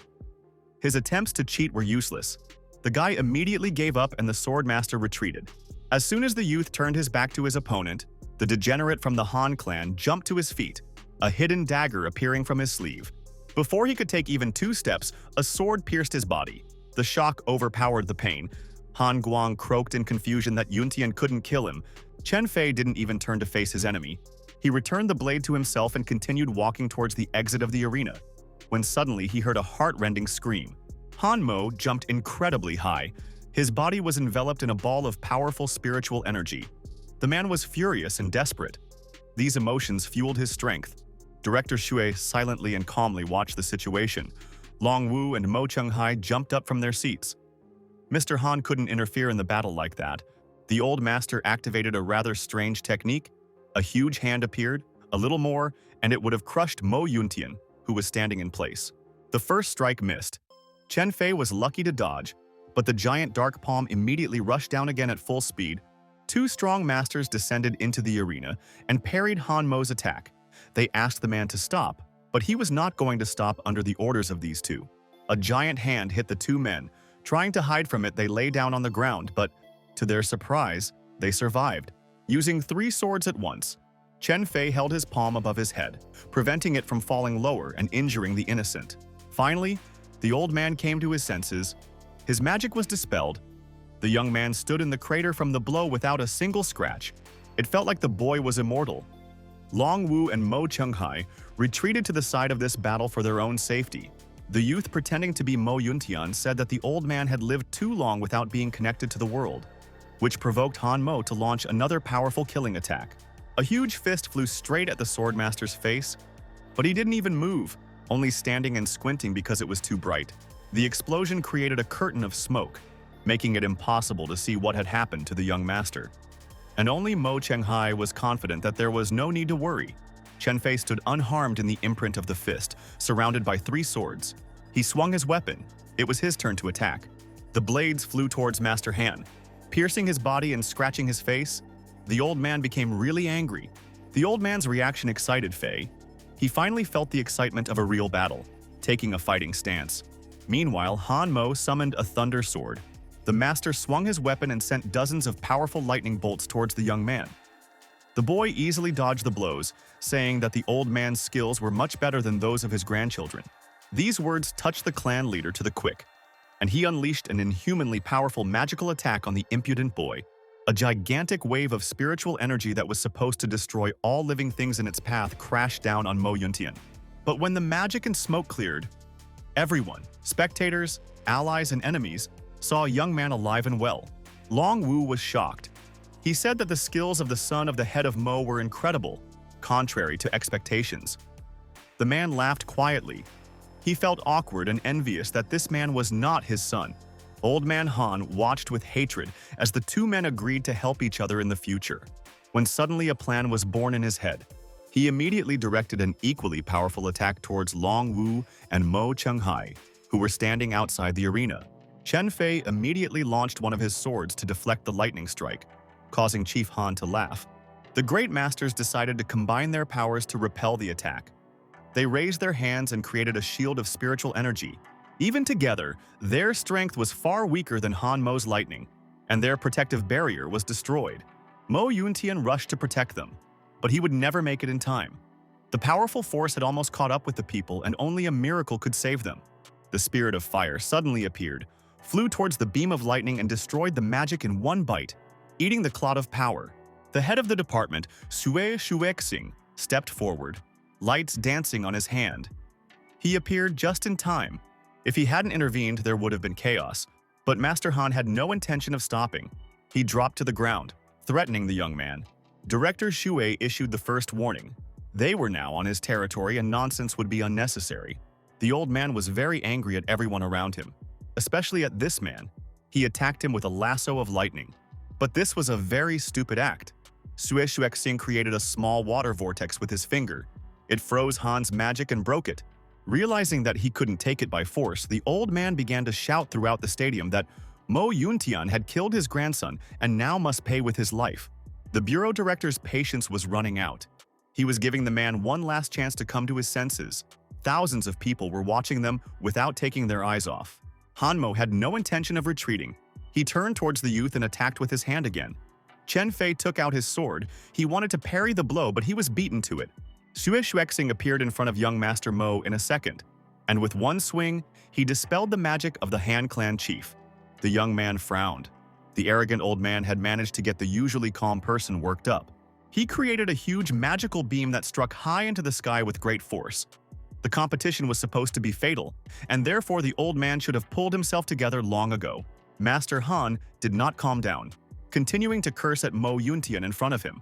But he no longer used force. Sue Shuexing walked towards the exit of the arena. His head was already starting to hurt from these two. The director briefly and sternly ordered them to return to their seats so that the competition could continue. Once everything had calmed down, the host announced the next round, which would pit candidates from the Lin and Chung families against each other. Jia Xiao and Lin Beifei entered the arena. The young man was happy to see his beloved, but the girl was determined to win and was not going to give in. The round promised to be interesting. The head of the bureau released her whip and hit the guy in the face, knocking him down. Puklyash didn't even try to dodge. She continued to attack, but the guy did nothing but smile, call her mistress and ask her to do whatever she wanted with him. Jia Xiao looked at her lovingly and asked her to be tougher, to try harder, which enraged Beifei. The girl began to shout at him, ordering him to stop. The masters looked on in complete shock. Long Wu lost control of himself first and ordered them to quickly end this parody of a fight. But before he could finish speaking, Lin Beifei had already struck first and sent Chubby flying. He had been embarrassing and infuriating her with his behavior the entire fight. But now she had finally won and it was over. After numerous battles, Lin Beifei and Chen Fei, in the guise of Mo Yuntian, reached the finals. The student and teacher clashed in a one-on-one battle.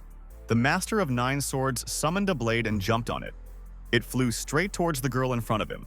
The head of the Magic Bureau swung her whip and attacked the young man. He had to get off the blade and parry the blow with it. She attacked him with her fastest attacks, but he was able to block each one without any problems. Long Wu watched their fight with interest and attention.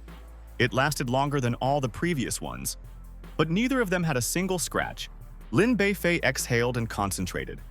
She activated the ability that Chen Fei taught her and swung the mad whip at her opponent. Mo Yuntian filled the sword with his energy.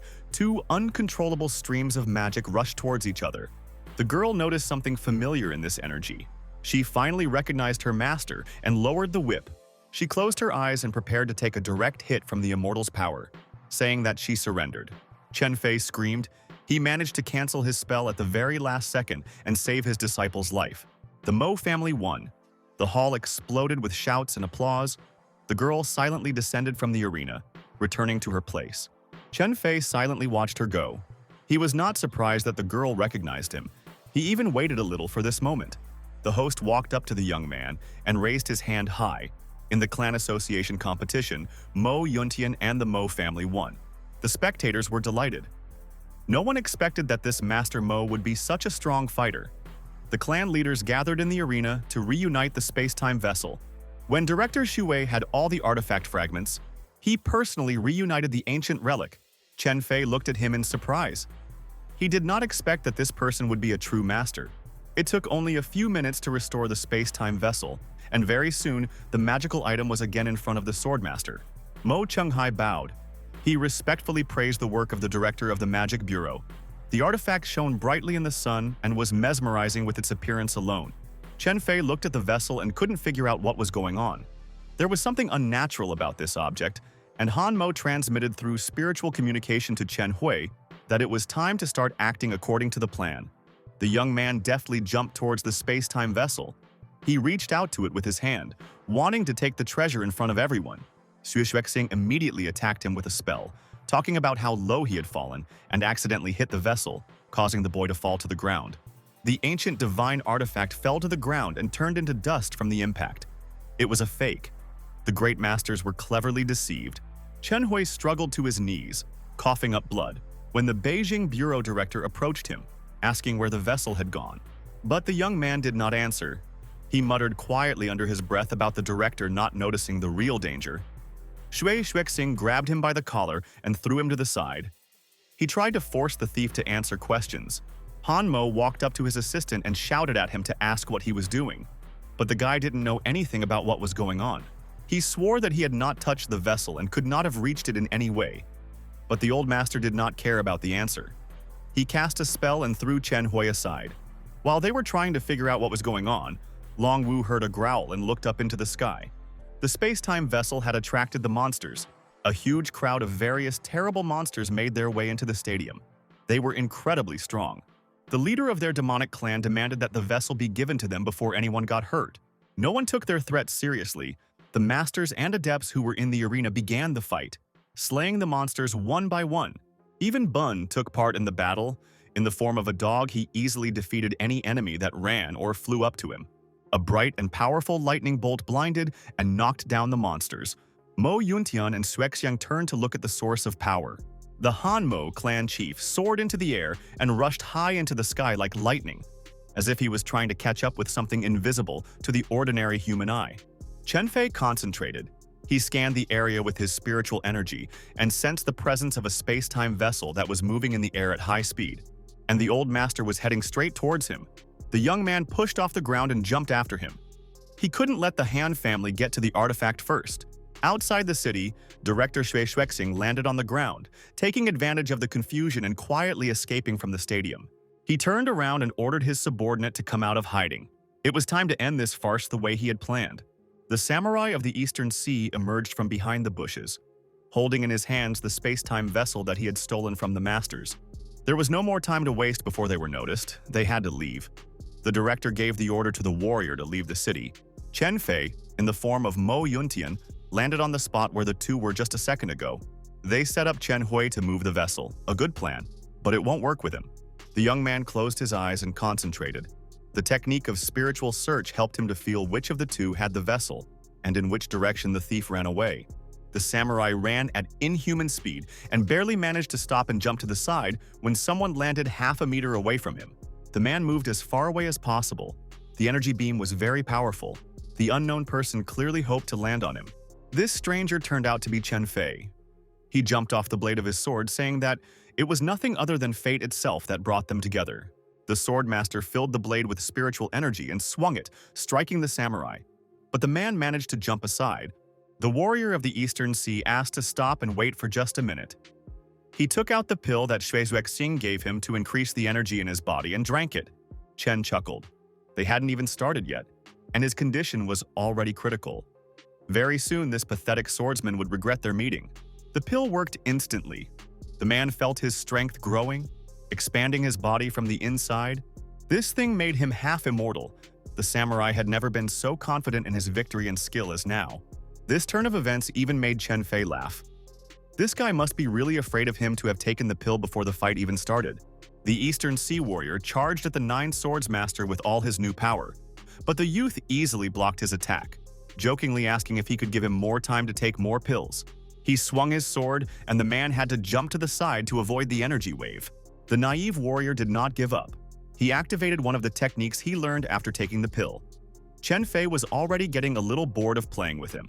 Very soon, a huge blade created with the help of magic appeared behind the swordsman's back. It was a rather powerful spell. The samurai shouted a smug threat. He was stupid to think that he could destroy his enemy with such a technique. The magic blade flew straight towards Chen Fei. A little more, and it would catch up with the youth. But it was not enough to kill the great master of the 9 swords. The boy summoned one of his blades and with one swift blow cut through the samurai's spell, destroying it. This ability completely used up all the man's spiritual strength. The body weakened, and there was no strength left for battle. He didn't even notice how Chen Fei pointed his sword towards him. The next second, the man's second arm was cut off. The samurai fell to his knees, shouting that he would destroy the young man. Even before his death, he remained stubborn. The swordmaster summoned a space-time vessel to himself. The ancient artifact flew out from under the warrior's clothes and rushed into the young man's hand. The samurai, by inertia, reached for the treasure but fell to the ground. He had completely lost his strength and was at death's door. Chen Fei had no intention of pitying this man. He had stolen the thing that his beloved Xuexiang's life depended on. He deserved to die. The warrior of the Eastern Sea raised his head with the last of his strength, warning that he would not spare the youth. The swordmaster asked who he was talking about. The samurai laughed. His dying words were that the boy would find out very soon, after which the man fell down dead. Chen Fei sighed quietly. It was empty talk. The main thing was that he was able to return the space-time vessel, and now he could activate it and help Xuexiang. The young man hid the artifact in his storage ring and jumped onto his sword to head back to the stadium. He hadn't had time to fly far when he noticed something in the sky. Something very fast flew past him. A familiar voice screamed, asking him to stop. That something turned out to be the dragon girl in Bun. She was holding a puppy in her arms and, contrary to expectations, landed safely and carefully on the ground. Chen Fei backed up and went down to his children, asking why they came here. They were supposed to stay by Xuexiang's side. The girl looked at her father with frightened eyes. She screamed that something bad had happened. Her mother fainted right in the middle of the arena. Bun explained in more detail, while little Shui was fighting the monsters, she suddenly lost consciousness and fell down without strength. But she and her sister were there. They protected their mother and did not allow any monster to touch her. Chen Fei thought about their story. He thought about the fact that the girl's time was already running out. Fortunately, he had already obtained the artifact, and the young man showed the brightly shining thing to his children. The dragon girl looked at the vessel with a smile. It was reflected in her pupils. She was glad to see the treasure again. After all, she had spent a lot of time there. Chen Fei asked the little girl for help in activating the vessel. With the help of her spiritual powers, Xuexiang's healing would be much faster. The children were happy to help. It was necessary to return quickly. There was very little time. The swordmaster took Bun in his arms, and together with the dragon girl, they went to the stadium riding on the blade. A loud explosion sounded from the other side. The young man turned around to the bright light of the fire, not understanding what was happening there. The little fish said that as they flew past, she saw 2 people fighting, their battle still going on. She was worried about Bun, so she walked around them. The puppy is very lucky to have a sister. She takes such good care of him. Master Han Mo fought with Sui Xuexing. The smoke cleared a little, and the old man yelled at the young director who dared to contradict him. After his words, the old man immediately attacked the young man with one of his powerful spiritual lightning bolts. The blow did not touch the master of the magic bureau. He protected himself with a barrier. This cheap trick could not even slightly injure him. Chen Fei's family sat on his sword in the air far away from them and watched the battle between the 2 great masters with interest. The lightning strike caused the surrounding area to become engulfed in intense flames, and Sui Xuexing, who was standing in the middle of the fire, jumped high, preparing a counterattack. Han Mo jumped towards the young master. He thought of him as an arrogant upstart and was confident that he was much stronger than this boy. 2 powerful elements collided with each other. The elderly martial artist was thrown back by the shockwave. He was unable to stand. Sui Xuexing saw that the man was struggling to stand on his feet. He overestimated himself, but he was not going to give up and swung his lightning sword.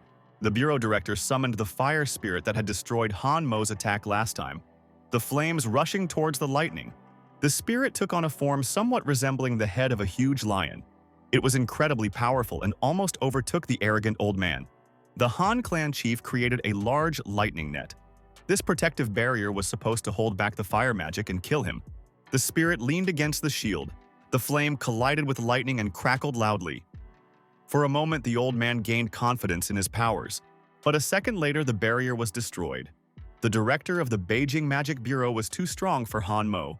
The magical flame covered the old master, burning his body. The unbridled spiritual energy was impossible to reflect or hide from. The old man was thrown back. The force of the blow slammed him into the ground. The man lay powerless in the crater. Satisfied with himself, Xue Xuexing sank to the ground, smiling and reveling in his own strength and the huge difference in their skill. During the entire day, Old Man Han had managed to really get to him. The young man filled his fist with spiritual energy and swung for the final blow. The powerful blow caused smoke to rise. The director watched as it dissipated, but there was no one on the ground. Han Mo had disappeared. The young master underestimated his enemy. The head of the family appeared behind him with a smug grin. He swung his spiritual lightning sword at Xue Xuexing, intending to send him straight to hell and end everything. The young director of the bureau managed to raise his hand and protect his head from the blow, but was unable to avoid injury. He lost his temper. Breaking into a furious cry, the young man's entire body was engulfed in flames.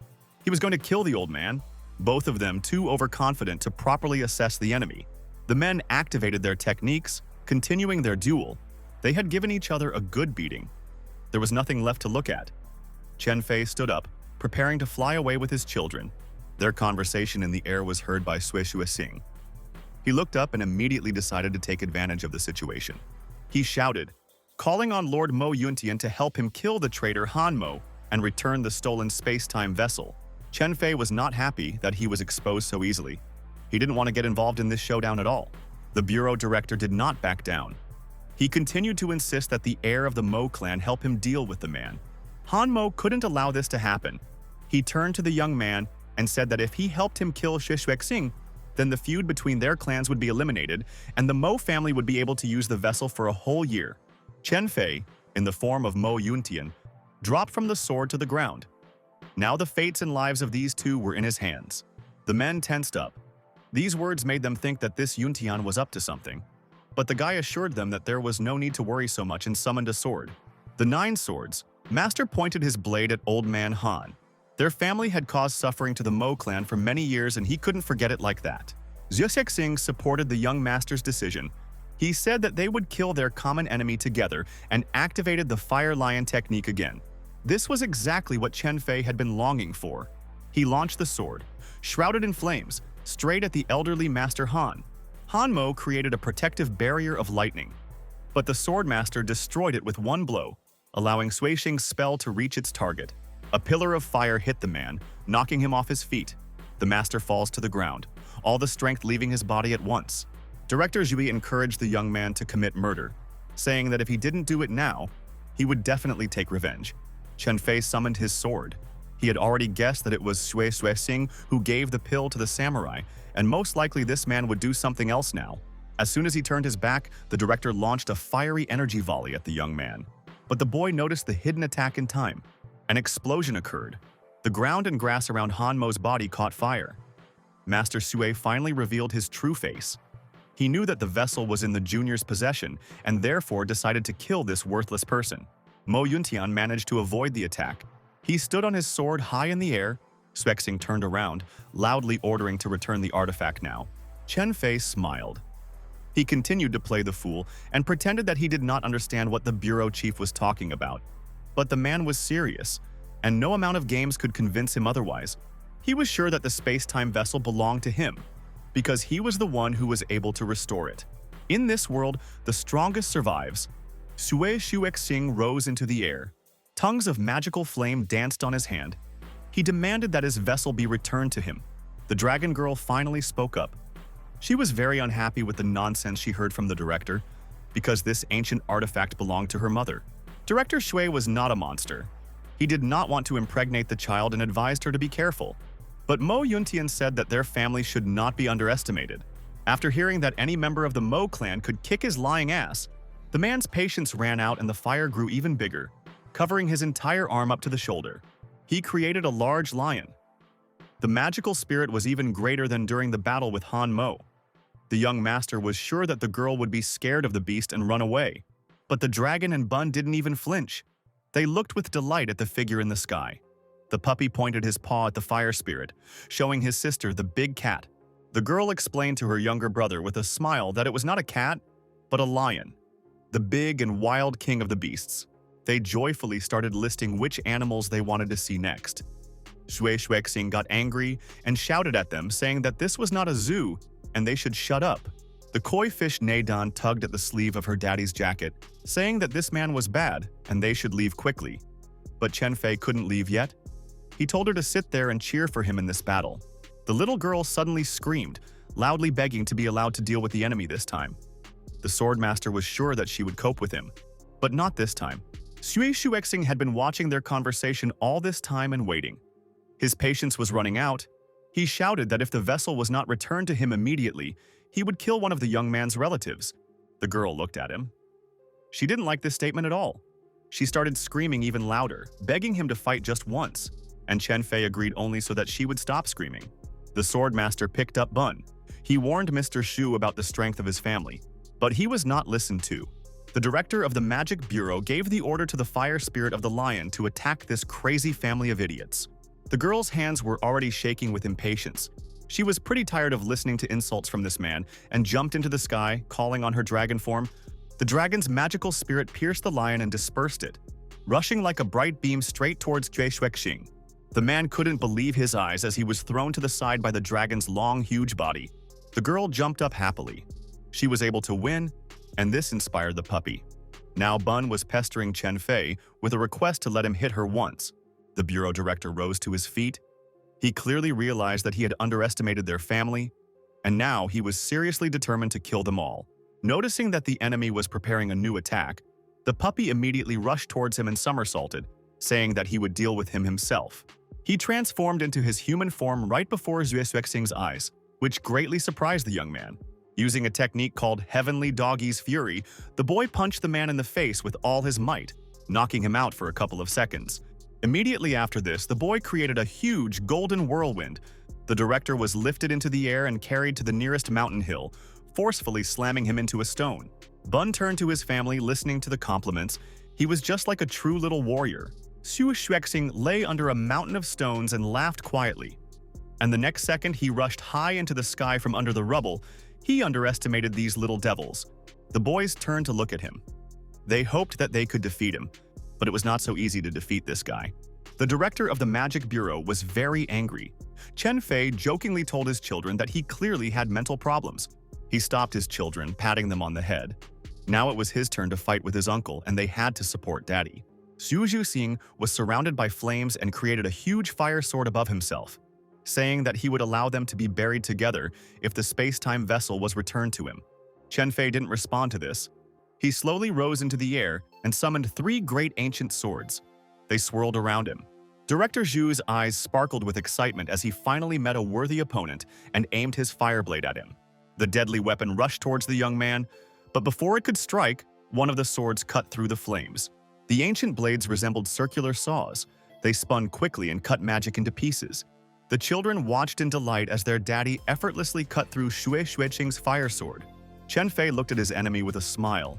A real rain of fire came from the sky, and Bun's breath was taken away by the sight. The director of the Magic Bureau seemed to have grown into the ground. He could not believe that his most powerful spell had been so easily destroyed. The master of the Mo family should have had innate strength. But even so, his abilities were beyond belief. While he was trying to comprehend what just happened, Chen-Fei jumped and slashed his swords at the man, the divine blade piercing into his chest. Master Su bent over in pain. He watched as 2 ancient swords flew towards him, realizing that he would not have time to block them with anything. 3 powerful spiritual blades pierced the young man's body. Chen-Fei looked at him, saying that his family would send him to hell. The young master rushed towards his seriously wounded enemy with his sword, ready to deliver the final fatal blow. But Xuexing wasn't going to die so easily. He swung his arm and attacked the young man in front of him with a fireball. He rose to his feet with difficulty and disappeared into his flame, saying that he would definitely return and take revenge for everything. Chen-Fei quietly hissed. This guy pretended to be a big shot, but in fact he ran away. The children ran up to him, hugging their dad and saying that he was the best. Bun asked if they should catch up with that strange uncle, but the swordmaster said that they had no time for him now. They needed to quickly return to Wexiang. The boy quickly and deftly turned back into a dog. He was already ready to return to his mother and save her. Mo Yuntian picked up the puppy and summoned his sword. They jumped on it and headed towards the stadium. They didn't fly for long. Not far from the city, the dragon girl smelled the aromatic scent of meat and forgot about everything in the world. She began to beg her dad to come down and have a snack. Because she was terribly hungry, Chen Fei looked down to see who was eating at such a time in the middle of the forest. This someone turned out to be Pukliash. The guy was sitting on the ground by the fire and plucking out flower petals. He was guessing whether he loves or loves not, and was very happy when he settled on loves. Mo Yuntian and the children approached Jia Xiao. The guy was sitting there and waiting for Chen Fei to come, because Xuexiang had fainted. The plump friend asked what Yuntian was doing here, especially with Brother Fei's children. He did not recognize him as his old good friend. Deciding not to answer that question, the swordmaster asked what kind of aromatic thing the chubby one was cooking over the fire. The guy said that it was a monster that he caught. He heard that if you eat its meat, you can get a little strength. The girl immediately stepped forward, drooling below her chin. The meat looked incredibly appetizing. The kind and naive Jia Xiao told the children not to be shy, but before he could even finish speaking, the dragon and the dog pounced on the meat. They tore off pieces of meat with their teeth, as if they had not eaten for 3 months, and praised the young man for the delicious food and his skill. Chubby didn't expect to see that Bun could now transform, but when he turned around, he only saw that there was no trace of food. The children hadn't left him a single piece. The brother and sister filled their bellies to the brim. They lay on the ground and looked like the happiest people in the world. Chen Fei felt ashamed that his children had forgotten all about manners. Jia Xiao was crying over the delicious food that he had so longed to try, but there was nothing to do but go to Xuexiang. He turned to Mo Yuntian and said that they needed to hurry, otherwise Lin Beifei would be angry with him. Chubby blushed as he told his friends that he had asked Beifei to look after Sister Shui, but Chen Fei and the children didn't understand why he was so red. The young man said that the girl had been carried from the stadium to a safe place, and he jumped forward to lead his friends. Xiao quickly led them to the right place. It was a cave in the rock away from the city, a rather quiet and secluded place. Chubby pointed to a cave hidden in the leaves, telling Mo Yuntian that his sister was there. The first to enter was the plump friend, his cheeks turning pink at the thought that he was about to see his beloved mistress. The bureau chief swung the whip right in front of Jia Xiao's nose. She was concerned about whether he had found her teacher, as she had asked. The stupid fat man pointed at Chen Fei and said that he didn't find him, but he met Mo Yuntian. Ling Beifei immediately greeted her master. Chen Fei saw the unconscious Xuexiang behind his student and rushed headlong towards her past the stunned girl. He hugged his beloved tightly, pressing her to his chest, which surprised Chubby very much. The guy was still sure that it was Mo Yuntian. Lin Beifei was much smarter than her fat comrade. She forcibly dragged him away from the cave to guard together outside and give the family some time alone. Fei carefully laid the girl back on the stone ledge. He had everything he needed to bring her to her senses and heal her completely. He took out the space-time vessel, but before he could use it, he needed to restore the artifact. In order for everything to go faster and easier, the Master of Nine Swords needed the help of his dragon daughter. The girl and boy were inspired and said they would do everything possible to get their mother back. Chen Fei smiled. He was proud of his children and glad that they were by his side during difficult times. There was very little time left. The young man raised the vessel into the air and directed a stream of his spiritual energy into it. Soon, he told his little helpers to join in.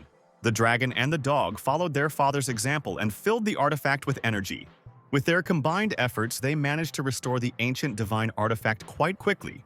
The space-time vessel hovered over the sleeping girl, their energies merging together. Chen Fei approached the dragon girl, asking her to help activate the vessel and heal Xuexiang. Outside, Jia Xiao decided to share his concerns about Mo Yuntian. He thought he was a pervert and was afraid for Chen Fei, for which he received a blow to the head from Ling Beifei. Their conversation was interrupted by strange sounds from the forest. The head of the bureau turned around. There was something dangerous among the trees.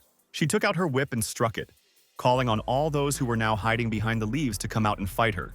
Bun was almost out of strength. The girl was also running out. Chen Fei gathered the spell in his hands to activate it. He struck the vessel of space and time with energy to quickly begin healing his beloved. An entire universe was visible inside the ancient artifact. It began to glow, And finally, its divine power was activated. A bright white beam of unbridled energy shot from the vessel into the sky, and a man noticed this tripod above the clouds. The swordmaster sat down on the ground, and his children fell down without strength. They were damn tired and spent almost all their energy. But this was far from the end. Xuexiang had not yet come to her senses. The most crucial moment was ahead. Chen Fei hoped that everything would end very soon. A pleased Jia Xiao ran into the cave. There were monsters outside, and he was glad that their dinner had personally come into their teeth. Mo Yuntian, the dragon girl, and Bun were currently meditating in time with the vessel.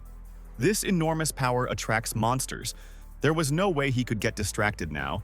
The young man told Pukliash that he and Beifi had to stop all the evil spirits that would crawl to the cave by any means necessary. Inspired, Jia Xiao ran out of the cave, but what he saw outside completely killed his good mood. Hordes of monsters were flying towards them. The head of the bureau asked him what his plan was, and they agreed on only one option. They were not going to retreat at any cost.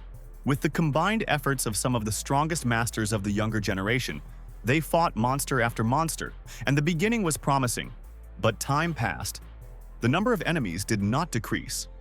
It seemed that there were only more of them. From such a fierce battle, a wall of dust and smoke rose. Lin Beifei stood with difficulty. Her strength was at its limit. The girl wiped the sweat from her face, gripping the whip tighter. The chubby one didn't look any better. He looked worriedly at his beloved girl, asking if she was okay. Noticing how the demonic raven was flying towards her, the guy beat off the bird with an expansion technique, after which he covered the girl with himself, creating a protective barrier around his body. He didn't know whether they would survive this time or not, but he felt that he had to tell her something very important that had been tormenting his heart all this time. Having mustered all his strength, Jia Xiao finally confessed his love to Lin Beifei. It seemed that it took him much more strength to do this than to fight. He protected them with a huge barrier, but the monsters were advancing without stopping. The lowered girl pushed him away and rushed into battle. She got a second wind after his words. The guy watched in fascination as his love fought selflessly, his eyes closing from sheer exhaustion. But there were too many monsters and they weren't getting any smaller. The bureau chief had practically no strength left. She didn't know what to do when arrows flew over her head. Next to them, the disciples of the Cheng clan landed. There were more than 10 young and strong people. One of them bowed to Master Cheng Jia Xiao. They arrived as soon as they noticed his signal and were now ready to get rid of all these monsters. The bright beam of the space-time vessel was visible even in the heavenly city. The deity Tianlei had been taking care of it for a long time and was finally able to find its location. The body of the elderly leader Han Mo was struck by divine lightning. And not only mere mortals are hunting for the artifact, the deity occupied the corporeal vessel. A heavenly lightning hammer appeared in his hand, and Tianlei's servant descended from heaven to earth. He was just lucky that there was a free body nearby that he could occupy, and he immediately went for the artifact. At the same time, near the cave, the Cheng clan's disciples were ready for a fierce battle with hundreds of monsters that had flocked to the powerful release of energy. Despite the fact that they were huge and strong, the warriors were not afraid and did not retreat. They raised their swords and rushed into battle. The heads of the demonic ravens flew off their necks. The destruction of the monsters went much faster and easier than expected. Very soon, the young man in charge of the mission knelt down before the young master, bowed, and reported that the monsters were finished. Lin Beifei's jaw dropped as she fought off all these attacks with such difficulty, but the Cheng clan warriors dealt with everything in a few minutes. Puffy explained with a smile that these were the guards of his clan. They were very cool and strong guys. He ordered them to guard the entrance to the cave. A powerful bolt of lightning struck from the sky. The young people felt an unusual force and became wary. An elderly Master Han was flying quickly towards them, holding a large hammer in his hands, and with electric discharges flashing around him. The man dropped to the ground in front of the crowd of people. Whatever the head of the clan was looking for here, he clearly did not come with good intentions. The deity raised his hammer, and lightning with inhuman force struck everyone who stood nearby and wanted to stop him. Lin Beifei lashed out with her whip, ordered Chubby to stay back, and charged at the enemy with confidence in her strength. Han Mo swung his hammer. It struck the arrogant girl with lightning. She immediately lost consciousness from the hellish pain, falling to the ground. She flew aside, powerless. The old man walked past her. Such weak creatures could not stop him. Zhao stood in the way of the deity, blocking the passage to the cave with himself. But he could not do anything. He was knocked out with one blow. Thrown aside, the young man flew into the stone wall of the cliff. Now no one stood in the way of the celestial being to the golden space-time vessel. The man entered the cave and looked at the ancient artifact. It really was him. It was restored and served to him on a saucer. All the guards of the vessel were busy. Luck smiled on the deity. This was his chance to steal the vessel unnoticed and leave. Very soon the artifact of time and space was in his hands, and the man rushed away. Now he will have no equal in strength. Already at the exit, he noticed an ancient blade flying towards his back. A little more, and the blade would plunge into his body. Raising his hammer, Hanmo, who had taken over his body, knocked the weapon away without even turning around to look at the pathetic man who dared to attack him. Chen-Fei saw him as just an ordinary puppet of the immortals. He had already fought with enemies like him and therefore remained calm. The man turned around and struck with his hammer. Divine lightning rushed towards the youth, but he cut them with his sword. As a respected immortal, Master Chen couldn't just let the god's puppet play his tricks.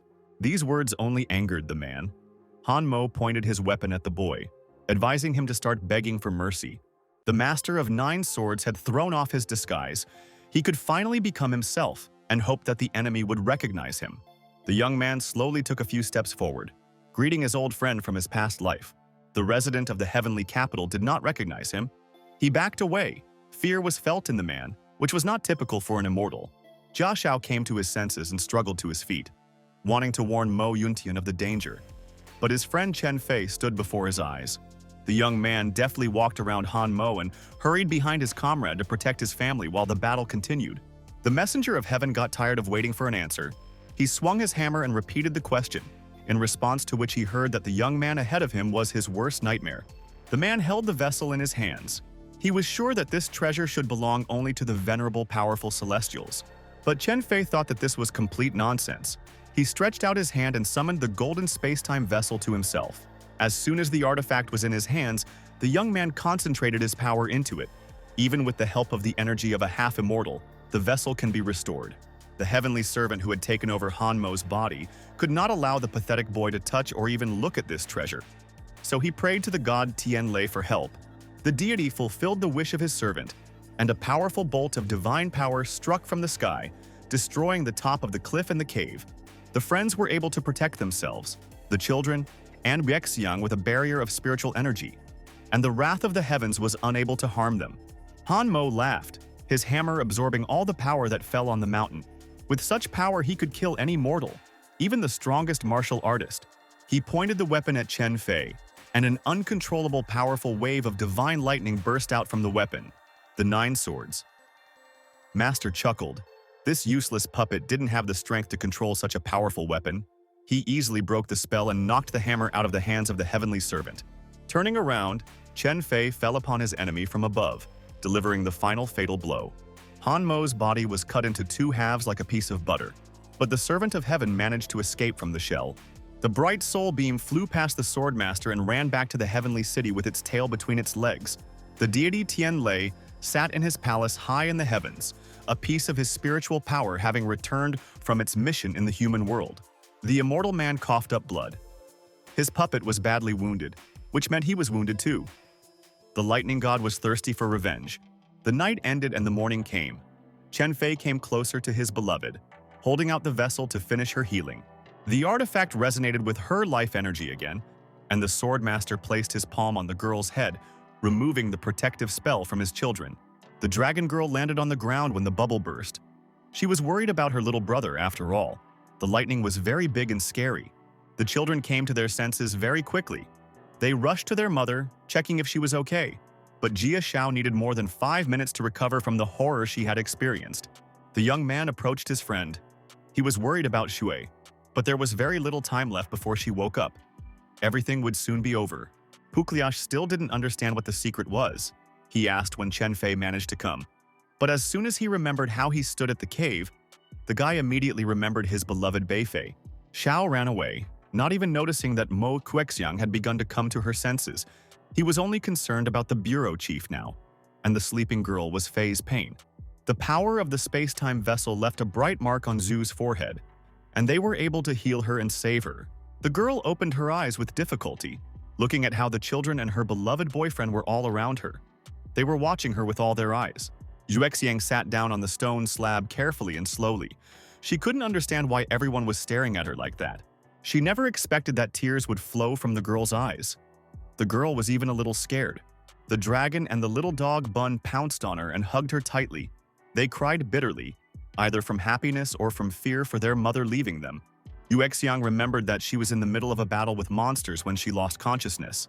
But Chen Fei reassured her, "Big deal. She just lay down to sleep. It happens to everyone." But the girl no longer listened to him. She saw the space-time vessel in front of her and extended her hand to it. As soon as she touched the walls of the bowl with her finger, the space was illuminated by the bright light of an ancient artifact. Reacting to the girl as if it recognized her, Chen Fei couldn't believe his eyes. He recognized the vessel because it belonged to the master of the 9 swords in his past life. But why did he react like that to Xue? The young man thought that the artifact could awaken the girl's past incarnation. But she did not feel anything unusual and gave the treasure into the guy's hands. This time, he would not let the vessel break into pieces. The swordmaster hid it in his storage ring to make it easier to bear such a great power. After finishing, Chen grabbed his babies and pulled them away from their mother. She needed a rest. But the children screamed that they wanted to go and eat something tasty together. Mo Xuexiang immediately lit up. She jumped up and said that she was also very hungry, and it was time for everyone to go and have a meal together. Outside the remains of the cave, the people of the Chung clan lay unconscious. Pukliash sat over his beloved and tried to bring her to her senses. Lin Beifei sat up with difficulty and looked at the young man. In the end, they were still able to complete the mission and protect her master's family. Little Xue was horrified and said that they needed to get all these unfortunate people home as quickly as possible and heal their wounds before it was too late. Jiaoshou looked at his friends. He was still worried about where Mo Yuntian had gone. Chen looked away and said that the guy had just left. He felt very awkward. Very soon he, his children and the girl with swords were heading back to the stadium, where their relatives and friends from other clans remained. Zhu was very worried about her father who was left there all alone. They sped up to make sure he was okay. There were still a lot of monsters in the huge arena. The masters were still fighting them. They did not stop for a minute. The friends landed on the ground and caused a massive explosion with their unbridled energy, destroying the monsters nearby. The face of a huge magical dragon spirit appeared behind the girl, and she was having a lot of fun watching the creature's reactions. Bun descended with a huge whirlwind created by the technique of the heavenly dog, destroying everything and everyone in its path. One of the Mo clan's people turned around and called out to his master, reporting that Chen Fei and his youngest daughter Xuexiang had arrived. The girl rushed towards Mo Chenghai and they hugged each other tightly, rejoicing at their reunion and the fact that they were both alive and well. The Chen clan chief turned around and saw Chen Fei. The young man was finally here, but the master felt that even if he had come earlier, he would hardly have helped them in the competition. It was obvious, just looking at how carefully the young man treated the Mo clan's daughter. The man sighed quietly and walked over to Mo Chenghai. He bowed and congratulated the master on winning this year's competition. And Mr. Mo bowed back, saying that their Chen clan had raised worthy geniuses. The masters exchanged pleasantries for a while out of politeness. Then an idea came to Mo Chenghai's mind. In honor of their ability to destroy all the monsters, the man invited everyone present and their families to his home to celebrate together. Xiao Zhen, whom Chen Fei had met in the Wu clan, asked if his people could come, to which Master Mo replied that anyone who wished could come. Soon, the Mo clan's estate was filled with many people, the festive lanterns fluttering in the wind, carrying idle talk and laughter far beyond the courtyard. The Bun and the Dragon Girl immediately pounced on the food in front of them, eating almost everything in a few minutes. Xu felt awkward and asked them to eat less. Mo Yuntian walked out of the house. He couldn't miss such a big party, but he was immediately surrounded by girls from other families, as if he was a celebrity. They shouted loudly, asked for autographs, someone even wanted to marry him. And the young man looked at them confused and sincerely did not understand what was happening. Xuexiang knew that her stupid brother would destroy the entire legend at this rate, so she reminded him that it was he who brought victory to their family at the competition. At first, Yuntian was very surprised, but he quickly came to his senses and began to play along with their little theatrical performance. He showed off his future son-in-law, Chen Fei, happy that he had such an acquaintance who gave him such a reputation. The young man immediately turned to the girls, asking them to line up one by one, and led them along. After a hearty meal, Chen Fei and Xuexiang went out into the fresh air. They walked not far from the Mo family's house. The children ran after each other. Bun tried to take a chicken leg from his sister. They couldn't decide who would get it. Chen Fei was quietly meditating and didn't pay attention to them, but Shui was very worried about their appetite. She wouldn't be able to feed them at this rate. The kids made innocent faces. They said that because of the large number of people in the house, they couldn't get enough to eat, and the girl only had to take out her phone to order more food. The smartphone fell out of her hands. Mo Xuexiang's legs suddenly gave way, and the girl collapsed to the ground completely exhausted. Chen Fei jumped up from his seat. He carefully picked up his beloved and hugged her. He couldn't understand the reason why she lost consciousness so suddenly. The dragon girl and the puppy Bun were very scared when their mother fell. They ran to their parents to find out what happened. Chen Fei carefully picked up his beloved and went to the manor to carry her to her room and take care of her. Xuexiang slept all day. The sun slowly set behind the horizon. The guy sat with her in the room all this time and did not leave for a minute. He turned on the TV so that there would be some sound in the background. The children sat by their mother's bed and waited for her to come to her senses. Sue slowly opened her eyes. She didn't understand where she was. The girl immediately jumped up, happy that her mother had come to her senses. There was a strange sign burning on the girl's forehead. She looked at her daughter and did not recognize her. Strange energy emanated from Xuexiang. She pushed the unfamiliar children aside with force, as if she was scared and wanted to protect herself from everything unknown that was around her. The girl gathered spiritual energy in her palm and launched a powerful blow at the two little ones. Chen Fei managed to save them from the attack at the very last moment. The magic beam left a deep crack in the room. Even the wall and door were damaged by such a strong impact. The Master of Nine Swords leapt towards his lover and grabbed her hands, preventing another possible attack. Seeing the young man in front of her, Xuexiang burst into tears. She was so happy to see a familiar face, happy that Meng Jian had finally come. Chen Fei was not familiar with this name, despite remembering his entire past life. But this situation seemed strange even to him. The girl clenched her fists, trying to break free from his grip. She screamed that Meng Jian should find Yingjing and kill him. The mark on her forehead slowly evaporated. Xuexiang calmed down and lost consciousness again, falling straight onto Chen Fei's chest. The young man carefully laid his beloved on the bed. In the background, a news reporter was talking about the discoveries of the Archaeological Research Institute. The children cautiously approached closer. They could not understand what had just happened to their mother and why she spoke in a different dialect. Chen Fei, to be honest, didn't understand what had happened here, who the girl was talking about, and why Meng Jian had to kill Yingjin. A few minutes later, Mo Xuexiang opened her eyes again. This time it was her, and all the memories of her loved ones were with her. And again, the first thing she saw in front of her were the faces of her family. And it irritated her a little that for the second time they were sitting and watching her sleep. The dragon girl and Bun rushed to her. They hugged the girl tightly, crying and saying how much she scared them. And Jue couldn't understand what they were talking about. Chen Fei heard a snippet of news that a tomb possibly belonging to an ancient dynasty had been discovered near the city, and thought that Yingjing might be related to it.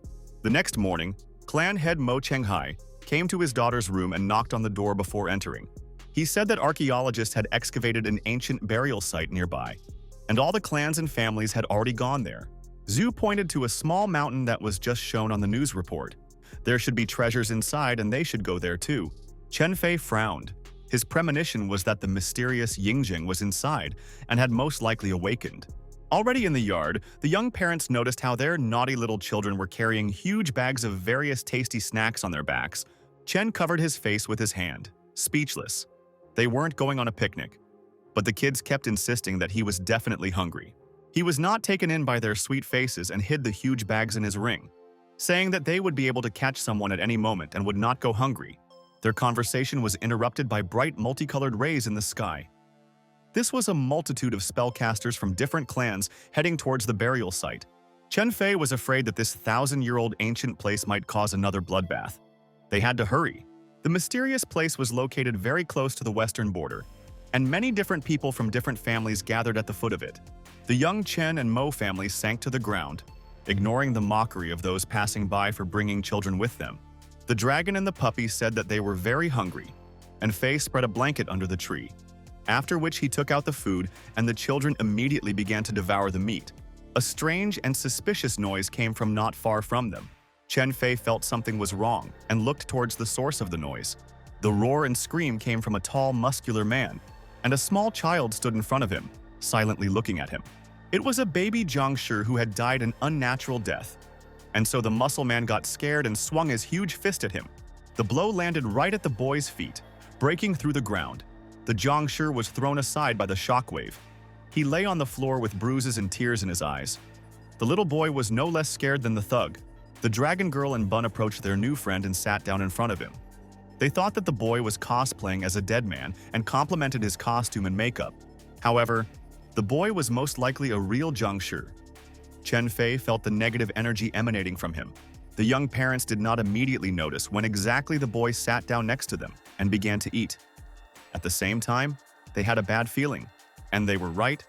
Bun asked permission to leave the boy, and the dragon girl supported him, saying that he had no family and no one would come for him anyway.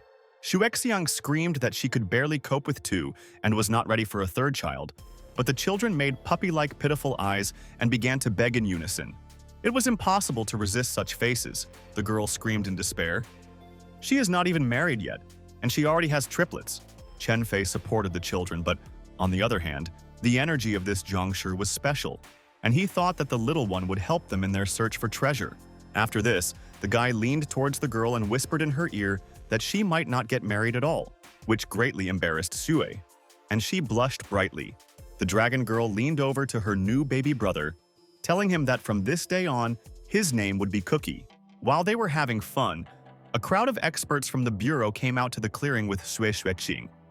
At the head, he immediately attracted people's attention. Some heard rumors that he had become immortal thanks to a special pill, while others gossiped that the director had recently been beaten almost to death.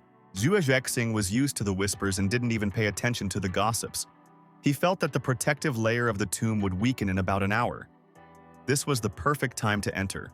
With a wave of his hand and a commanding gesture, the director of the Magic Bureau ordered his people to remain in their places until the right moment. A strange feeling crept into the man's soul. He turned his head, and the sight of familiar children made his chest go cold. Xuexiang's hands trembled. He didn't understand what the dragon girl and dog boy were doing here, and what kind of little monster was this next to them. One of the assistants turned to his boss and asked if everything was okay with him, to which Director Xue irritably asked what was wrong. The man was worried that the director's profuse sweating and trembling might be symptoms of illness, but Yueqing barked at him and silenced him. He adjusted his glasses and silently prayed that the little minx wouldn't look at him. The last thing he wanted to deal with right now was her crazy family. But what the director feared most happened. The dragon girl recognized him and screamed that she wanted to see the tiger this time. Chen Fei realized that his children's curiosity and character would lead to nothing good as soon as the girl noticed the principal, and told them not to get involved with this person. He patted the children on the head, explaining that this uncle would have to open the door to the treasure, so it was better not to disturb him. An hour later, Xuexiang turned to his staff and ordered them to take up positions and get ready. A huge seal was activated on the ground, and to activate it, not only the director's spiritual energy was needed, but also the strength of more than a dozen people. Together and simultaneously, they sent their powers into the sky to destroy the protective barrier of the ancient tomb. The seal of protection did not allow itself to be broken so easily. Xuexiang directed a powerful flow of energy. His blow became decisive. The magic was destroyed, and the explosion caused colorful fireworks of different energies and elements to appear in the sky. A bright beam of light struck the sky from their tombs. The defensive barrier was opened, and now one could enter inside. The disciples of various clans clapped and shouted their thanks to the director for allowing them to get inside. The little Zhangshi grinned slyly. He had waited a long time to get into this tomb. As soon as the opportunity arose, the warriors rushed to the entrance of the tomb. Everyone was in a hurry to get there first, because they were afraid that the treasures might not be found. Xuexiang was afraid of the same thing. She looked at the crowd. They should hurry and join everyone in chasing the treasure. Chen Fei pointed at Xuexiang, saying that they should go after the people from the bureau. They clearly knew more than the rest. The director of the department sank to the ground and ordered his subordinates to follow him. After the loss of the vessel, the treasures were very important to him. Chen and his family watched the team of state masters unnoticed. Hiding behind one of the large boulders, the young man allowed them to move a decent distance away, after which he told his small company to follow. Xuexiang led his men to the other side of the ancient tomb. They attacked the stone wall with a combined spell. Their spiritual power made a hole in the wall. Now Director Xue had a back entrance to the room. Chen Fei knew that this man definitely had his own cunning plan, and he was absolutely right. This place was immediately discovered by other adepts. They saw the bureau people and decided that they would also go the same way. The swordmaster turned to his daughter, saying that the strange uncle turned out to be not only a good magician, but also a useful guide. Mo Xuexiang slowly walked into the tomb, keeping pace with Fei, but she didn't expect that it would be so dark and scary inside. Even though only silhouettes were visible, it was very clear to hear how people were rushing along, simply stupidly following Director Xue and not turning around. On the walls of the corridor, there were large blue shining balls. They burned dimly, but were very beautiful and at least slightly illuminated the way. But Bun didn't see anything special in her, for which he felt the wrath of the girls who were dissatisfied with his taste and words. It was even darker ahead. The beads did not illuminate that far. Chen Fei took Xuexiang's hand so that she would not fall and not be so afraid. But they couldn't go any further. The dragon girl called her parents, saying that their new brother Cookie wasn't feeling well. Guy rushed to the child who was leaning against the wall, trembling, and she put her palm to his red face. The boy had a high fever. Chen Fei was a little surprised. This place might be strange and have a bad influence on the Jiangshi. While they were busy with Cookie's condition, all the adepts of the other clans went ahead. It happened so quickly, as if they simply disappeared. Bun and the dragon girl hugged each other and cried together. They were afraid that there might be ghosts in this old tomb. Xuexiang's attention was again drawn to Cookie. The boy screamed, and the girl immediately turned around, looking worriedly at what was wrong with him. The little Jiangshi suddenly rolled head over heels from one wall to the other and hit his back painfully against one of the ancient bricks. The boy lay down on the floor, holding his head, which was spinning violently, and somehow miraculously fell onto a secret button and opened a secret passage. No one expected that there would be a door in such a place, and that their new brother would be able to lead them through a secret passage. The dragon girl and Xuexiang were very happy about how lucky they were to meet Cookie on their way, while Chen Fei thought that it was more like a coincidence. There was no time to waste, and the father of the family happily led his family inside to search for secret treasures. They hadn't gone far when their path was blocked by bright, shining stones on the floor. These were clearly traps. The swordmaster warned the family that this place was full of traps, and they needed to be as careful as possible and take their time so as not to step into one of them. Cookie, smiling, easily galloped across the slabs past all the traps, which really scared his sister. The girl shouted after him, asking him to come back before he got hurt. But Dad patted her on the back and said that everything was fine. They should give him a chance to try. Maybe he could help them. As soon as Cookie landed on the last slab, the floor shook, and his family barely stayed on their feet. Wide platforms rose from under the floor, covering the traps, and now it was possible to walk along them safely. Someone flew unnoticed under the ceiling. Xuexiang noticed a falling black feather with a strange aura. It was a feather from the monster that guarded the tomb. They usually lived in packs, so they had to walk as carefully as possible so as not to provoke them. But it was too late. The huge birds had already noticed them. They screamed loudly and began to attack the invaders. Bun jumped high and hit one of the monsters hard, his spiritual power making his blows stronger than even the most pumped-up mortal. The girl decided to join the battle. She called upon the magical spirit of the dragon and was able to deal with two birds at once. Chen Fei and Xue watched their children with a smile. Bun turned to Cookie, asking if he would fight, but the boy said that he would just watch. But before they could finish their conversation, 5 monsters were flying at the Jiangshi boy at once. He looked at the birds, his eyes emitting a murderous, terrifying aura. This was his special technique. All the monsters immediately fell dead on the floor. The boy turned to his brother, but did not hide his gaze and scared Bun. When all the guards were defeated, the family finally gathered together. A bright light was visible ahead, and they decided that there was definitely treasure there. Xuexiang doubted that there was anything ahead when she heard her daughter say that there was a strange door ahead that merged with the wall. As soon as they touched the door, it immediately opened, revealing a room full of ancient treasures. The room was full of ancient swords and sabers, scrolls with lost martial arts techniques and secret spells. Xue walked closer to one of the blades she was familiar with and ran her fingers along the blade. It was similar to the ones her clan's ancestors had wielded. Chen Fei looked at the weapons display. There were not only lost artifacts of the Mo clan, but also of many other families. And the children, meanwhile, were playing with one of the swords. The father yelled at them, forcing them to stop their mischief. If they broke him, he would not be able to compensate. His threats had the strangest effect on the brother and sister. They imagined how much food they could buy if they sold this treasure. While the children were dreaming about a pile of meat, Mo Xueqiang picked up one of the scrolls and unrolled it, quickly running her eyes over the contents. It turned out to be a lost heirloom scroll of the Chung family, each of them belonging to a different ancient clan, hiding long-forgotten techniques within. It was likely that this tomb was the birthplace of the 8 ancient families. But the strangest thing was that among all the ancient treasures there was a green scroll that had been made quite recently. Mo Shuexiang was his rank. She hoped that there would be something important and mysterious inside, some forgotten technique. But inside there was a strange novel. The girl threw the scroll in disgust towards the heavily sighing Zhang Shi. She did not understand its value at all. There were footsteps outside. A large number of people were approaching the secret room, and Chen Fei hid all the treasures in his ring a second before the people from the Cheng clan entered. They demanded to share the treasures the family had found here, but Chen Fei refused them in his usual rude manner, saying that they would hardly be able to use these artifacts. The children immediately jumped up. They were happy about the upcoming fight, but Dad stopped them. The master of these people was his friend. But these words gave the adepts a reason to demand half of the treasures with even greater impudence. They had no intention of coddling their master's close friend and drew their swords, preparing to fight for the artifacts. Chen Fei sighed. This was not what he had hoped for, but there was nothing he could do. The young man took out his swords and created a powerful whirlwind. The master of 9 swords knocked everyone in the room before him down, warning them that he didn't want to cause any harm and that they should leave. But the leader of the operation didn't stop, calling him selfish. They couldn't let Chen take all the treasures for himself, and those who could still stand rushed into battle again. But they were stopped. Ji Shao and Lin Beifei entered the secret room. The young man hurriedly stopped his subordinates, who dared to attack his best friend and his family.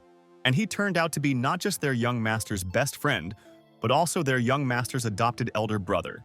Hearing this, the attacking disciples immediately bowed deeply to Chen Fei, calling him Lord, which made the young man feel even more awkward.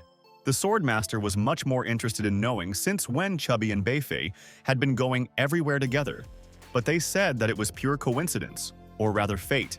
Xiao said that his father sent him here, but his secret was revealed by an adept, so it was not he himself who persuaded the clan leader to let him go to this tomb. The young man tried his best to hide this information from the head of the bureau, also that it would seem like a chance meeting. The girl knew that he was hiding something from her, but she didn't know what. She didn't even guess that this innocent chubby guy had attached a tracker to her whip to keep an eye on her. Huexiang took Chen Fei's hand, gently squeezing it. They took out all the treasures and could go further. Beifei silently and strangely watched them. Meanwhile, the chubby one turned to the wall and noticed some small button there, pressing it out of curiosity. At that very moment, a heavy door came down with a bang and blocked their exit from the room, in which there was not a single other passage. It turned out to be a switch, and no matter how much the young man poked at it, the door did not open. Suexiang walked up to him and yelled at him for touching everything indiscriminately. Chen Fei became serious. He was sure that this was another trap, and they needed to find a way out of this secret closet as quickly as possible. The adults' attention was drawn to the children. The Zhang Shi boy was knocking on the wall as if trying to attract attention to it. Cookie continued to knock, despite his sister trying to stop him, saying that it was all for fun, but Chen Fei could hear that the sound was hollow. There was something behind that wall. That strange boy looked like he had accidentally stumbled upon a clue. But Chen felt like something was wrong with him. But now, the most important thing was to get out of the trap, and not to expose the secrets of the Zhang Shi. The sword master asked the children to move away from the wall. He summoned his sword and pointed it at the spot where Cookie had been knocking, breaking through the stone and revealing a secret passage. This was indeed a way out. The boy was shouting with all his actions that he had come here for a reason. Xuexiang leaned over to little Cookie and patted his cheek. She promised him a treat for helping them so much. The strange Zhang Shi spun around the room with happiness. What he saw on the other side of the wall amazed even Chen Fei, who must have seen everything in this world. The hall contained hundreds of statues of ancient imperial warriors and soldiers, all in uniform and armed as one. Suddenly, all the torches on the walls lit up at once, illuminating the entire room. Chen Fei heard that there was someone above them. Sui Shuexing's team and the 6 great clans out of the 8 came out to meet each other from 2 different corridors. Long Wu was with them. He didn't expect to meet the director of the main office here because the young man didn't warn his superiors that he was going to come here. The old master did not trust this young man, and for good reason. But their conversation was interrupted by the baby dragon. She recognized the uncle from the zoo and joyfully shouted about it. Sui Shuexing decided to deal with the large ancient clans first and then take care of the smaller companies. He looked at one of his men and nodded his head, indicating that it was time to put their cunning plan into action. While they were watching what was happening on the other side, Cookie started to run. Little Zhu tried to stop the boy, but he didn't listen to her. He jumped down from the hill and disappeared among hundreds of warrior statues. Xuexiang and the children hurried after him, because it was very dangerous for a small boy here. Chen Fei thought that the Jiangshi might be showing them the way to something. The Chung clan disciples and friends carefully walked down the stairs. Jia Xiao thought all these clay statues were very scary, but his adopted brother saw something suspiciously familiar in this place. The young master of the Chung family waved his hand with a smile above his head and the head of the clay warrior. They were the same height. Beifei noticed that the statue was much thinner than him. Chubby was so absorbed in his feelings for the head of the bureau that he couldn't think of anything else. Even now, he didn't notice that all those strange statues were watching them. He stopped the girl by the hand, wanting to talk to her, but Lin Beifei jerked away and said that she didn't like him. It was so rude that Jia Xiao couldn't hold back her tears. One of his companions asked him why he couldn't just get the girl with money, but that was a mistake. The young man got angry and yelled at him. The statue standing nearby suddenly pulled its sword from its sheath. The young men shuddered, slowly retreating back from the revived warrior. The clay warriors trembled. They woke up from their sleep to destroy the intruders, and Lin Beifei blamed it all on Chubby. At this time, at the upper level, Wei Xuexing's subordinate stabbed Master Long Wu with a dagger. The old man expected betrayal, but did not think that it would be so vile. The director of the Magic Bureau completely lost control of himself. He was going to kill everyone who was now in this tomb and bury them here. It was at this moment that the statues began to move. Director Xue was very happy about this, because now all the work would be done for him, and no one would ever know that he was beaten by two small children. Ancient clay warriors were advancing on a small group of people. All of them had sharp swords. There was something suspiciously strong about these statues. The first statue quickly ran towards Lin Beifei. Jia Xiao covered his beloved girl with his body and activated a defensive technique. The clay soldier hit Chubby right under the ribs. The boy coughed up blood. The blow was too strong even for him. Young Master Chung fell to the floor. His subordinates drew their swords and rushed to attack the statues to avenge their master. But they were quickly struck down by the warriors' counterattacks, and all of the Cheng clan's disciples were sent flying back. Lin Beifei took out her whip. She was ready to join the battle, but Chen Fei stopped her. There was something wrong with these statues, since even Puffy's skill didn't work on them. Jia Xiao sat down carefully. He was dejected, thinking that his skills were not as good as he thought. But Xuexiang tried to cheer him up, saying that they had found many ancient techniques of his clan, and he would be able to learn them all later. The young man was unsure if he would even have a chance to study them or get out of here alive. A small group of people were sharpened by 100 ancient warriors. The Dragon Girl and Bun were very excited. They wanted to join the battle as soon as possible. But Chen Fei forbade them to do anything. He believed that his hyperactive children would destroy everything around them. The Master of Nine Swords ordered his companions to run away quickly. He was confident in his strength and knew that he could hold off the statues long enough. As soon as the young man drew his swords and released spiritual energy, the clay soldiers stopped and hid their weapons. Jia Xiao was overjoyed ahead of time. He thought that his brother was so strong that he had calmed them down without doing anything. But the statues immediately started running towards them. Chen Fei tensed up. He told his friends to prepare to run as fast as they could. He would hardly be able to hold them back any longer. But then something happened that no one expected. The warriors simultaneously knelt before Chen Fei, submissively bowing their heads. Everyone who was there at that moment fell into a stupor. Even the swordmaster was confused, falling to the floor and stupidly looking at what was happening. After a strong shock, the thought slowly came to the young man that he had seen something similar before. The statues suddenly began to speak, their voices merging into one sound, congratulating General Meng Fei. Memories flashed before Chen Fei's eyes. He saw and felt everything as if he was actually standing in front of an army of soldiers and giving them the order to prepare for a decisive battle. The dragon girl took her dad's hand. She had been calling him for some time, but the young man was deep in his thoughts. He felt like he was going crazy, but Xuexiang's name also seemed familiar. Chen looked at the girl. He remembered how something had entered her in the Mo family's house, and he thought that this was all really connected somehow. Most likely, General Meng Fei was the same Meng Jian that Xuexiang had spoken of in her strange state. Lin Beifei approached Jia Xiao. She was worried that the warrior could break something with his blow, But Pukliash attacked her so much with words that he was not indifferent to her after all, that the girl almost threw up. Chen Fei's daughter noticed that the statue's gazes were only fixed on her father. Wherever he went, whatever he did, they only looked at him. Zhu approached the young man, saying that they could have mistaken him for their general. Fei smiled at her, looking lovingly at his friend, although he did not understand why they could decide so. Suddenly, the girl remembered that she had seen something similar recently. She asked the guy to get that green bamboo scroll. In the play that was described here, the main character was also a general. It is quite possible that all this was somehow connected. Everyone who was with them also became interested. Chen Fei handed the scroll to Jia Xiao so that their companions could also read it. The novel was very gripping and even funny at times, and one of the Chung family members said he would like to see a movie like that. Mo Xuexiang grabbed Chen Fei's ear. She was jealous, asking him that if he was a general, then who was Miss Moon? But the guy really didn't know anyone with that name. Unfortunately for Lin Beifei and the Dragon Girl, there was no continuation of this work. It was only on one side of the scroll. The swordmaster hid the scroll. They still hadn't found the Zhangshi boy who had run away. He felt like the little boy wanted them to find a specific place. The clay warriors began to move again, all of them running quickly and lining up in two lines as if they wanted to give way. Very soon, a path opened up for the friends through 100 warriors, but the situation did not become clearer. It only became even more confused. As soon as Chen Fei started walking past them, the soldiers once again knelt before their general. The Chen clan's disciples were amazed at how outstanding Brother Chen was, and Beifei couldn't understand why they now considered her master to be Ming Fei. Something shone up ahead. Jia Xiao rushed forward first, even though he was very plump, but no one could catch up with him. Only Chen Fei could match his speed. The others barely managed to keep up with him. This glow came from an ancient sword with a moon mark on its base.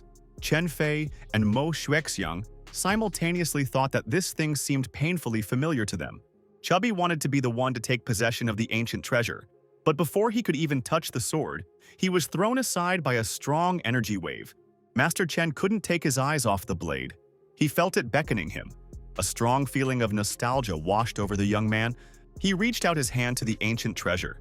His friends and family were very scared. They were afraid that he would also be thrown back or killed. But to their surprise, the sword did not harm the boy. It shone blindingly brightly, recognizing its former owner in this young man. It was definitely General Meng Fei's sword, and the young master couldn't understand why he recognized it.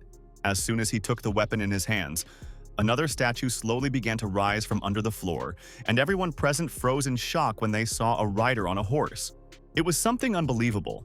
The general's face was an exact copy of Chen Fei, as if they were actually the same person.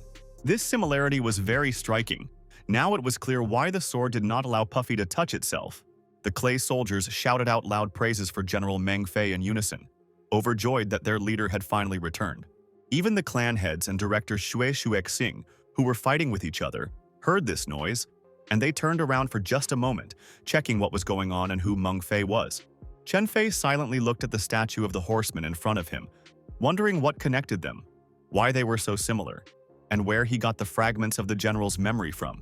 Suddenly, Wexiang, who was standing nearby, lost consciousness again, just like the day before, and she fell powerlessly onto the young man's chest. Tears appeared in the girl's eyes and she reached out her hand to the young man's cheek, calling him Meng Fei. Joshua was surprised when he heard Shui speaking in a different dialect. But Beifei reminded him that it was not their friend, but Yueji's consciousness that Liu Yunyu had awakened. The girl from the past looked with regret and sorrow at the statue of her lover, who promised to return to her safe and sound. Bun was completely confused and asked his sister to explain what was happening. The girl looked the calmest of all. She said that their mother's consciousness had moved to a past life. Having promised to avenge her general, the girl turned to Chen Fei. He was the reincarnation of Meng Fei and was supposed to help her complete the unfinished business. She felt that the heavenly palace was about to open at any moment. They had to hurry. The followers of the Cheng clan did not understand anything at all. They turned to Jia Xiao for support, and the guy explained to them that traveling with Brother Fei is like discovering new worlds. The ground beneath their feet shook. Even the masters standing at the top of the hall felt this strong tremor in the floor. Zhe Xuexing realized that this was a passage into the very heart of the tomb to the hidden treasures. He ordered everyone who was here to be killed so that everything would go to him alone. Chen Fei hid Meng Fei's sword and went to look for the mechanism that was supposed to open the door. And he was right. There was a slab on the wall nearby with a recess in the shape of a handprint. The young man placed his palm on the hollow, which activated a bright seal. It worked almost like a fingerprint. The heavy door slowly opened, obeying his will. He was indeed the direct reincarnation of General Meng Fei. The voices of Xue Xuexing and the other clan masters could be heard from above, and the young man turned to his friends and called for them to get up and get rid of a few annoying people. A thought flashed through Chen Fei's mind as to whether the clay warrior statues could fight for them, and he ran upstairs to help. They stood up just as Director Xue Xuexing hit Master Long, knocking the old man down. Lin Beifei screamed. She couldn't allow anything bad and irreparable to happen to her beloved master.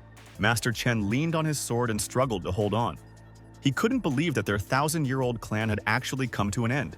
He turned to face Xiao Baxiao, but the man was lying on the floor and pretending to be dead, causing the older man to believe that the Xiao and Yimei clans had fallen. Xue Xuexing walked towards Long Wu, holding a ball of magical flame in his hand. The man used his last strength to accuse him of betrayal. The young director did not back down.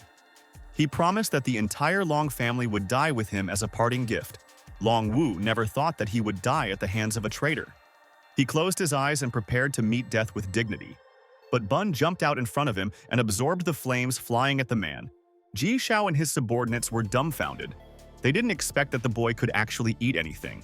Xue Xuexing felt cold sweat running down his back. He didn't expect that they would be able to get out alive.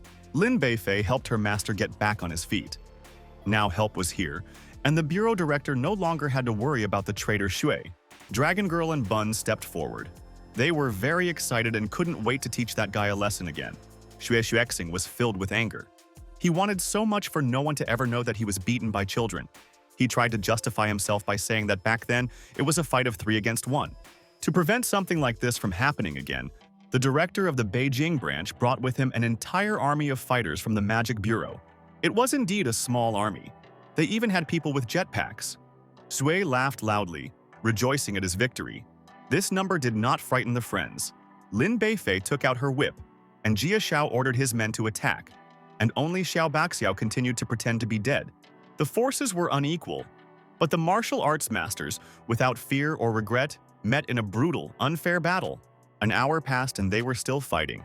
Master Chen Xinhe was completely exhausted. Chen Fei picked him up. He was very worried about the leader. Even Chubby and Beifei couldn't handle such a number of enemies. The young people were thrown aside. They gasped from the painful blow. Jia Xiao ran to his friend for help. Although the enemies were weak, there were too many of them. Chen Fei remembered the statues and took out Meng Fei's sword. The young man jumped high and spoke loudly to the clay soldiers, ordering everyone to listen carefully to his order. The statues standing below slowly turned their frozen heads, listening to every word of their general. Xue Xuexing did not take him seriously. He laughed loudly at the young man who imagined himself to be an actor. But Chen did not pay attention to him. He pointed his sword at the enemies and gave the command to kill. The floor and walls shook. Everyone on the floor froze in surprise. And very soon, hundreds of clay warriors appeared from the secret passage. The director of the Magic Bureau did not expect this. He could not believe that the statues actually obeyed the boy's order and began to move. The girl in Xuexiang's body looked longingly at the young man with the sword in the air. Her beloved General Meng had returned. The great masters couldn't believe their eyes. They looked at the young man with respect. Even the head of Xiao jumped to his feet in shock. Mr. Chen and Mr. Long looked at him with wide eyes. They were sure that Xiao Baxiao had died. Meanwhile, Chen Fei had a whole fan club of people from the Chen clan, and they danced with the children like a support group. After some time, all of Xue Xuexing's men were defeated. The ancient warriors surrounded the traitor. He could not defeat even one of them. 2 soldiers from the army grabbed the bureau director's hands tightly and twisted them, completely ignoring the cries of the detainee. They brought him to Chen Fei, reporting to their general about the work they had done. Xue Xuexing's eyes were filled with fear. He didn't understand what was happening here and who the person standing in front of him was. The young man gave his name, but was unable to impress the detained traitor. The man immediately relaxed, since he turned out to be only a member of one of the 8 clans. Pushing his pride and disdain deep down, Xue Xuexing begged Chen Fei to let him go, and in return, he promised to help his clan. But the swordmaster had no intention of letting him go. He only looked at the man with contempt one last time and ordered the warriors to lead him away. When it was all over, Chen Fei was finally able to return to Xuexiang, who was standing aside, or rather, to who she was in her previous life. All obstacles were removed and now they could calmly move on. The young man smiled softly at the girl. His children jumped forward. They were in a hurry. Chen Fei sighed quietly and reminded them that there was no food where they were going. The friends were also ready to go. But when the Chung clan guards called out, Jia Xiao barked at them and sent them to help the wounded. He was angry that they were fanatical about his friend. Very soon, the small friendly company reached a large stone gate. This was the very mysterious place they were looking for. Chen Fei easily opened the heavy doors, and from behind them, a terrifyingly familiar voice was immediately heard, asking if he wanted to revive the immortals together. The dragon girl also recognized this voice. She had heard it a long time ago when Chen Fei was playing with her and Mommy in the Hall of Space and Time. The Swordmaster remembered what Xuexiang had said about Liu Yunyu in the Han family building when she still remembered her past life. Now the picture was complete. Yingzheng, whom he was supposed to kill, was actually Ying Zhenghe, the emperor of the Qin dynasty. In his past life, when he first met Liu Yunyu last time, the young man introduced himself as Yingzhen. Then the young student found it strange that someone called himself by the name of Emperor Kingxi, and he did not believe that his new acquaintance had ever existed. Chen Fei then laughed. He dismissed it all as a joke and his intuition was silent. He did not see anything dangerous in this meeting. It was then that he heard this phrase about the revival of immortals. The Swordmaster believed all his life that this similarity of names was a coincidence. Now it became clear why this strange man took the initiative back then and approached Chen Fei. He immediately recognized his general. The only thing the young man couldn't understand was how Emperor Yingjing could live for a whole 1,000 years. Xuexiang from the previous life was very serious. She said loudly that this time the general dear to her heart must kill Yingzhen. Lin Beifei walked closer to the girl and asked why she hated the emperor of the Qin dynasty so much. Her question made Zhui remember her painful past and she cried, "In the past, Ying Zhenghe planned to kill Meng Fei because of his lover. He was sure that if the general was gone, she would choose him. But the girl despised the emperor with all her heart. In that life, her name was Tsukihime, and she loved Meng Jian more than life itself. So she rushed after him along with the space-time vessel. That's the last thing she remembers. Right after that, the tripod of time and space broke, and they both went into the wheel of reincarnation. Chen Fei didn't understand how the emperor had lived for thousands of years, how he had come to the life before he was reincarnated in this time to find the broken tripod fragments. Jia Xiao and the children had headaches and couldn't think through it all.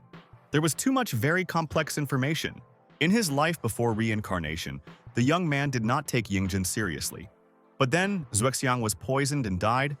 Then the new friend said that he could only resurrect her if he assembled the tripod. He finally learned why his beloved Xuexiang was killed and how it happened. Lin Beifei silently looked at her master and his beloved with jealousy and regret. They were destined to live 3 lives, and the girl regretted that she had not met him earlier.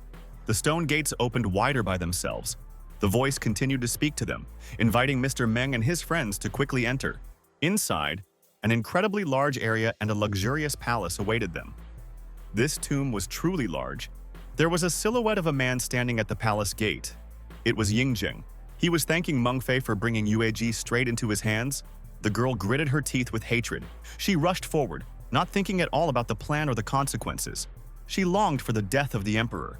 Chen Fei and her children with Chubby wanted to stop her. They called her loudly, but they didn't have time to catch up. Xuexiang could no longer be held back. The Swordmaster rushed after him, and the whole group ran towards the palace to deal with Yingzheng, running past the dragon fresco on the floor. Seeing this, the girl and the dog stopped, looking at the baby's big ancestor. But Chen Fei shouted at them not to waste time and go save their mother. They covered the distance to the palace quite quickly, but their entrance was blocked by 2 clay warriors of the past. The emperor's army rushed out of their hiding places with weapons, and they quickly surrounded the enemies of their master. Jia Xiao was frightened when those motionless statues suddenly started to move and hid behind Lin Beifei, while Chen Fei took out the general's ancient sword in case he could help in any way. Seeing the sword, Pukliash remembered that the warriors obeyed his friend and suddenly became bolder. He stepped forward, feeling superior to these statues, and told them to leave as quickly as possible before they angered their master Ming. Chen Fei found it strange that the clay soldiers did not react to the bronze sword, so he asked his friend to step back and let him strike first. But Pukliak didn't hear him. He continued to assert his rights in front of the statues, ordering them to fall on their knees before their master. But these were the Emperor's warriors, and it was no surprise that they did not submit to Meng Fei's sword. They lunged forward and aimed their weapon at the plump target. The head of the Magic Bureau managed to throw Jia Xiao back at the very last moment and save him from instant death. Chen Fei hid the bronze sword and warned his friends of the danger. They were the best soldiers in the imperial court. The young man summoned his powerful blades. He mentally addressed Wexiang, promising that they could not be defeated and that very soon they would be together. The swords, obeying the will of the master, created a protective layer between the warriors and friends. Lin Beifei looked at her master with admiration, not taking her eyes off him. The master summoned 4 sword spirits, which were his most powerful weapons, capable of destroying any enemy. The magical spirits rushed forward, obeying the will of their master. Chen Fei raised 2 fingers up, activating the spell. A few seconds later, the group of heroes was covered by a magical network woven from the energy of 4 ancient artifacts. The clay warriors made another lunge, their weapons passing through the holes that were in the spiritual network. Jie Xiao hugged Lin Beifei and covered her with his body so that the enemies could not hurt her. Such selflessness surprised and touched the girl. Chen Fei waited for the right moment and raised his hand up, activating the breaking technique that would finally destroy these statues. The large barrier of magical spirits began to expand. It quickly reached the required size, absorbing all the warriors. The sharp spear rushed towards Jia Xiao's head. Beifei silently watched it, as if she was stunned with surprise. At the very last moment, the weapon froze in the air, and all the clay soldiers were entangled in a golden magical thread, restricting their movements. The attack caused the clay to crumble into dust. All the soldiers were defeated, and a tablet fell into Chen Fei's palm. These were the Janissaries who, unfortunately, did not obey General Meng. Jie Xiao continued to hug Lin Beifei tightly. The girl looked at him silently for a while, and then asked how much longer he could break her bones. The chubby one finally came to his senses. He moved away from the girl, looking around. There was no longer a threat to her life. Chen Fei pointed to the door. He was burning with impatience and hurried to go further as quickly as possible and save his beloved. There were 2 large tigers on the door. They also played the role of guards. Bun felt fear rolling over him. The little dog boy was very scared of the big cats and hid behind his older sister. And the girl looked at them with regret, because they had been locked up there for so long. Suddenly, a loud roar of a wild beast rang out. Jia Xiao and Lin Beifei looked at each other. They didn't expect to hear something like this in the tomb. Chen Fei explained that the names of these tigers are Maruko and Hanamaki, and they are very different from the ordinary animals that everyone is familiar with. 2 ancient big cat spirits slowly emerged from the molding on the door, one of them growling loudly at Jia Xiao. These creatures were the strongest that could be encountered in this tomb. Chen Fei turned to his daughter. Finally, she had a chance to fight with at least someone. The little girl smiled happily.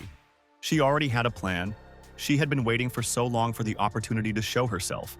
She stood in front of the tigers, her eyes lit up, and a second later, a huge dragon appeared behind her. He roared loudly at the cats, showing who was in charge. The magical animals immediately shrank in size and turned into tiny, cute kittens. But Bun was only more frightened by their appearance. The kittens sensed Bun's fear and began to chase him. No one expected that a dog could actually be afraid of cats. The boy's whole fear of cats came from seeing somewhere a cat almost kill a dog, and its scary face was still before his eyes. When the kittens had played enough, they finally moved on, entering a room where another small part of the clay soldier army was waiting for them. Chen Fei sighed heavily. He knew that it wouldn't be easy, but he was already a little tired of these stone faces. But the next second, the door behind them slammed shut with a bang. Lin Beifei was more worried about being stuck here with a group that could barely run and was afraid of cats.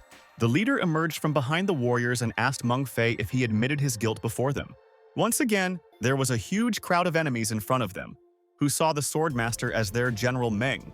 A memory from his previous incarnation flashed through Chen Fei's mind.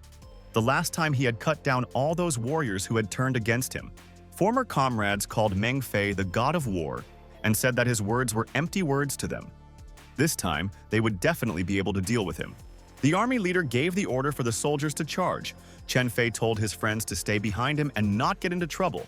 Dragon Girl and Bun wanted to help their father. They were going to fight by his side no matter what. But Chen stopped them. These soldiers were the Imperial Court's watchdogs. They couldn't be dealt with so easily. All 4 of those who stepped forward had reached the Golden Core realm. The Master of 9 Swords couldn't protect everyone at once. These enemies were too strong. He told his friends to take care of each other. Lin Beifei felt terrible that she couldn't help her teacher. She thought that they needed to become much stronger so that they wouldn't be a burden to him anymore. The four of them charged towards the army that stood behind them, leaving the four masters to Chen Fei. The former comrades continued to blame the young man. They looked at him, but they saw Meng Fei, who was obliged to keep his word. The warrior rushed at the young man, drawing his sword. He wanted his death more than anything in the world. The guy didn't respond to any of his words. He remained silent, frowning at his old friend, who had swung at him for a deadly blow. Chen Fei jumped and used his sword to cut through the clay ancient statue with astonishing ease, like it was butter. It was so simple that he couldn't believe it. Something was wrong here. The guy immediately turned to his enemies, watching what they would do. The stone soldiers laughed terribly. They slowly turned their heads towards the reincarnation of the general. A sharp sword was aimed at his back. It did not kill the swordsman. This blow did not harm him at all. Chen Fei managed to quickly jump back, and the warrior struck the column with his blade, plunging his weapon into it. The leader of the four masters took out his sword. They despised General Meng and all his merits with all their hearts. They were sure that he was pure evil and were going to get rid of him once and for all. Zhishou rubbed the back of his head. These clay sculptures all repeated the same thing. They were stuck on the day they were killed. Chen Fei thrust his swords into the ground at the four corners of the cardinal directions and ordered his comrades to stay behind and let him deal with it himself. He activated the same technique of the four houses, creating a familiar magic network. The warriors ran straight to their death. Passing through the clay bodies, the magical bands cut them into pieces, stopping the soldiers trapped in the past. But it didn't help. A suspicious dark force brought their bodies back together. They were restored from the pieces and stood on their feet. Having returned to combat readiness, the soldiers again began to repeat the words about the god of war. Yingzhen used rather strange magic, and the young man could not recognize it. He concentrated and tried to extract from Meng Fei's memory at least some information on how to deal with the immortal statues. But he still couldn't remember anything. While he was distracted, the clay soldier rushed at him with a sword, demanding that he return the lives he had taken from them. The blades were too far away. Chen Fei did not expect the attack and, by inertia, took out a weapon from his storage, repelling the attack with the general's bronze sword. The impact caused the clay sword of the statue to shatter into pieces, and the warriors froze for a moment, not expecting anything to appear that could deal with them. At this time, in the small subspace of the Tiangong in the middle of the hall, there were two coffins. In one of them lay the body of Emperor Ying Zhenghe. In the second was Xuexiang unconscious, and next to him sat a Jiangshi boy.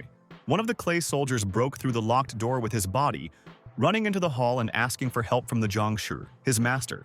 This little guy gave strength to the warriors, but he didn't expect the swordmaster to be able to deal with them so quickly. Now it's time to pull out an ace from his sleeve. He awakened the spirit of an ancient dragon from a huge stone fresco on the wall, giving it the command to destroy his enemies. Chen Fei and his children and friends were sitting on the floor. They had difficulty handling these sculptures and were very tired, when suddenly a terrible scream came from behind the door. This cry of the stone warrior attracted the attention of his comrades. They shuddered and turned to the large stone gates, looking at what was there. The walls shook. The earthquake was so strong that stones fell from the ceiling and columns collapsed. Chen Fei reacted faster than the others. The palace was collapsing and they needed to leave as quickly as possible before the room collapsed. They quickly ran through the hall and went outside. But at the entrance, a huge part of the column almost fell on Lin Beifei. Jia Shao shouted her name and used the cotton belly technique to push her away in time, taking the full impact on himself. The girl landed in a safe place. Everyone managed to escape in time, except for Pukliash, who received a blow instead of Beifei. He barely managed to get out before the entrance completely collapsed, rolling out right at his friend's feet. And there was a large bump on his head. Lin Beifei breathed a sigh of relief. She was very scared for him and asked him to never do that again. From underground came the terrifying roar of a creature that none of the friends had ever heard or seen in their lives. The dragon girl jumped into her dad's arms. She pressed herself tightly against him, almost crying from fear. The young man hugged her, calming her down and saying that, even though this monster was not simple, they would cope. The girl found it hard to believe these words. She hugged Chen Fei tighter, and Bun, meanwhile, smelled a strange stench and followed the scent straight to the cracked dragon seal in the center of the courtyard. The swordmaster's heart froze in fear for his son. He shouted loudly, calling the boy to come back as soon as possible. But it was too late. A terrible long green monster burst out from under the ground right in front of Bun's nose, its body more reminiscent of a snake. The creature leaned down towards the baby in front of it, its eye alone the size of an entire child. The monster roared loudly at him, opening its mouth from which came a simply disgusting smell. The boy momentarily lost the ability to think from such a stench. Lin Beifei took out a whip and grabbed the boy by the waist, quickly pulling him towards her and saving him from death by fangs and claws. The ancient great dragon had completely emerged from its hiding place. Levitating in the air and looking at the pitiful little humans in front of it, Chen Fei shouted as if he recognized the creature in front of him. He looked at it sullenly, but there was not a drop of fear in his eyes. His companions screamed in horror and ran away. Only the swordmaster remained standing in the face of the ancient, thousand-year-old monster. The dragon roared at Chen Fei, and a disgusting, lethal scent once again emanated from its mouth. But the creature could not move further. Its body was bound by chains. The young man covered his nose with his fingers. So many centuries had passed, but it still stank the same. 6 pillars appeared around the beast. He was chained to this seal with magical chains and could not escape. Jishao walked up to his friend and carefully peeked out from behind his back, wondering how Chen Fei knew that the dragon was sealed. It was a creature, the son of Zhuan Zhulong, from Meng Fei's memory. Once upon a time he and the emperor found it. It was locked underground a long time ago by a child named Ye. General Meng then suggested to his master to kill the dragon, as the records claimed that it was an evil creature. But Yingzheng had other plans for him. Later, after this meeting, the emperor built a palace right on the spot where the dragon was imprisoned. The little Zhangshi watched their conversation and heard Chen Fei's words that the castle still existed, and therefore blocked 80% of that creature's power. His eyes were shining with cunning and cruelty. The boy was happy with how everything was going so gloriously according to plan. Now it was time for him to go on stage. Lin Beifei turned to her teacher. She didn't know what to do next. Xuexiang had disappeared, and they didn't know where to go next and what to do. The children were no less worried. And Cookie had also disappeared somewhere near the statues. But Chen Fei reassured them, saying that they would meet soon. He didn't know how true his words would be. Literally, a second later, they heard a familiar scream. From somewhere above, a Jiangshi boy fell right on the ancient dragon's head. He jumped back like a bouncy ball and fell to the floor in front of his friends. The children were incredibly happy. They rushed to their little brother, helping him up. His sudden appearance really confused Chen Fei. This guy only appeared when necessary. The dragon raised his paw too suddenly, roaring loudly. He wanted to at least crush the people in front of him in this way, but the friends managed to escape. The paw hit the ground with a crash. The beast growled and wriggled in the chains, trying to break free. The cunning Cookie shouted at the dragon, telling him not to dare to hurt his friends, and he ran straight towards the beast. His brother and sister wanted to stop him. They shouted loudly, but the boy was already far away. He jumped and swung his fist. The dragon swung its paw and hit the Jiangshi, sending him flying to the side, and the boy flew from a great height straight into the ground. He hit his back against one of the stakes to which the ancient dragon was chained, and the girl and Bun immediately rushed to him. Chen Fei looked at the child with excitement. He was more worried about him and his actions than about the dragon. Cookie slowly rose to his feet, holding onto the huge golden pillar. The swordmaster finally realized what exactly this kid was trying to do. The boy pulled the stake out of the ground with his bare hands, horrifying everyone present in the tomb. The dragon girl rushed towards Cookie, trying to stop him, because if he continued, the monster would be free, and then it was unlikely that they would be able to cope with him. The dragon lunged at them and roared, causing another pillar to burst out of the ground, allowing him to regain even more strength. Now he had enough strength to chase people. His friends rushed to run away from him before they were eaten. In this terrible chase, the dragon pulled out another third stake from the ground. Puffy noticed this and told his friends. At the most crucial moment, Jia Xiao tripped over a rock and fell to the ground. Lin Beifei turned around to look at him and screamed. The monster swung its huge paw at the young man. A little more and the guy would be torn apart by its claws. Believing he was about to die, Puffy confessed his love to Beifei, and at that moment the paw hovered in the air above him. The guy said in a trembling voice that there was absolutely no meat in him and quickly crawled away from the monster while he had the chance. Chen Fei let out a sigh of relief. They were very lucky that the seal had not been completely removed. He took out the 5 swords he had with him and pointed them towards the dragon. It was impossible to kill him with such weapons, but it was possible to delay him. The weapon went deep into the stone slabs into the rings of chains, chaining the dragon to the ground. Now he will again not be able to move from the spot. For a while the friends were relatively safe. The dragon girl took the opportunity and approached Cookie to find out where he went. The boy turned to his friends and confidently declared that he had found his little sister and Yingjun. The girl did not understand who her little sister was, and this angered the Jiangshi. But the boy remained silent and continued to play his role, pointing up to where he saw them. Chen-Fei couldn't understand how the boy ended up there, but Cookie said that he didn't know either. He just woke up there. But the sword master never mentioned Yingjun's name in his presence. Bun asked if they would fly there on swords, but his sister yelled at him, saying that he was too big for that. First, they had to decide what to do with the ancient dragon. Otherwise, it would break out of its confinement at the most inopportune moment. The friends decided to attack him at the same time. Lin Beifei took out a whip. Jia Xiao activated the cotton belly technique. The little girl summoned the dragon spirit, and Bun struck with her paws. The Jiangshi boy grinned slyly. No matter what, they were all acting according to his plan. He joined his so-called friends and struck the chain on the dragon's body with all his might. The golden ring cracked and broke. The stakes ripped out of the ground with a crash and fell to the ground.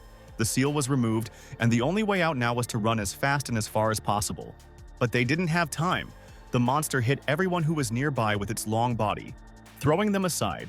The blow hurt everyone, but Lin Beifei suffered the most. The girl coughed up blood, but the little Jiangshi didn't care. Chen-Fei summoned the swords to himself.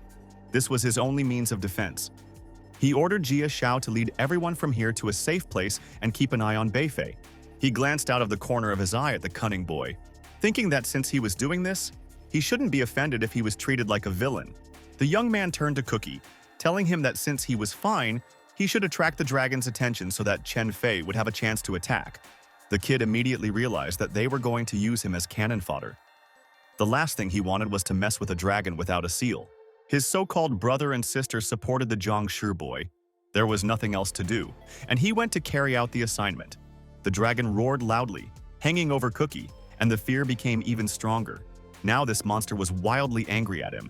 Jia Xiao, meanwhile, took the unconscious Lin Beifei onto his back to carry him away from the dangerous place. Despite the dangerous situation and her grave condition, the young man was incredibly happy in his soul because his love lay in his arms. The dragon girl turned to her dad. She was afraid that something might go wrong, but the guy calmed her down. He was sure that everything would be fine because Cookie had already helped them out so many times. Jiangshi looked at him with resentment. He did not imagine that they could treat him like this. The dragon scared him a lot. He jumped up from his place, rushing at the boy. He screamed in horror, running away from the monster wherever his eyes looked. But suddenly an idea came to his head. Cookie rushed towards Jia Xiao and Beifei, deliberately leading the dragon to the weakest and most vulnerable of the team. The boy casually shouted out that only the power of a demigod could kill the monster while continuing to run away. And thanks to his words, Chen-Fei had an idea. He guessed what the dragon really needed. It was the vessel of space and time. The master's hand shone with a bright light emanating from the storage ring. A golden ancient artifact appeared in the palm of the monster's hand. And as soon as the monster saw it, he immediately became happy and rushed towards Chen-Fei. He moved closer to the boy, saying that if the space-time vessel ended up in his hands, no one would ever be able to imprison him again. Both the Jiangshi and the dragon looked greedily at the vessel in the young man's hands. They thirsted for it equally strongly. Chen-Fei read the two of them through and through. He saw how much the boy wanted to get the artifact, but he deliberately pretended not to notice, devoting all his attention to the monster. Cookie knew it would be all over if he let the dragon take the vessel, so he jumped and reached for it, surprising the children with his courage. The dragon was not inferior to him in speed. They both simultaneously reached for the treasure, and who would reach it first was only a matter of time. Chen-Fei stood silently to the side and observed the situation, patiently waiting for the right moment. The two selfish creatures were so different in size and so equally greedy and mean. Cookie couldn't let the monster get ahead of him. He gathered his strength, which he had been hiding all this time, and hit him in the face to buy himself some time. This attack made the dragon girl and Bun even more delighted, and they praised his strike with shining eyes. Now the space-time vessel was practically in his hands. Just a little more, and everything would be over. Chen-Fei smiled and enjoyed the sight of his cannon fodder obediently carrying out his plan and grabbing a high-quality illusion. Jiangshi didn't expect this. He flew through the artifact, and the item immediately dissolved into thin air. He looked at the boy on the ground, gritting his teeth at how he had been fooled so easily. The boy hadn't even noticed that an evil dragon was flying towards him. There was nowhere to run, and he could no longer stop the creature. Cookie found himself in the worst possible situation. Jia Xiao was scared. He was afraid that the little child would actually be eaten now, and turned to Chen Fei. But his friend had already jumped to help without his words. He drew his sword and called upon the power of the demigod, calling out to the heavens for help in killing the evil dragon. With one deft blow, the master of 9 swords cut off the head of the huge creature, killing the enemy. The boy sat on the ground. He could not recover from the illusion of the vessel that was slipped to him. He looked with hatred at Chen Fei, who approached him to praise him, but he wasn't given the chance to get really angry. The children immediately ran up to him, talking about how cool he was, and the Zhongshi had to play the stupid child again. After the death of the lucky monster, a high stone staircase appeared, leading high up to the Tiangong, where Xuexiang and Yingzheng were hidden. Cookie pointed upward with a smile, and Chen Fei stroked his head, causing goosebumps and a wave of disgust. When they got to the platform, the dragon girl ran forward first, followed by Bun, asking them to wait for him. Coming closer to the coffin standing in the center, the little girl saw her mother and hurried to her. They were on their way to Yuexiang when Emperor Qingxi suddenly rose from his coffin and startled Jia Xiao and Chen Fei with his sudden awakening. Yingzheng was filled with anger just from seeing General Meng smile. He was confident that he could still get Yueji back, but the young man advised him not to take wishful thinking for reality. The master of 9 swords had long since realized what the trick was, so he could well afford to concede this battle to his friend Puffy.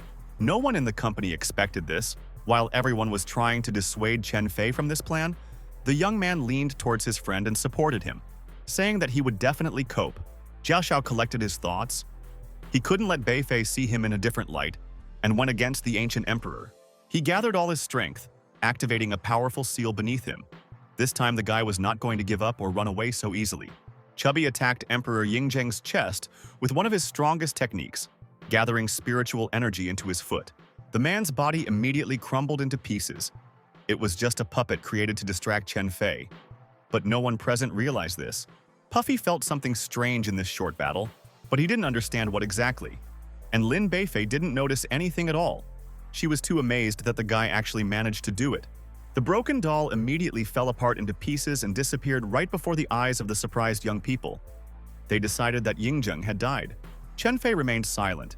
He decided that it was not worth touching on this topic for now, and also thought that for now he would allow the Zhongshi to live a little, because he was still needed. When all obstacles were cleared, the swordmaster approached his sleeping lover and touched her forehead. The girl came into being as soon as the spell was broken, slowly opening her sleepy eyelids. This time there were many more people standing above her, and they all looked at her silently. Sue felt awkward about it. She sat up abruptly and immediately began shouting in her native dialect, saying how irritating it was to her that they were now all watching her sleep. The girl asked if they had anything they wanted to tell her, but the friends came to an unspoken agreement not to tell her anything about what had happened for now. The Zhongshi standing behind them became increasingly angry. He did not understand how this immature girl was better than his Yueji, and why Chen Fei liked her so much. Suddenly the girl felt discomfort. She was sitting on something hard and began to search with her hand for what was in the way. It turned out to be a huge diamond. The friends were absolutely delighted. They were now rich, and the Zhongshi was horrified. He completely forgot to put it away before their arrival.